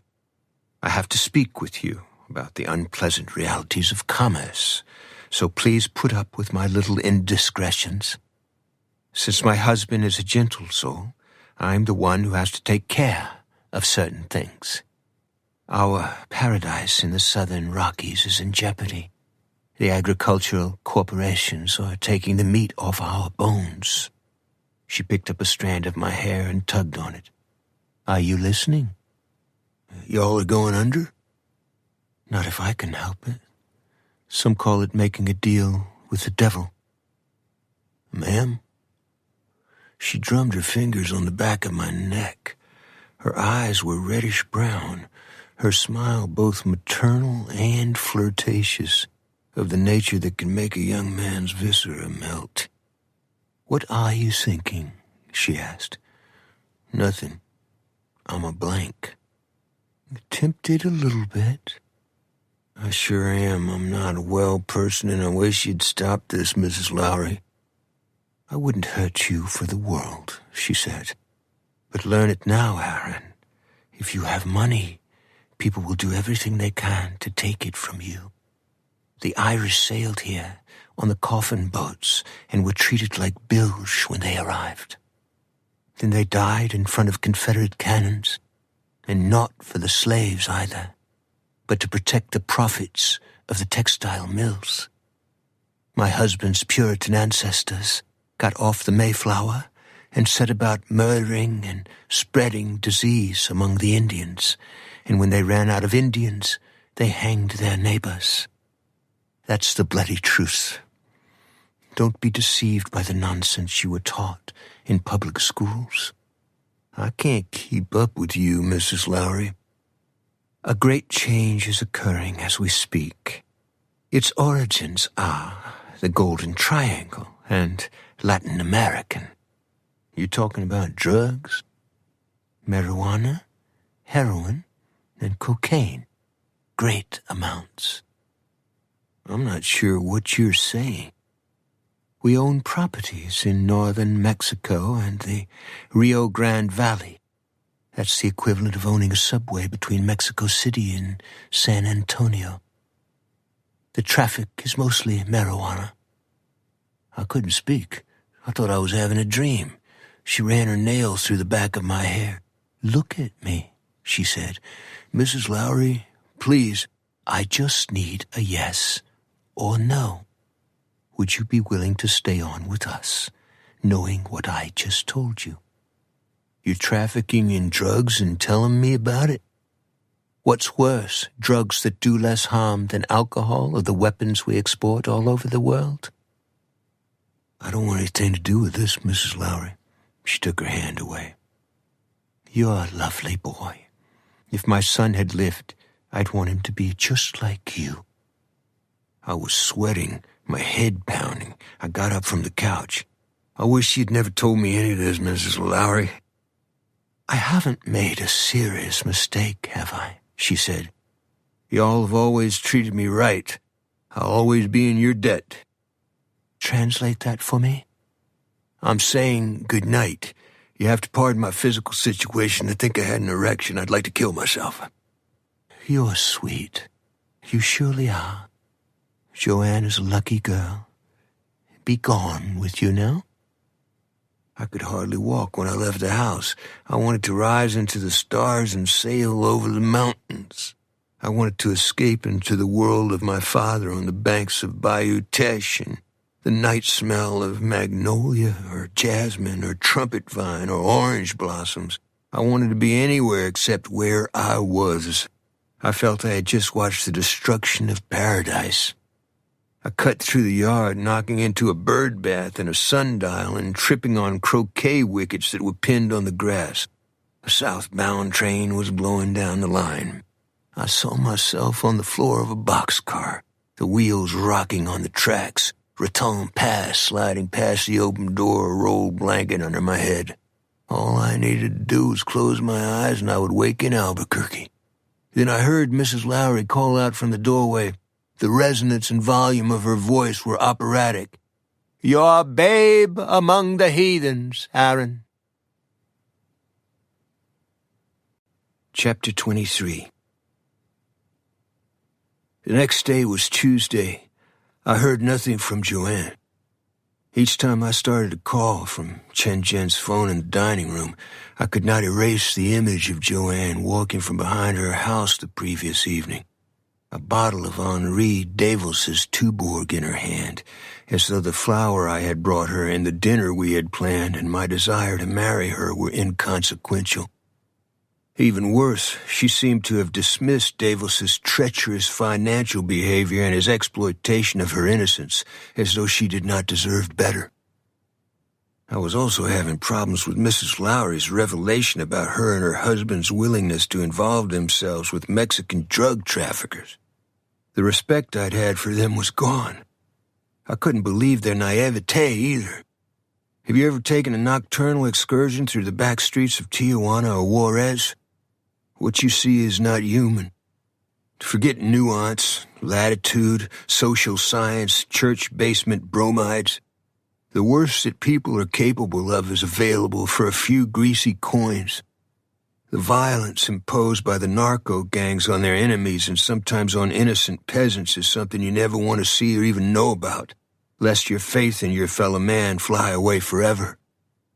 Even though we dug post holes all morning, I had no appetite when we went to the dining hall for lunch. I asked Chen Jen to make me a ham sandwich and sat down with Cotton and Spud. "You don't look too good," Cotton said. "I'm extremely copacetic." "Your gal run off?" "Mind your own business, Cotton," I said. A new Classics Illustrated comic, King Arthur and the Knights of the Round Table, lay by his plate. He teased the cover and pages with his thumb, then rolled it up and took his plate to another table. "Why'd you have to do that?" Spud said. "I had a bad night. I gotta ask you something. How to win friends and influence people? You hear anything about drugs around here? Those beatniks are supposed to use them. I'm talking about on the property.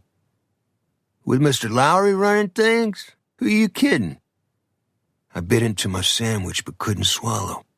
I picked up the pitcher of Kool-Aid we always shared at the table and poured my glass full. "What's eating you, Aaron?" Spud said. "Everything. You shouldn't ought to talk to Cotton like that. You and him and me are the Three Musketeers." "You're right." I went over to Cotton's table and told him I was sorry. "I didn't pay it no mind," he said. "What you said was the truth." "You got women trouble?" he said. "A mess of it." "You love her?" "Yes, sir, I sure do." He stared at me with his good eye and his white eye at the same time, which was like looking at two different heads that had been sawed down the middle and glued together. "Then get your butt over to her house and tell her that." "You belong back there with King Arthur's knights, Cotton." "I hear that a lot," he replied. I went back to my table and finished my sandwich and Kool-Aid, then went outside into the wind and the sunshine and started the day all over. Minutes later, I looked up from twisting the handles of a post hole digger in ground that was as hard as concrete, and I saw Wade Binbo's unmarked car coming up the road in a cloud of dust. He pushed open the passenger door for me to get in. "I'm working," I said. "No, you're not. Get your butt in here." "You're the second man in 15 minutes to say something like that to me." "It's about your girlfriend." My viscera turned to jelly. I sat down on the passenger seat. The car stank of nicotine. An unfiltered cigarette was burning in the ashtray. "What happened?" "She's okay. I mean, physically. Y'all had a fight or something?" "Yeah, something." "Where is she?" "At home." He reached for a notepad on the dashboard. "This is what I have so far. You were supposed to go out to dinner with her. The art professor was fixing her windows. The school bus zoo was parked in the field. You got into it with this guy Jimmy Doyle. Then you left by yourself. That's right. Can you get rid of that cigarette? He removed it from the ashtray and threw it out his window. Who would have reason to do Joanne McDuffie harm? You said she was all right. How about telling me what's going on? I didn't say her house was all right. Back to my question. Who would want to hurt her? I'd start with Darrell Vickers. He scratched his forehead. Yeah, that kid should have been lobotomized years ago. After you left, your girl decided to get in some extra hours at her job. When she came home, the windows and back were broken again. The interior was ransacked and smeared with feces, and all her paintings were stolen. The painting she did about the Ludlow massacre? Yeah, it seems like a pretty hard blow for her. I doubted if he had any idea how hard. It's the worst fear of every painter, every photographer, every sculptor, and every writer. Couldn't imagine what I would feel or do if someone stole or destroyed the only manuscript of my novel. No witnesses? No clues? I said. Nope. One other thing, though. I talked to the art professor. He said he left an envelope with $400 in it on the counter. Some kind of payback for a loan. I found the envelope on the floor.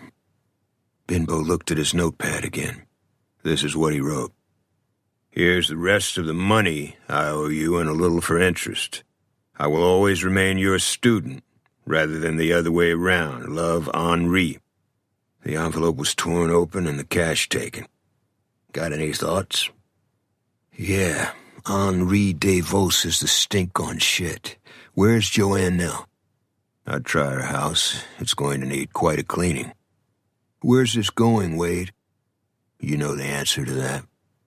Why are you still smoking? It keeps my mind off chemo. His package of Lucky Strikes was on the dashboard. I picked it up and got out of the car and flung it into the rain ditch. It sank among the cattails. You need to butt out of my life, Aaron. Is there any brown tar around here? I said. Mexican skag. That's what some call it. A musician here or there. Why? No reason. How about angel dust? Yeah, some, he said. Let's go back to your question about heroin. You know something I don't? I'm in a bad place, I said. He gazed at the steely blueness of the mountains, the bales of hay lying in the fields, the Holsteins and Red Angus and the white fences and the coffee-brown richness of the land that had been harrowed and the barns that were bigger than most houses and the pebbled tree-lined stream that could break your heart. Yeah, being young with your whole life ahead of you is a real torment, isn't it? Chapter 24. I told Mr. Lowry I had an emergency and needed to leave work early. Anything I can help with, he said in the kind way I always associated with him. For a moment, I wondered if he was unaware of Mrs. Lowry's pernicious activities on the border. Even so, I knew I would never be able to forget his request that I not tell others of her promiscuity. My relationship with him and my faith in people would never be the same. I thanked him for his offer of help, but I couldn't look at his eyes. I'd had the same level of respect for Mr. Lowry that I'd held for my father, and his inability to understand that increased the embarrassment and shame I felt for him. I drove to Joanne's house. All the windows in the front and back doors were open. She was scrubbing the kitchen floor on her hands and knees, her hair tied up with a bandana. There were trash bags, bottles of Clorox, buckets of soapy water, mops and brooms all over the house, and in the trash bags, fecal-streaked clothes and broken plates and shattered glass. She did not see or hear me walk in. I squatted down and placed my hands on her shoulders, then took the scrub brush from her and lifted her to her feet and put my arms around her. I could feel her blood humming. Wade Benbow told me what happened, I said. Why didn't you call me?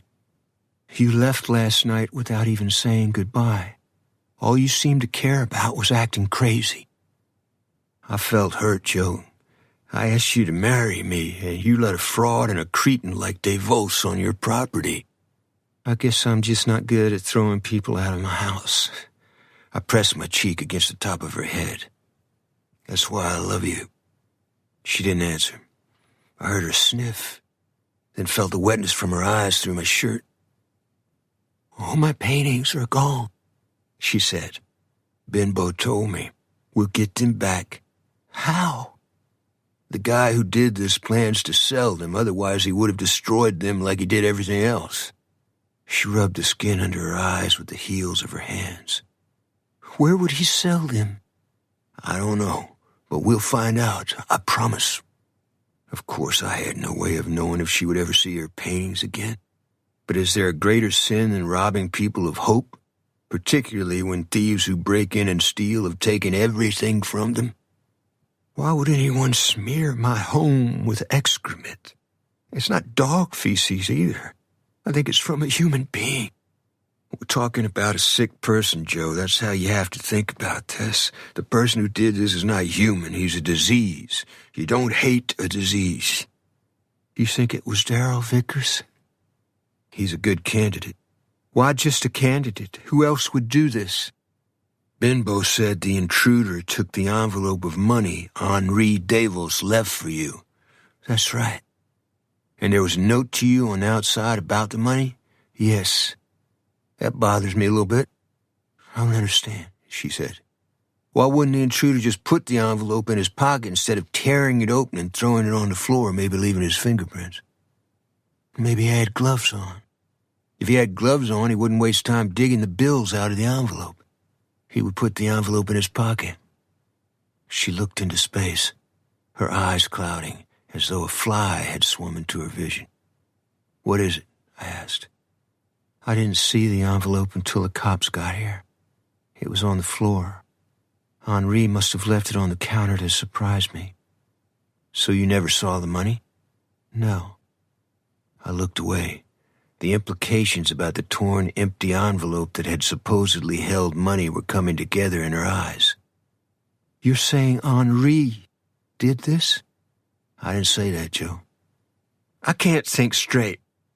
Only a monster could do this. Henri isn't a monster. I know what you mean, I said disingenuously. Look, let's get something to eat, then I'll help you clean up. I wouldn't push this off on anyone, she replied. I'm not anyone, I said. She sat down on a counter stool, her face listless, her mouth gray, the knees of her jeans soaked with water and Ajax and mop string that looked like dead worms. She blew out her breath. Some fun, huh, boss?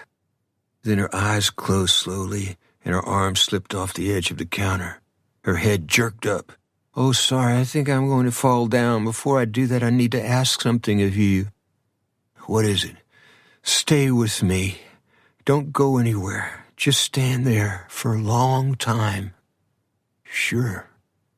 Because I think I want to sleep and then do something awful. Did you ever feel that way?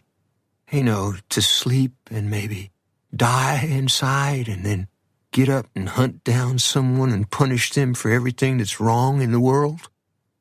I felt that way when my father was sucked away by the storm. I feel that way now. I feel like I'm at the bottom of a well. I'd like to borrow your gun and shoot someone. I didn't know what to say, nor did I want to hear the way she was talking. We don't let the bad guys get to us. You said guys instead of fellow. My agent sold my novel, I said. Her mouth opened. When? I got the telegram yesterday. I'll receive $1,000 advance, less the agent's 10%. We're going to get your house repaired. Why didn't you tell me? I saw you with Davos. I forgot. She pulled open my shirt and pressed her face into my chest again, then began kicking my leg with her tennis shoe. What are you doing? I asked. She said something against my chest I couldn't understand. Say that again? Either she didn't hear me or simply refused to repeat herself. She wiped her face on my chest and stood on my shoes and put her arms deep inside my shirt and wouldn't let go. Later, when she went to the store to buy more cleanser, I used her phone to call Wade Benbow. I told him about my suspicion regarding Henri DeVos. You really think the guy's that bad? He'd rub his shit all over her house? He might, if that would put blame on someone else. I guess it's possible. It's possible? That's it? I said. You know how many open homicides I have on my desk, plus other matters like why you were pumping me about the availability of brown tar around Trinidad. Somebody told me to expect it. Who's this somebody? He asked. What's your attitude towards snitches? I asked. I don't have one. You think of them as lowlifes. That's why you call them confidential informants. Are you smoking a cigarette now? You're about to tell me the tobacco industry does more harm than dope mules, right? You know what you can do with that? He was right about me. I didn't want to be an informer. Who does?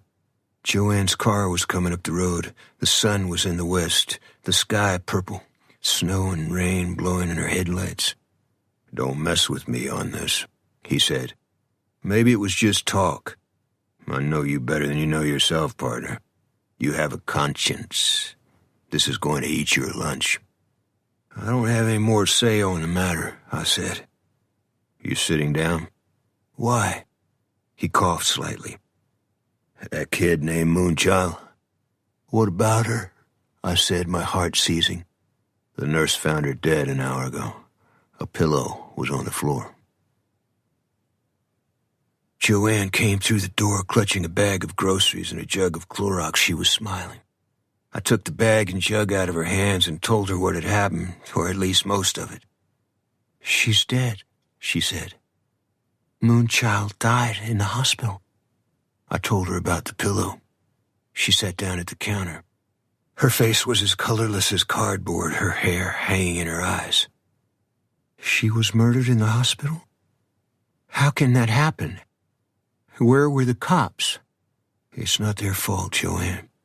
Nobody cared enough to find out her real name. She never told you what it was? No, she said Marvin picked her up when she jumped out of a semi on the pass. The driver tried to make her sodomize him. Marvin Fogel picked her up in Raton Pass, wandering in the middle of the highway.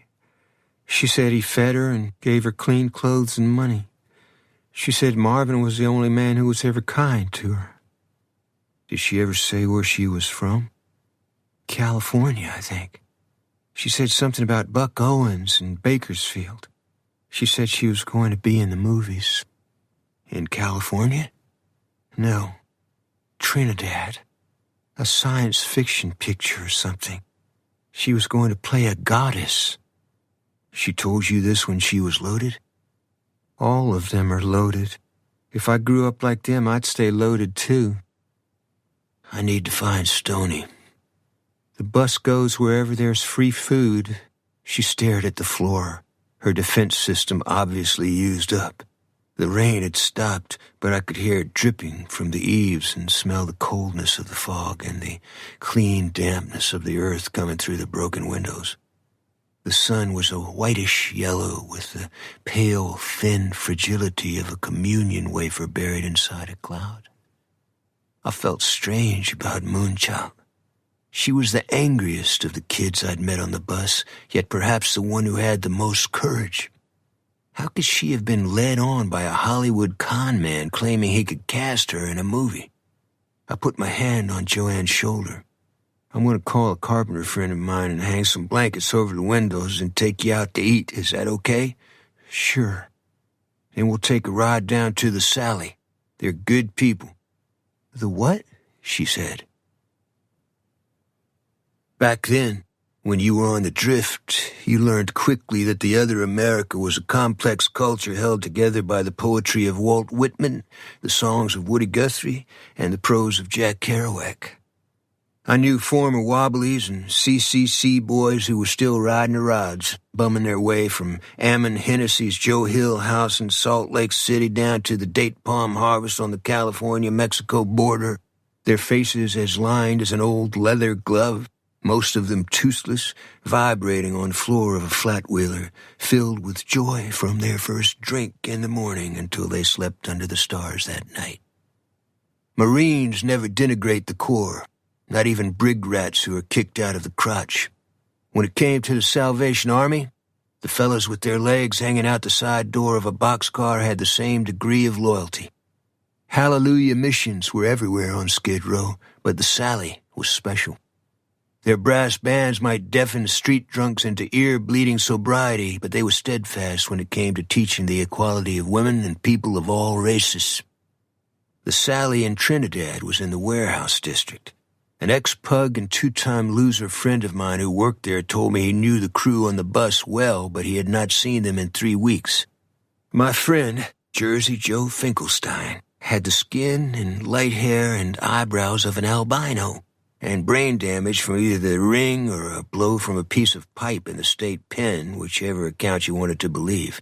He ate cough drops all day and breathed through his mouth when you talked to him. "You know a kid on the bus nicknamed Stoney?" I said. "Looks like he got shot out of a cannon yesterday. Talks in overdrive or like he's got a Coke bottle up his ass." He was sweeping the sidewalk in front of the building while he talked. He looked around to see if anyone had heard his language. "That's the kid," I said. "Funny you mention him. He was the one on the bus I worried about. The girls would get by for reasons we don't need to talk about. But a boy like that usually ends up lamb chopped, getting me?" "No." He looked around again. "The shitheads running that bus are gonna keep the girls around for obvious reasons. Stoney is bait to get the girls on board. Is that your lady in the car?" "Did you know a girl named Moonchild?" "Bangs, a face like a white balloon, an attitude." "She was murdered." "Oh, man," he said, squeezing his eyes shut. "Know why anyone would want to kill her?" He pulled up his T-shirt even though the wind was raw and wiped his face. "I don't associate with people like that. I work here now. I quit that running around." "Come on, Jersey, I need a favor. You're a stand-up guy." "There are 2 guys on that bus that need straightening out. Guys with 3 inches of dick and 2 of brain. You get the picture?" "What are their names?" "Marvin and Jimmy. They had a lot of camping stuff on the roof. They had something else up there, too. Big wood star.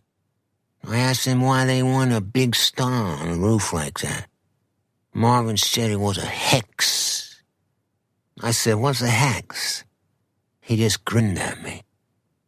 "Think they're making a movie?" I asked. "Yeah, me and Elizabeth Taylor are starring. Are you out of your mind?" "Don't let Stoney down. He's a good kid. You said it yourself. Those guys will cannibalize him."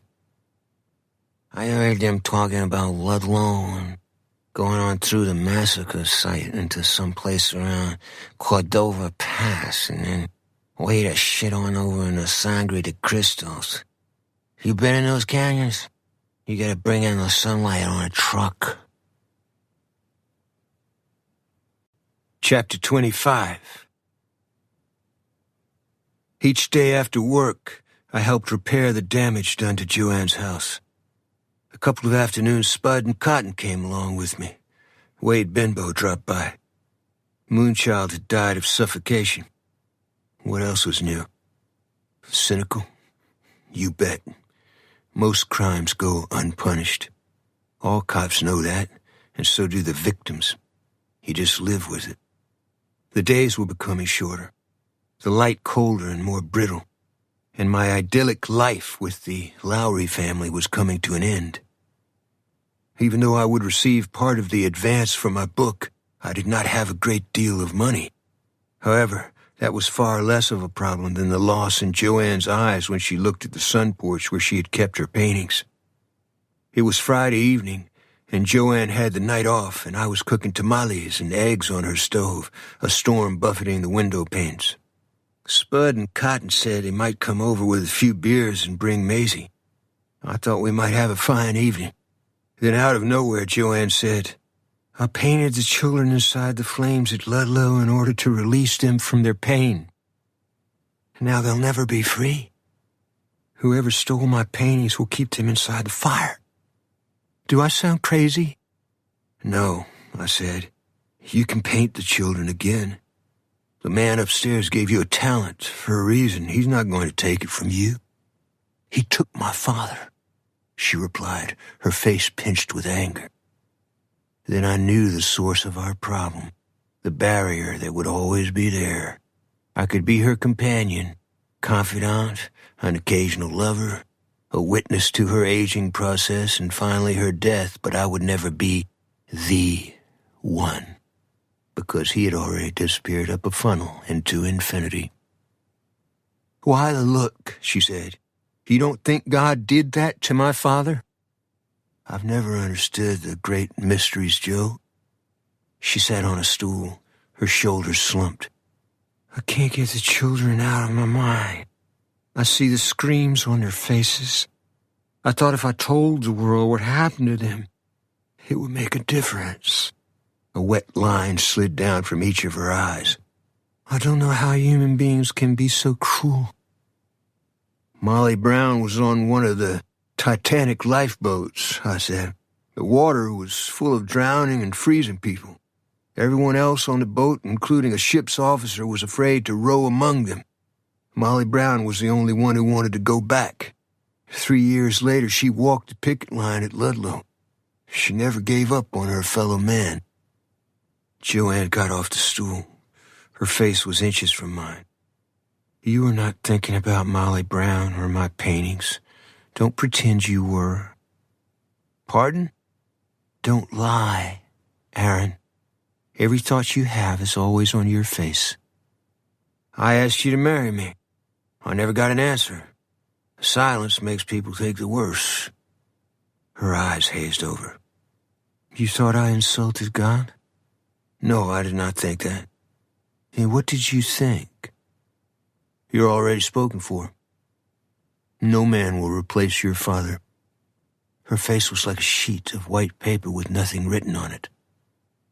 That's the most invasive and arrogant statement anyone has ever said to me. The phone rang. She picked up the receiver and placed it to her ear. Her face dilated with anger. She handed the receiver to me. It's for the ice cream guy, she said. What's cooking, Stoney? Bad haps, man. His voice was like fingernails on a blackboard. They're gonna do it again. You gotta come get me. Who's going to do what again? What they did to Moonchild. You gotta spell it out, Stoney. They got a ceremony up in the rocks. It's dark even when the sun's out. You're not gonna believe it. I didn't because I was on acid. Acid is no good, man. I could hear diesel engines huffing and air brakes blowing in the background. Tell me where you are. In the phone booth. Which phone booth? What's the closest town? I don't know. What brand of gas do they sell there? It's gas, ice cream guy. Fuck, my head hurts. Who's at the ceremony? Just give me one name. It's not one person. It's the devil.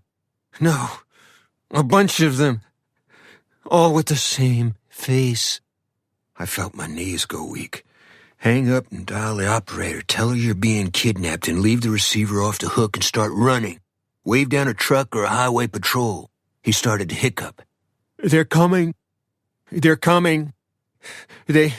Oh shit, ice cream guy, they're gonna punish me. Someone opened the phone booth door and pulled the receiver from Stoney's hand. Is this who I think it is? A voice said. How's it hanging, Doyle? You like movies? Did you ever see The Maltese Falcon? Humphrey Bogart takes a pistol away from Sidney Greenstreet's bodyguard and throws it to Greenstreet and says something like, yeah, crippled Newsy took it off him. For some reason, you make me think of that line. I'll be looking you up, Broussard. You don't know where I am, but I know where you are. Last time out, you didn't do too well, I said. You don't get it, do you? Afraid not. You remember Cherry Alley in Tokyo? The signs out front said, fucky sucky. Why do you think we went to Joanne's house? You're an evil man, Doyle. She can give good head, but that's about it. By the way, she said you're a lousy lay. He hung up. Jimmy Doyle got on the phone? Joanne said. Yeah, he's got Stoney pretty scared, I said. What did he say? He's a jerk and not worth talking about. The issue is Stoney. I wonder if he's being used to set us up. He's bait? Yeah, I said. What did Stoney tell you? You looked a little gray for a minute. He was talking about a ceremony that involved the devil. He has brain damage, she said. Don't pay attention to what he says. I get the sense he's talking about human sacrifice. What? I think I know where Stoney and Doyle are headed. You're thinking about going there? She asked. Will you marry me, Joanne? I love you. I can say that truthfully, but I can't handle all this crap. Maybe I shouldn't have asked. She looked at the stove. Your food's burning. Chapter 26. I dumped the pan in the trash, then tried to call Wade Benbow at home. No answer. I pulled on my coat. What are you doing? Leaving. Just like that? It's been kicks? I wish it had turned out different, Joe.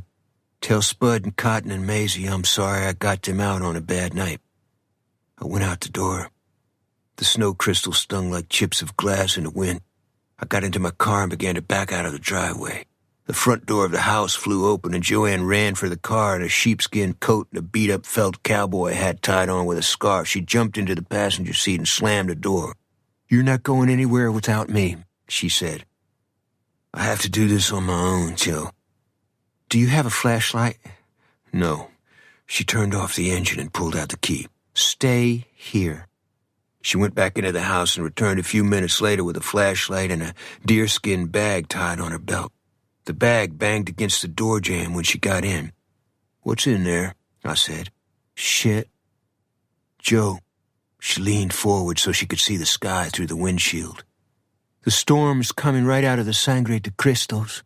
The clouds look like they're full of coal dust or smoke from a big fire. I caught the 2-lane up to Ludlow, then turned west on the dirt road that led through the site of the massacre in the Cordova Pass and then northwest to the mountains named for the blood of Christ. The night was black and the snow white and blinding in my headlights, the wiper blades coated with ice. What's that up ahead? Joanne asked. The miners' shacks, or what's left of them, I said. No, there's a man. I saw him. Out in this weather? Hit your brights. I clicked the floor switch. Jesus, I said. I swerved to miss the figure who stood in the middle of the road, his hooded face as gray as bone. The front of the car hit a pothole and splashed water and mud all over the windshield. But I had no doubt who the figure was. I had seen him at the United Farm Workers gathering and had spoken with him outside the Lowry bunkhouse. The engine had died. When I restarted it, the wipers went wild, then stopped for no reason. Slush sliding in waves down the windshield. My heart was thudding, my breath short. You know who that is? I said. No. Think. I have no idea who he is. Did you see his eyes? I asked. What about them? They're black sockets. They're not eyes. I slowly accelerated. Ahead of us, lightning forked into the top of a mountain that penetrated the clouds. I think he's a man called Bible-thumping Bob. I also think that's not his real name. She peered into the whiteness of the snow swirling at us. He's gone. How could anyone survive out here by himself? Does he look like somebody you used to know? Don't do this to me, Aaron. Tell the truth. Stop denying what we're seeing. I know the difference between the dead and the living. My father is dead. What was your father's first name? Robert, she said, her mouth a tight line. It was Robert.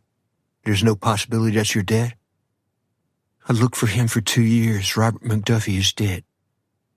I've talked with him, Joe. She stared straight ahead, her brow furrowed. I think this man is here to see you, not me, Aaron. Maybe it has to do with your friend who died in Korea. Saber was MIA. That's what I mean, she said. Your friend is dead. He's not coming back, and neither is my father. A bolt of lightning struck a huge tree not over 30 yards from us, splitting the trunk in a clean V all the way to the roots, turning every leaf on every branch into a tiny flame. I would have sworn I saw Moonchild standing by the tree, her face as expressionless as bread dough, her bangs and eyes jet black. "What'd you just see?" Joanne asked. "Nothing," I said. "There's nothing out there. Shadows play tricks on you." "Aaron?" "What?" "I can't say this." "Can't say what?" "Do you think this is hell?" I was guessing at the destination of Stoney and Jimmy Doyle and their friends. My friend at the Sally had mentioned Cordova Pass and the Sangre de Cristos, both in alpine country filled with peaks over 11,000 feet high. The road I chose had no signs, no campgrounds, not even a Forest Service lookout tower. The road was 6 inches deep with mud and in some places eroded away, particularly on corners that overlooked thick stands of fir trees 200 feet straight down. The only gifts the road offered were the deep, swerving tire marks of a very heavy, very large vehicle such as a school bus, and a 4-foot broad ornamental wood star that may have fallen off its roof. "Look at the snowbank between those two ponderosas," I said. "That's the star my friend at the Sally was talking about. He said Marvin had a star like that tied on top of the bus. German farmers in the Midwest call it a hex. They think it will bring them good luck. They evidently don't know hex in German means witch." "Tell me what you saw when the lightning struck the tree." "Moonchild," I replied. "I saw her, too. I've never been this afraid. I'm just too tired to show it." We went over a rise and around a pile of broken rocks that had rolled down the hill. We kept going until we were above the storm at an elevation where the road was dry and the stars visible through the clouds. The road ended at a box canyon, its walls high and sheer, a reddish-brown color, more like river clay than rock, forming a natural amphitheater. The bus's tires were stenciled across the entrance into the canyon. I cut my engine and headlights. Somehow the engine flared to life again, then coughed and died. "What's happening?" she said. "Maybe the carburetor and a bad plug or two acting up." "There's fires burning at the base of the cliff." "You want to leave?" "I don't know," she said. Her chest was rising and falling. She rubbed the backs of her hands as though they were chafed. "I really don't know." "We can go back to town and tell Wade Benbow what we saw." "Tell him we saw what? A murdered girl and a man with no eyes?" "No one knows where we are, Joe." I scotch-taped a note for Spud and Cotton and the Japanese woman inside the little window on the front door. "Do you have my gun in your bag?" "Yeah. I bought some shells for it, too. It's not going to do us any good here, though." She paused. "Is it?" "We both saw the hooded man and Moonchild. That means that nothing we thought we knew about the world is true. It's like starting our lives all over. How many people get to do that?" "I bet the dead think it's a great opportunity," she said. "Except they can't tell us that because their mouths and eyes are stopped with dirt. I want to get this over with. Good God, do I want to get this over with." Chapter 27. I hate violence. I hated it then. I hate it now. I hate even more the people who flaunt it and take pleasure in speaking of it. They belong to a culture of cowards and misogynists who have chewing tobacco for brains and never make the connection between their obsession with firearms and carnality, penis envy and white supremacy. It's not their fault.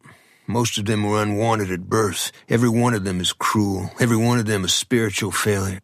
The louder their rhetoric, the more craven their behavior. I have entertained thoughts about them that make me ashamed because in some ways they are more victim than perpetrators. The Holland family wrote their history in blood. My father, James Eustace Broussard, went to war but was not like the Hollands. I never heard him utter an unkind or profane word, not once. He wore a formal coat at the table even when he ate alone. He also went over the top 5 times at the psalm and would leave the room when others spoke of war. When I was small and asked him why he shunned the subject, he said, "Hell is more than half of paradise, Aaron, so we should take no joy in the destruction of the Eden that was given us." That's how I discovered the work of Edwin Arlington Robinson. I mentioned Nathaniel Hawthorne and Goodman Brown earlier. Goodman wandered into the New England darkness and on the trail met a figure who walked with a cane carved in the likeness of a serpent, so realistic it seemed to ripple in the figure's grip. But rather than flee the figure's presence, Goodman convinced himself he was above temptation and need not fear the guile of a demonic spirit. As a result, his faith in man and God was robbed from him. I wondered if I was about to take the same journey, although I seemed to have no alternative. I had to save Stoney. I also had to save my own sanity and confront the man who had no eyes. I had another motivation, and this is where my pride got to me. Was I being offered the chance to step through the curtain, allowed to unravel the great mysteries, allowed to see my best friend Saber Bledsoe and ask his forgiveness? My father, who was buried alive under an artillery barrage on the Somme River, said there was no such thing as death. We enter eternity at birth, he said, and at a certain time in our journey, we go deeper into a meadow that is sprinkled with flowers and grazed by herbivores, where there are no fences, and where we turn our swords into plowshares, and like the earth, abideth forever. That's what he learned inside his premature burial place, one that stank of cordite and mustard gas. With these thoughts in mind, I parked the car in a dark spot by the side of the mountain, removed a pair of binoculars from the glove box, and with Joanne at my side, walked into the box canyon. Immediately inside its parameters, the temperature changed dramatically as though we had entered another dimension, perhaps caused by a weather inversion that had sealed the canyon, creating a bubble of warm air that had molded itself against the rocks and trapped the firelight on the cliffs and subsumed the smell of wood smoke and burnt sage in the pine needles under our feet. I put the binoculars to my eyes. The scene was idyllic. How could evil exist in a natural environment unmarked by the industrial age? Then I saw the bus parked below a row of giant boulders at the far end of the canyon. It looked like a toy, a harmless artifact borrowed from the culture of the Saturday Evening Post. "Do you see any people?" Joanne asked. "There's smoke coming from behind those boulders, but I can't see anyone." I handed her the binoculars. She fitted them to her eyes and adjusted the focus. Then she wiped her eyes and looked through them again. "What is it?"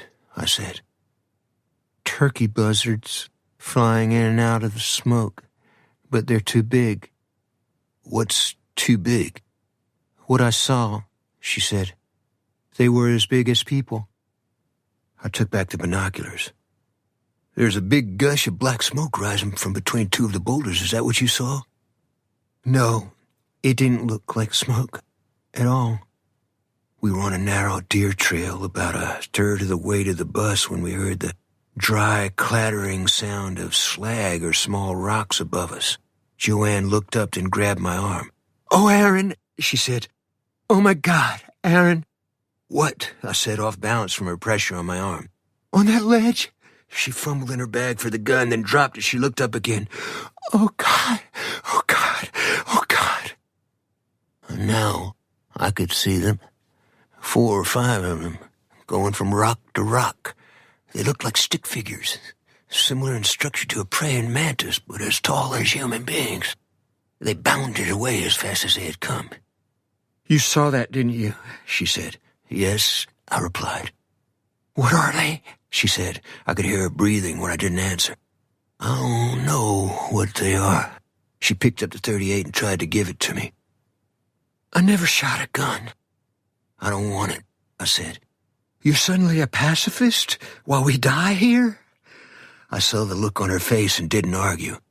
There's an answer to this, but we'll find it elsewhere. Start walking toward the entrance. Don't look back. If anything happens to me, keep going. Minutes later, I saw sparks spiraling into the air just outside the canyon, followed by a great red, black, and yellow ball of flame rising from the windows and roof of my car. The stick figures had formed a chain across the canyon's entrance. Chapter 28. I could see no way out except up. If we kept going and stayed in the shadows, eventually we would find another deer trail, one that could take us to a cliff or a place where we could get over the lip of the canyon. The problem was the stick figures we had seen in the rocks. What were they? I knew there was no rational explanation for what we had seen. Please don't misunderstand. I have never been keen on the physical sciences because most of them usually end in a cul-de-sac. Einstein believed that parallel lines intersect on the edges of infinity. Try to visualize that and see what it does to your head. If the physical sciences don't always slide down the pipe, who can say the stick figures were not real? We worked our way along the canyon wall. The trail smooth and clean and worn from the passage of both hoofed and foot-padded animals, the stone cool to the touch. The boulders around us were enormous and shielded us from view of the people in the bus or those who had built the fires. Joanne was in front of me, pausing at each bend in the trail before continuing on. I could see stars through the trees that rimmed the canyon.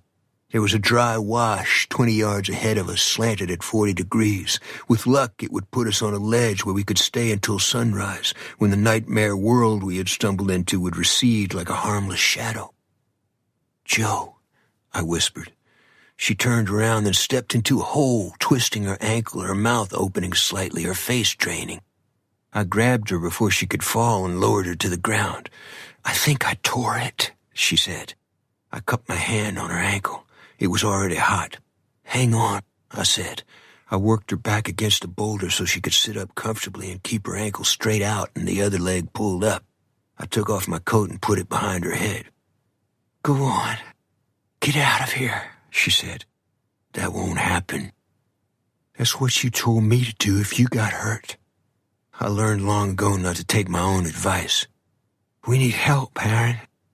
"I'm not leaving you." "God, you're stubborn. I want to pound you with my fists." I looked around us. This isn't a bad place to be. They can't see us. We have the gun. It could be worse. You have to go for help. Out here, there is no help. I sat down and put my arm around her. "Let's rest a little while. Cotton and Spud and Maisie know we're here." "What time is it?" I looked at my watch, then tapped on the glass. "It stopped," she said. "I must have knocked it against a rock." But Joanne was not one you put the slide on. "What time did it stop?" "Exactly midnight. Even the second hand is straight up." Had we stepped out of time? I had no idea. The shadow of a large object raced across the boulders around us. I tried to get my binoculars on it, but it was moving too fast. Then I smelled a stench that was unmistakable, one that makes you gag, one that you associate with a rendering plant or a hair burning, one that could have come from the stacks in Poland during World War II. Joanne choked as though she had swallowed a fishbone. "What are they doing out there?" "Who knows? Tell me." "I'm going to take the binoculars down the trail. Here's the gun. I'll be right back." "Aaron, I don't want these people or creatures or whatever they are to get their hands on me. Understand what I'm saying?" "Yeah, but it's not going to come to that," I said. "Lose the charade and promise you won't let them get me, Aaron," she said. "I won't let them get you, Joanne." I walked behind the boulders along the deer trail, the spot where I could see the bus and the people who had gathered at the head of the canyon. I focused the binoculars on a table rock that seemed to serve as an altar. A bonfire was burning on it, and Mr. and Mrs. Lowry were standing up the slope from it, the firelight flickering on their faces. She wore a black ankle-length dress with a white lace collar similar to the one worn by the wife of Reuben Vickers. Mr. Lowry was also dressed in black and wearing a wide-brimmed, tall-crowned hat that had a silver buckle on its band, as either a Puritan or a French musketeer might wear. Below them, on the other side of the bonfire, were Lindsay Lou and Orchid and Jimmy Doyle and Marvin Fogle and people I'd never seen. They all seemed to be waiting on something or someone. Perhaps the creatures flying over the canyon. Maybe an entity that had more power than all of them together. I shifted the glasses and was suddenly looking at the faces of Cotton Williams and Spud Caudle and Maisie, who was probably the only woman in the world who had ever believed in Spud. I stepped backward behind a boulder, unable to accept what I had just seen. Maisie and Spud and Cotton had become acolytes in a demonic cult.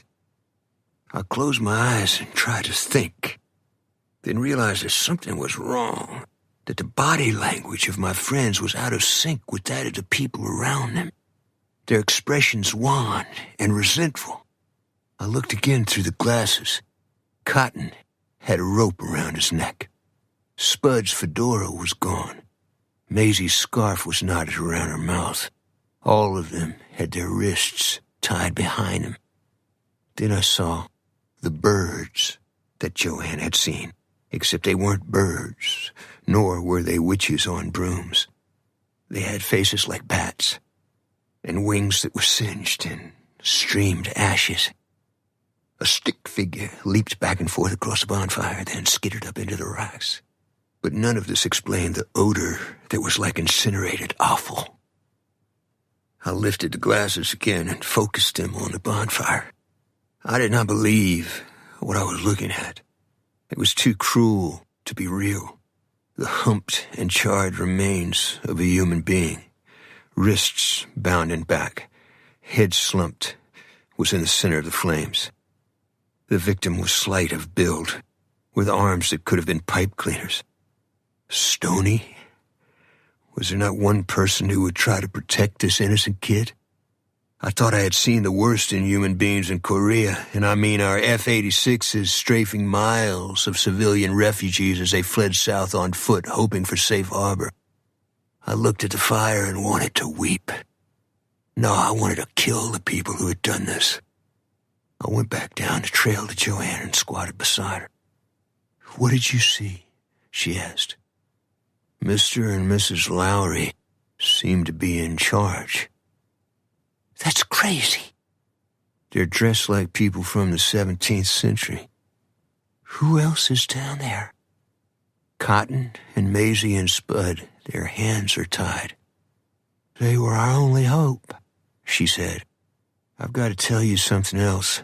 Someone was burned to death in that bonfire. I think these bastards killed Stoney." No, don't say that. "I know what I saw. It could be someone else, but they burned somebody alive." "The Lowrys are doing this?" she said. "This is madness, Aaron. No, this is hell. We found it on Earth. It's not a myth." "We need to get to the top of the canyon," I said. "There's no other way out. Are you up to it?" I tried to smile. "Whatever it takes." "Who else was down there?" "Orchid and Lindsay Lou, Jimmy Doyle, and Marvin Fogle." "Moonchild was their friend." "Orchid and Lindsay Lou are scared. Doyle and Fogle are butt crust." "The Lowrys are actually behind all this? The people who had us to dinner? The man you compared to your father?" "I told you what I saw." "There's something wrong in that picture," she said. "The Lowrys? That doesn't make sense." "We better get going. There's only one trail that goes to the top. It's awful steep. There's not much cover on it either." "They can see us?"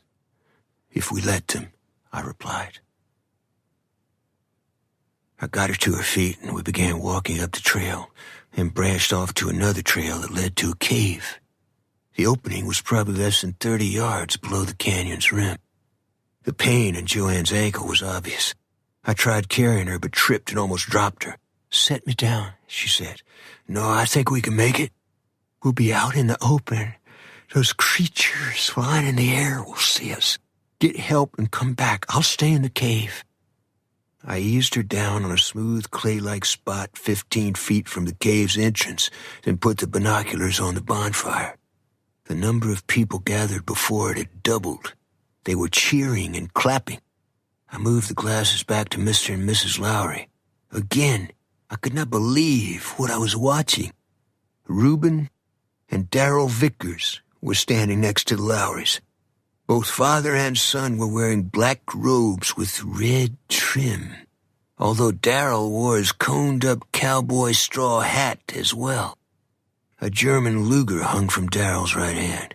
He must have told a joke because the crowd was laughing. However, the faces of the Lowrys were shiny with fear, as though a gravitational shift in the earth had just occurred, and they were the only ones who would be affected by it. Then Darrell Vickers pointed the Luger's barrel at the side of Mr. Lowry's head and fired 2 shots, pop, pop, that fast, like a fool having fun at a funeral. Mr. Lowry dropped straight down, stone dead before he hit the ground. I lowered the binoculars, stupefied. Joanne looked up at me. "Those sounded like gunshots," she said. "Darrell Vickers just murdered Jude Lowry." "What?" "He killed him with a German Luger. His father is with him." "What about Mrs. Lowry?" I put the binoculars to my eyes. "She's just standing there. I think she's crying." "What about your friends, Spud, and—" The crowd's pushing them toward the fire. "We can't leave them, Aaron." I could hear the wind blowing in the pines on the lip of the canyon. I could smell the odor of stone and cave air and hard-packed damp clay and bat guano and the salty smell of birds' nests. I thought of a womb and the symbolism of Elijah finding the voice of God inside a cave. I do not mean that a miracle had been prepared for me, but I do believe that terror can rip away the curtain that binds us to all the mundane distractions of the world, and also the lies of kings and dictators and militarists and those who would turn the Grand Canyon into a gravel pit if they had the opportunity. I looked at my watch, although I cannot explain why. It had started ticking again. The second hand indicated the time was 5 seconds past midnight, as though my life were being reset, or I had stepped into an alternate reality, one where my blackouts had taken me many times. I heard a voice that Joanne did not hear. More important, I saw a man she did not see. He was standing inside the cave, unshaved, wearing fatigues that were sweat-stained and dirty, his skin powdered with dust, his dog tags and a P-38 can opener hanging on a chain outside his shirt. He was grinning. "Saber," I said. "The one and only." "Are you dead?" "Kind of. Things aren't too orderly on this side of the Big Divide. I keep thinking I might wake up at Battalion 8. The flamethrowers didn't? No. You were carrying me. A 105 came in short. Lights out. Your gal looks like Esther Williams. Does she have a sister?" "How can we get out of this, Saber?" "Leave your probs to the Bledsoe. I got something for you." He went deeper into the cave. I looked over my shoulder at Joanne. She was motionless, frozen in time, her gaze fixed on nothing. Saber returned, cradling an object with both palms. "Catch!" It was an M1. I caught it with both hands. He draped a cloth bandolier stuffed with 30-06 clips across the bolt. "We're outnumbered, Saber." "Not with that." It just moved. In my hand. "Time to stomp ass and take names, Aaron. Your friends are depending on you. Are you coming back, Saber?" "Wish I knew." Remember when we drag raced on the edge of the surf down at Galveston? The salt ate the floor out of my 39 Ford. Why'd I get dead, Aaron? I wish neither of us went to Korea. You gotta do something for kicks. Keep a cool stew. You heard it first from the Bledsoe himself. Suddenly, he was gone, and I was wide awake, the stars as white and cold as dry ice above the canyon, the pines swelling in the wind. The hands on my watch had stopped again. Joanne was looking up at me. I knelt beside her and placed her fingers on the M1 stock. Feel that? I said. Yes. My best friend burned his initials there in the spring of 1953. Down below, people were shouting, their voices filled with hate and bloodlust and a form of desire that cannot be sated, cannot be explained, and I am convinced is passed down by a single creature who, millions of years ago, cracked apart his shell and was startled to discover the feast that awaited him. Chapter 29. If you subscribe to a Judeo-Christian view of our tenure on Earth, war does not leave you with many positive memories. There is a short-lived exception, though. For days before you're moved into the line, you carry a nauseating ball of fear in your stomach and a stench in your armpits like spoiled clams. Then you hear a sound on your flank similar to Chinese firecrackers popping. In seconds, it grows in volume and velocity until it becomes a sustained roar of automatic weapons and mortar and bazooka rounds and hand grenades and incoming artillery and explosions like locomotive engines blowing apart and dirt showering down on your steel pot, followed by the screams of those whose arms and legs are gone and whose torsos twitch on the ground as though electrocuted. Then it stops in the same way it started. You slide down in your hole and touch yourself all over and in disbelief discover the angel of death has passed you by. The joy you experience is like none you have ever known. You've not only proved your courage, you're painted with magic, chosen by fate to survive the war and accomplish great deeds, to walk the earth as the friend of God and man. Perhaps that same evening, in the twilight, you sit on the edge of your foxhole and eat your sea rations, pork and beans with chopped eggs and ham, and listen to the dull knocking of .50 caliber and watch the tracers glide like segments of neon into purple hills filled with enemies you no longer fear. The sense of peace and control you experience is ethereal. Of course, you eventually learn all of this is an illusion, but like many self-manufactured opiates, it's a grand one just the same. And that was how I felt after Saber gave me his M1. It was a beautiful weapon, with its heft and balance and peep sight and deadly accuracy and its 8-round clips you could load as fast as you could thumb one into the magazine and roll the heel of your hand off the bolt. I looked down at the bonfire. Maisie and Spud and Cotton had been pushed on their knees. "What are you going to do?" Joanne said. "This," I replied. I propped myself against a boulder and aimed at Darrell Vickers' back and fired a solitary round. The report echoed through the entirety of the canyon. I saw him grab the top of his left shoulder with his right hand and look at the blood on it. The crowd receded from the bonfire like water running backward.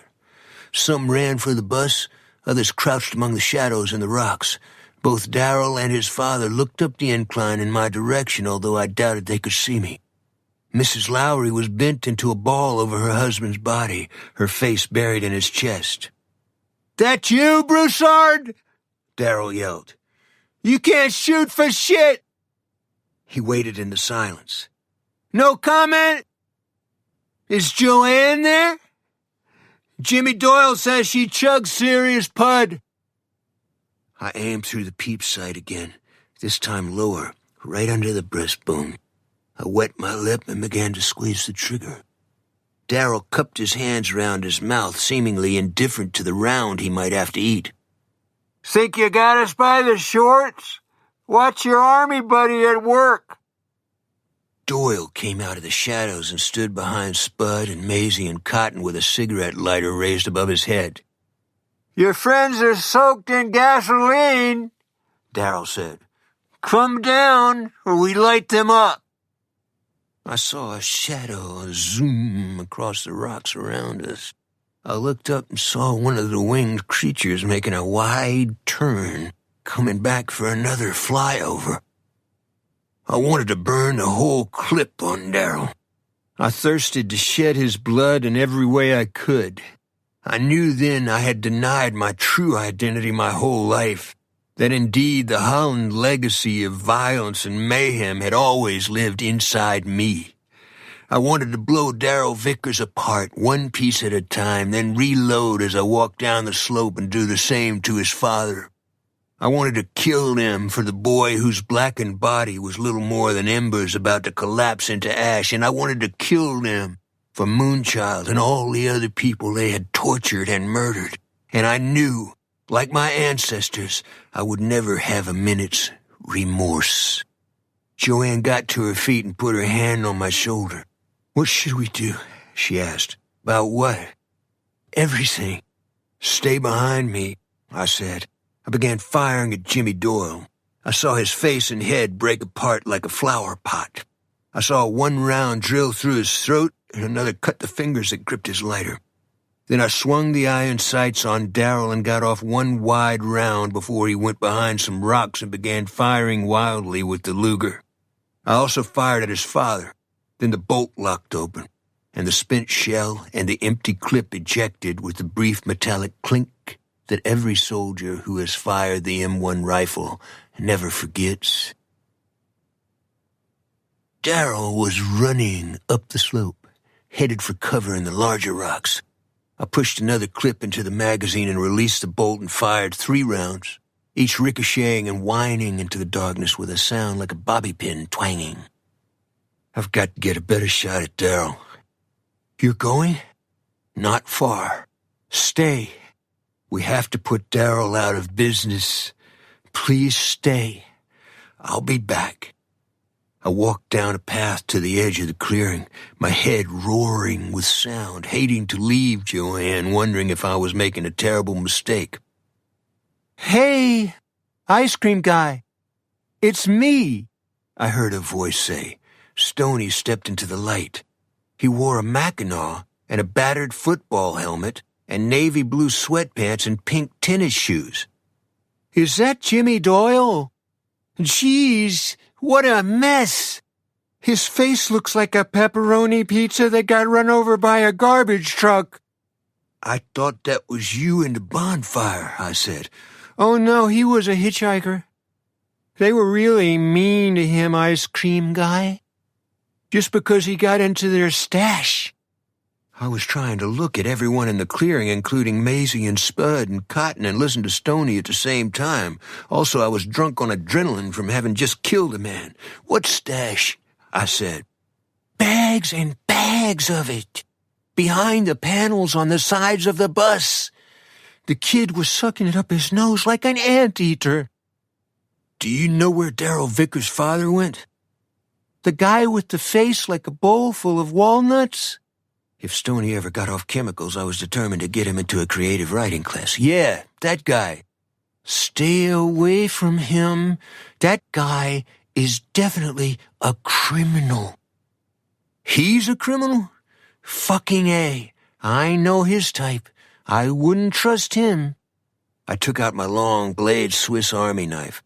"Cut my friends loose, will you? I need to get Joanne." "What for?" he said. "To get out of here?" "She's not going anywhere, ice cream guy. This is the Shitsville, where bad people go. Nobody told you?"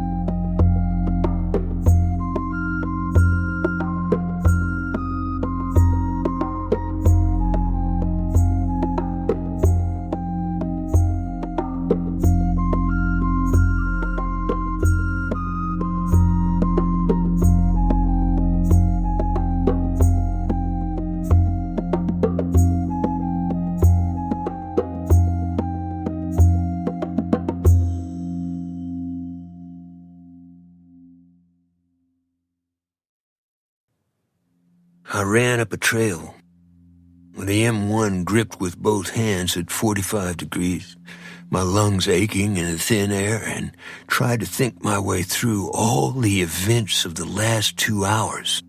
Nothing made sense. I was surrounded by sandstone boulders, some with petroglyphs carved on them. A Comanche moon, huge and yellow, the kind you associate with summer rather than fall, had risen above the canyon. I had just killed one man and had tried to kill another and felt no regret. I had watched the execution of Mr. Lowry, a man I believed to be a genteel farmer and egalitarian patriot. And now, if I had the chance, I was going to cap both Darrell and Reuben Vickers and any others of their ilk I could lay my peep sight on. But inside this giant, grotesque web hung with bat-faced winged creatures, probably from the abyss, I had returned to the worst day of my life, the one I denied on a daily basis, the day my best friend died at Porkchop Hill, or worse, was captured and sent across the Yalu to be used as a lab rat. I've always been a believer. I don't care what the naysayers and cynics say. In fact, I say fuck them. The big blue marble, the constellations, the Milky Way, the wine-dark waves of the ancient Greeks are filled with magic and with us forever. I knew now that Saber would always be with me, just like the days we drifted in his hot rod down South Main and Houston, down by Rice University under the live oaks and Spanish moss, and in the drive-in hangouts, the throaty roar of his twin Hollywood mufflers rumbling on the asphalt, convertibles full of pretty girls waving as they flew past us, Jackie Brinston and Gatemouth Brown blaring from the radio. So I would not fear whatever happened that night in a box canyon that somehow had become a twisted mirror of the America I loved and fought for. As Stephen Crane wrote at the close of The Red Badge of Courage, the great death was only the great death, not to be sought, not to be feared, but treated as an inconsequential player in the human comedy. I was breathing heavily when I reached the plateau that led to the place I had left Joanne. I had 5 rounds in the clip and many more in the bandolier. My heart was beating triumphantly the way it had when Saber and I survived our first day of combat.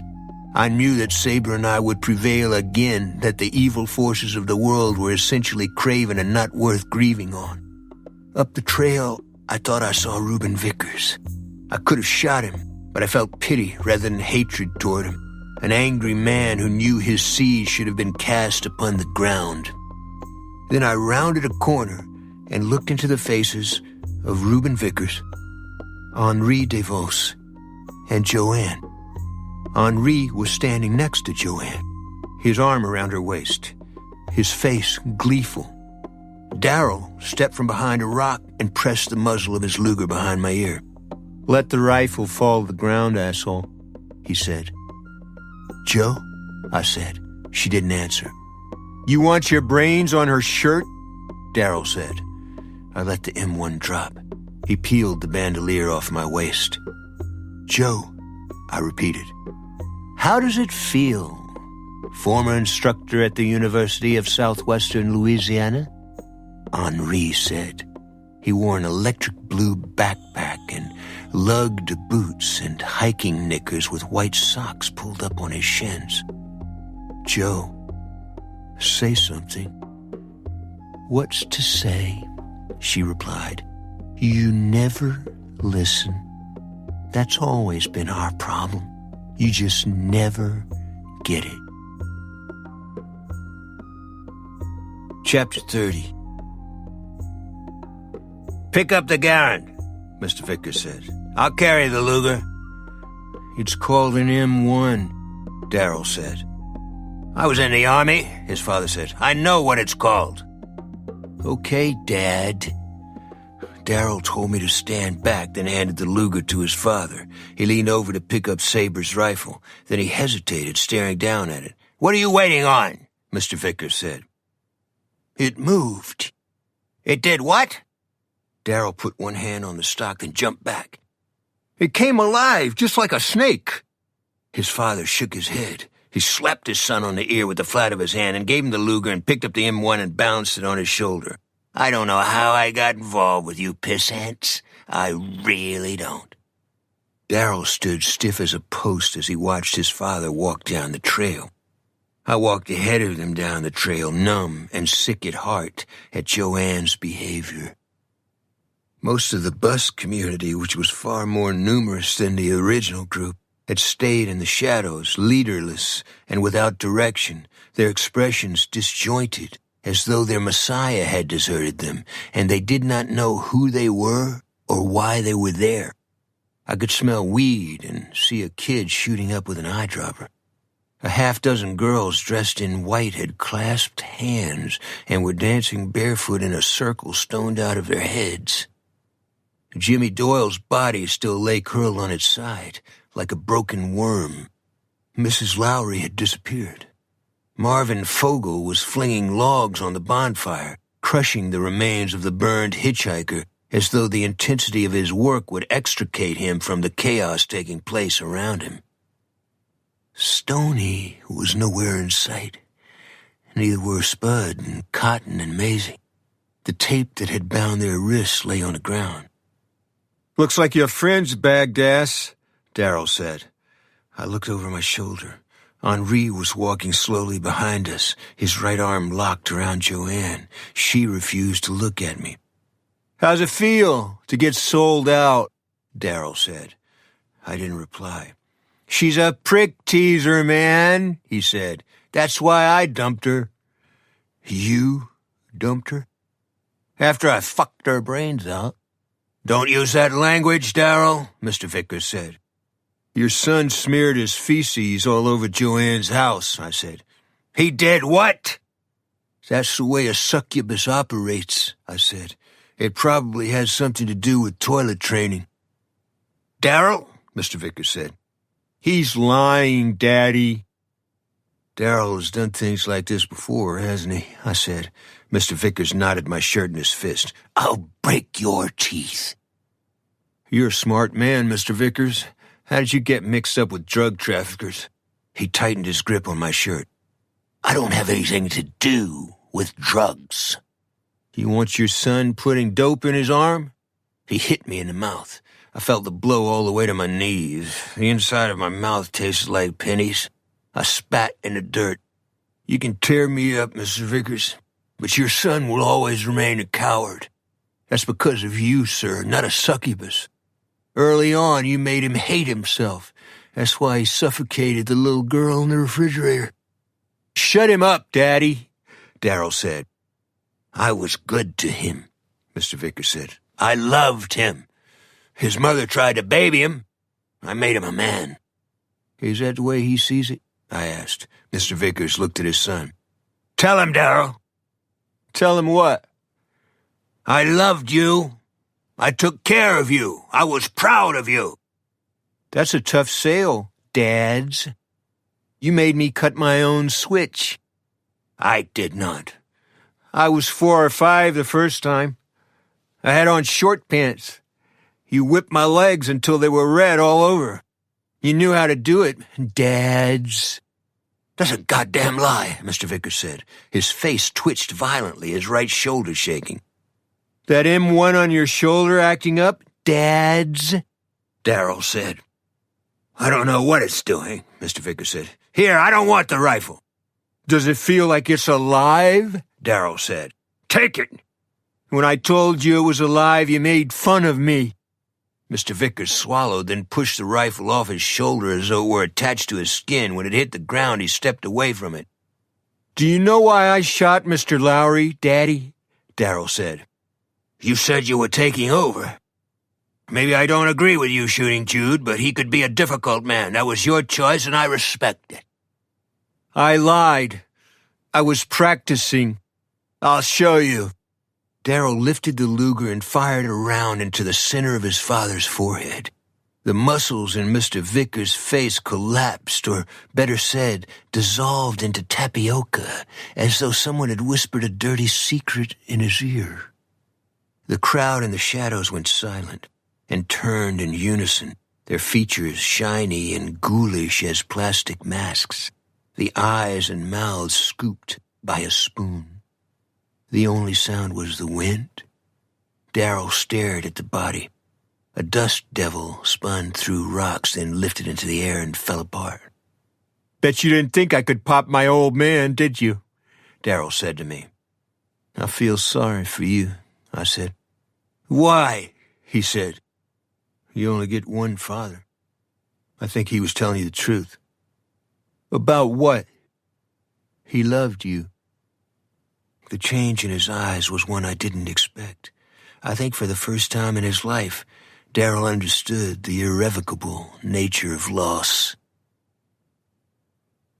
I won't be fanciful with you about death. It's a motherfucker no matter how you cut it, and needless to say, a violent death is worse. You don't have to go to war to find it either. I saw a blowout on an offshore drilling rig that was the equal of any napalm bombing. The rig began to quiver. Then the bolts started popping loose around the wellhead, and the casing jettisoned out of the hole and was clanging in the rigging like a junkyard falling downstairs, followed by a torrent of oil and gas and sludge that suddenly ignited and blew flame through the derrick and wilted the steel spars like licorice. 14 men died on the deck. The man racking pipe high up on the monkey board never knew what hit him. I was on an offshore seismograph rig in '57 when Hurricane Audrey hit the Louisiana coast at 145 miles an hour, except we rode it out, even though we were loaded with canned dynamite and nitro caps. I don't think I was ever more frightened, before or since. Many people in Cameron Parish were drowned, and for minimum wage I helped extract the dead from the swamp with grappling hooks and pull them out of trees. I remember how the dead all smelled like Clorox when you dragged them over the gunwale and into the boat. I do not mean to assault anyone's sensibilities, but once you face death or reach out and touch it with your hand or look into the half-lidded eyes of a woman or child or man whose life has been violently taken, you bond with them and silently try to console them for the theft of their lives. You promise to carry them in your heart and never tell anyone about it. I think that's what humanity is about. Why do I talk about these things? I do not want the reader to mourn the fate of any character in this tale. Saber was brave and did not want me to mourn his death. That alone was gift enough for me. Since that night in the Box Canyon, I have never feared death, nor do I brood upon it. I'll take a step further. Since that night, I have never feared anything in this world or the next. We were almost to the bus. Henri was now holding Darrell's Luger. I kept trying to make Joanne look at me, with no success. My mind was tired, and my body weak, my spiritual resources used up. Why would she not look at me? Had she actually betrayed me? Think, I told myself. What was I not seeing? The 38 police special. Her bag was still hanging on her waist. I want you to take a look inside the bus, Henry said. I think you'll be pleasantly surprised. I stepped up into the vestibule of the bus. Henri and Joanne followed me. Henri pulled off his backpack and dropped it heavily on the floor. Young people were eating takeout pizza and smoking dope. Lindsay, Lou, and Orchid were huddled behind a table stacked with tape-wrapped packages that probably contained cocaine or Mexican skag. Lindsay, Lou, and Orchid couldn't bring themselves to look at me. "How you doing, girls?" I said. Both of them hung their heads. "This isn't your fault," I told them. "You got taken in by a bunch of shitheads." "Don't test the envelope, Broussard," Henri said. "What did you want to show me?" I said. He pulled down a blanket that was draped on a clothesline. Behind it, Joanne's paintings were propped either against or all over a stuffed couch. The first one I saw clearly was of the children trapped inside the flames at the Ludlow massacre. "What do you think about that, Joanne?" Henri said. "Thank you," she replied. You took them out of Joanne's house? I said. No, Darrell did, but I got them back. Are you going to believe this guy? I said to Jo. She didn't answer. Her eyes were flat, her fingernails curled into her palms. You don't seem fazed too much by all this, Broussard, Henri said. What's to say? You win, I lose, I replied. Through a window, I could see Darrell among his newly acquired followers. He was still wearing his straw cowboy hat. Here's the rub, Henri. You're stuck with who you are, and you're stuck with Darrell. Have fun with that. You don't have any questions about any of this or how it happened, he said. It's the other way around, pal. I've always believed in the unseen world. It's you who's just waking up to it. Problem is, you're on the wrong side, and in this case, that makes you the dumbest academic I've ever met. He was a vain man. I saw him fight with the insult, saw it seep into his face, his smile turned to a twitch, his gaze shift to Joanne, then back to me. Let's walk outside, Broussard, he said. I've got something special planned for you. My friends Spud and Cotton and Maisie get loose on you, I said. What about them? My friend Cotton is a former Army Ranger in a mean motor scooter. He wiped out a bunch of SS under Vatican Square. Spud went up the road in Kentucky. His patron saint is Devil Anne's Hatfield. I'm shaking. Darrell stepped up on the vestibule. What are you doing in here? Looking at Joanne's canvases, Henri said. Get out of here! Bring that asshole with you! We need to wrap this up. In the blink, while Darrell had distracted Henri, Joanne pressed her foot on mine, looked directly into my eyes, then glanced at the electric blue backpack Henri had dropped on the floor. She had gotten the .38 into his pack in case someone searched her drawstring bag. She had outthought Henri and Darrell from the jump, and she had also outthought me. But at that moment, the confirmation she had not betrayed me was worth far more to me than life itself. Chapter 31. We left the bus. In the short time we were inside, the sky had turned black, smudging out the stars as though cannon smoke had drifted across them. Flashes of electricity were rolling through the clouds directly above the canyon, lighting the cliffs and the trees that grew between the rocks. The air was cold and sweet with the smell of rain. Marvin was still flinging logs on the bonfire, his face sweaty, the back of his coat split, his commitment to his task unflagging. He grinned at me and shrugged as if he had no choice in the matter. I've heard if you keep your eyes shut, your sensory system shuts down and the smoke does the rest, Henri said. That's as good as I can offer. Somebody pulled my arms behind me and taped my wrists. Lightning struck the canyon's rim, peeling back the darkness with a huge ball of yellow fire. Did you see that? Darrell said. See what? Henri said. A guy up on the cliff, wearing black, with a hood. It could have been a dead tree. It was Bible-thumping Bob, Darrell said. What's he doing here?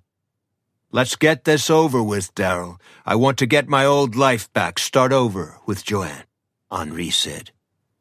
Got news for you, Darrell said. We need to tie up some loose ends, starting with Ms. Lowry. Time for you to get wet. That's on you, Henri said. You took out her husband when you didn't have to. Clean up your own mess. I don't like your tone, Darrell said. I felt raindrops strike my skin like drops of lead. I looked up at the sky and closed my eyes and let the rain slide down my face. I longed to have the M1 in my hands again. Can I ask you guys something? What Weisenheimer? Darrell said. The kid you burned to death. You did it just because he got into your stash? Yeah, an object lesson, Darrell replied. How old was he? How should I know? He said. That's not your business anyway. He kicked me behind the knee and sent me tumbling to the ground. I had to help Joanne get to Henri's backpack, but I didn't know how. "I don't want to watch this, Henri," she said. "Then don't watch it," Darryl said. She sniffed and rubbed her nose with her hand. "I'm coming down with a cold." "Will you get her out of here?" Darryl said to Henri. The sky lit up again. I thought I saw Spud and Cotton at the edge of the clearing. Darryl followed my line of sight. I was on my knees now. I started to stand. He took the Luger from Henri and chopped the butt down on my head. I felt like something had torn loose inside my skull. But I was on one knee now and still rising to my feet. "Help me get him on the fire, Marvin," Darryl said. "He's been the problem from the start. Grab his ankles." "I think we should talk this over," Marvin said. "I'm just a bus driver. I didn't do any of the killing here. No, sir, that's not my bag." "You poured gasoline on that kid. I thought it was just to scare him. You want to take Broussard's place?" "I think I'm going back to work at the Orange Julius in Portland. I was up for assistant manager." Darryl knocked me to the ground again and went behind the bus and returned with a can of gasoline. He jerked the plug from the spout and showered gasoline on my head and face and clothes, then tossed the empty can in the fire. He watched the metal blacken and fold in on itself. Then he pointed the Luger at Henri. "Pick him up, Professor." Henri lifted his hands, palms out, his eyes lowered like a peacemaker. "This isn't the way to go, Darryl. Aaron is a smart guy. There are ways to work it out." "I always knew you were a yellow belly," Darryl said. He turned toward Joanne. "What are you looking at?" "Nothing," she said. "Bring me a can of Bud," he said. I tried again to get to my feet, but Darryl placed his foot between my shoulder blades and shoved me down once more. I saw Joanne bend down over the backpack, then step off the vestibule. She pointed the .38 at Darryl with both hands, her arms straight out. The kids on the bus followed her out. Those already outside had formed a huge semicircle around the clearing, their faces a study in shadow and firelight. They made me think of the children in Joanne's paintings. "Put your pistol on the ground, Darryl," she said. "I think I'll keep it," he replied. "I'll have to shoot you." "How about giving me some head before you do?" I saw her trying to pull back the hammer. She had told me she knew nothing about guns. I believed her. Where were Spud and Cotton? "Joanne, put your gun down," Henri said. "Darryl will kill you." "Shut up, Henri," Darryl said. "This is between me and her." He worked a butane lighter out of his watch pocket. "I'm going to set Broussard on fire. What do you say to that, Joanne?" She pulled the trigger. The hammer snapped on either an empty chamber or a dead round. She squeezed the trigger again and again. "I took the cartridges out," Darryl said. "You and Broussard are the perfect couple, Joanne. Complete losers. Gee, I wish I could have gone to college." He walked toward me with the Luger swinging from his hand. I was on my knees. "Open your mouth," he said. There was a collective moan in the crowd, as though a collective sin were being imposed upon them. Their behavior surprised even Darryl. They seemed to shrink individually in size, trying to hide inside themselves or inside one another. "Don't hurt Ice Cream Guy," Stoney called. Then I saw him and Orchid and Lindsay Lou pick up stones and sticks. The others began to do the same. If they had possessed scythes and pitchforks and rakes, the scene would have been complete. "What do you think you're doing?" Darryl said to them. Out of the darkness, I saw Cotton Williams running toward Darryl, his shoulders humped, his silver hair streaming, his buck knife open in his right hand. I never saw a man hit another man so hard with his body. Darryl looked like he had been broken in half, his robes torn open, his love handles and soft stomach exposed, the inside of his mouth as red as paint. Cotton pinned him to the ground with his knees, then inserted the point of his knife in Darryl's right nostril. "Cotton," I said. Darryl's eyes were bulging. A broken tooth was glued to his chin. Cotton, I said again. He felt up Maisie, Cotton said, all over her. Same thing a guard did during one of those internment camps. Don't do it, Cotton, I said. This isn't you. I killed my own son. What do you call that? I knew my words were to no avail. He was going to do it, and I couldn't blame him. Maybe I even wanted him to do it. Maybe we would all die that night. Maybe all of us had already entered eternity. Maisie and Spud came out of the darkness. She placed her hand on Cotton's shoulder and knelt beside him, then leaned close to his ear. "You good man," she said. "You kind and brave, like Spud and Aaron. That why I love you. You give me knife now, Cotton." She took it gingerly from his hand. I looked over my shoulder to see where Joanne was, but she was gone. And I mean, gone. Epilogue. I woke in the morning by a railroad track, miles away, with no memory of how I got there. My car was found by state foresters at the entrance to the box canyon. It had burned with such heat that the steering wheel had melted and all 4 tires had exploded. I told the cops I knew where several homicides had been committed. They found no evidence of any unusual events in the canyon and locked me in jail for 2 days because I was deemed a risk to myself. I asked to see my friend Wade Binbo and was told he was out of town. I was released from jail and immediately went to Joanne's house. Her car was gone, her windows sealed with plywood. The hog farmer next door said he had no idea where she went. That night I got drunk and put back in the can, this time in a tank with a bunch of stew bums. While there, I had a surprise visitor and was allowed to speak with her in a conference room to which only lawyers normally had access. "How are you, Aaron?" she said. "I'm so sorry to see you in bad straits." "That's very good of you, Mrs. Lowry." I searched her face. She smiled pleasantly and seemed completely serene. I decided to turn the dial. "How's Mr. Lowry?" "He's visiting his family in New England," she replied. She smelled as fresh as the morning dew. "Do you know where Joanne McDuffie is?" I asked. "Oh, the young girl you brought to dinner? No, I haven't seen her." "How about Mr. Vickers? Is he out and about?" "I wouldn't know. Mr. Lowry and I keep our distance from him. It's too bad about his son, though." "Has Darrell been up to something?" I said. "I guess you haven't heard. The Vickers boy and a college professor were found dead on a back road up by Ludlow. Their bodies were mangled. The police think that maybe a log truck ran over them. Are you sure you're all right, Aaron?" "I'm fine. I sure wish I could get some news on Joanne, though. I'll let you know if I hear anything. I paid your bail. I also left an envelope with your wages and a little extra in it." "I don't work for you anymore?" "We're selling the farm.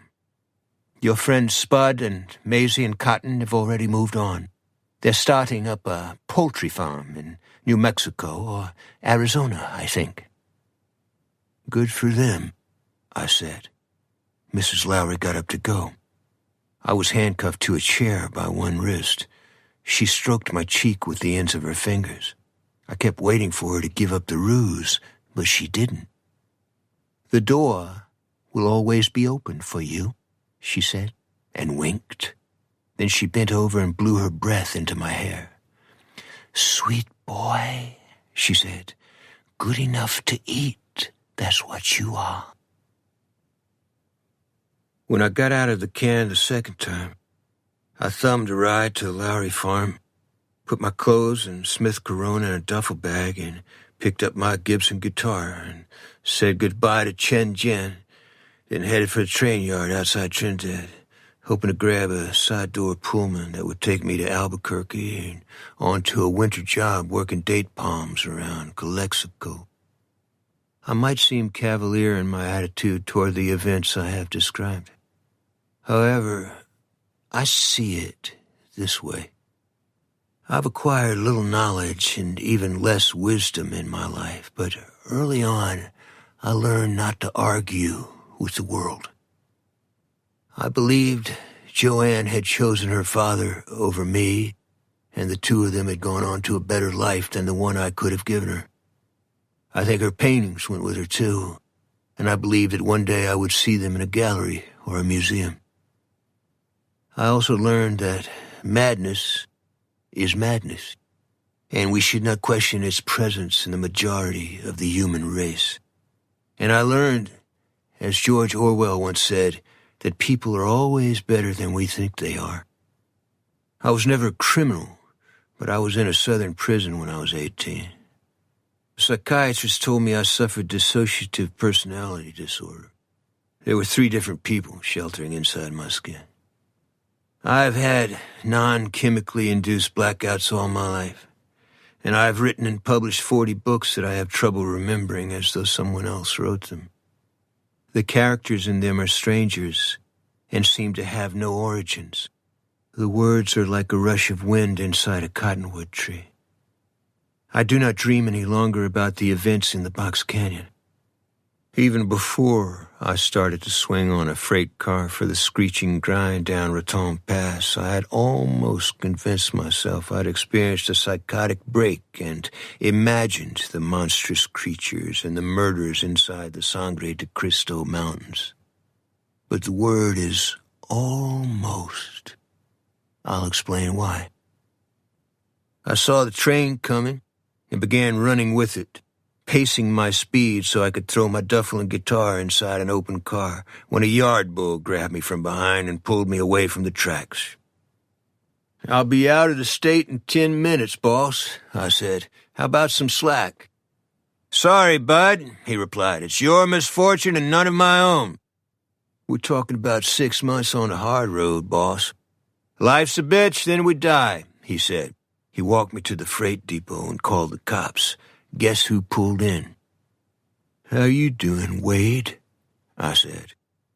"I hear you've been busy," he said. "I got drunk and let my imagination run away."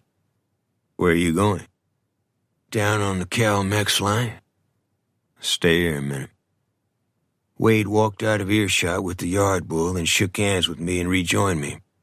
"There's a highballer leaving out in 10 minutes. I'll stay with you until you climb aboard. Want some coffee?" "No, thank you." He reached for his thermos through the driver's window of his car. "What happened in that Box Canyon?" he said. "Nothing." "Sure about that?" "Sure as there are no witches except in Joseph McCarthy's sick mind." "Need any money?" "No, sir. It's been an honor to know you." "Put me in one of your books." "What's that in the back seat?" I asked. He lit a Lucky Strike and exhaled the smoke through his nostrils. "A pilgrim hat." He reached in the window and put it on his head. "We're having a little theater rehearsal tonight. I play a Puritan judge." "No kidding," I said. "Keep on the sunny side, kid. Don't look back. Something might be gaining on you." Satchel Paige said that. I knew you were smart. In the early hours of the next day, somewhere in the Grand Canyon country around Flagstaff, the sliding door of my boxcar opened. I woke to the sweet smell of pines and the singing of the rails, just as the morning sun broke over the mountains, and in a blink gave life to the shadows of the boxcars racing across the desert floor. Another Kind of Eden is available in print from Simon & Schuster.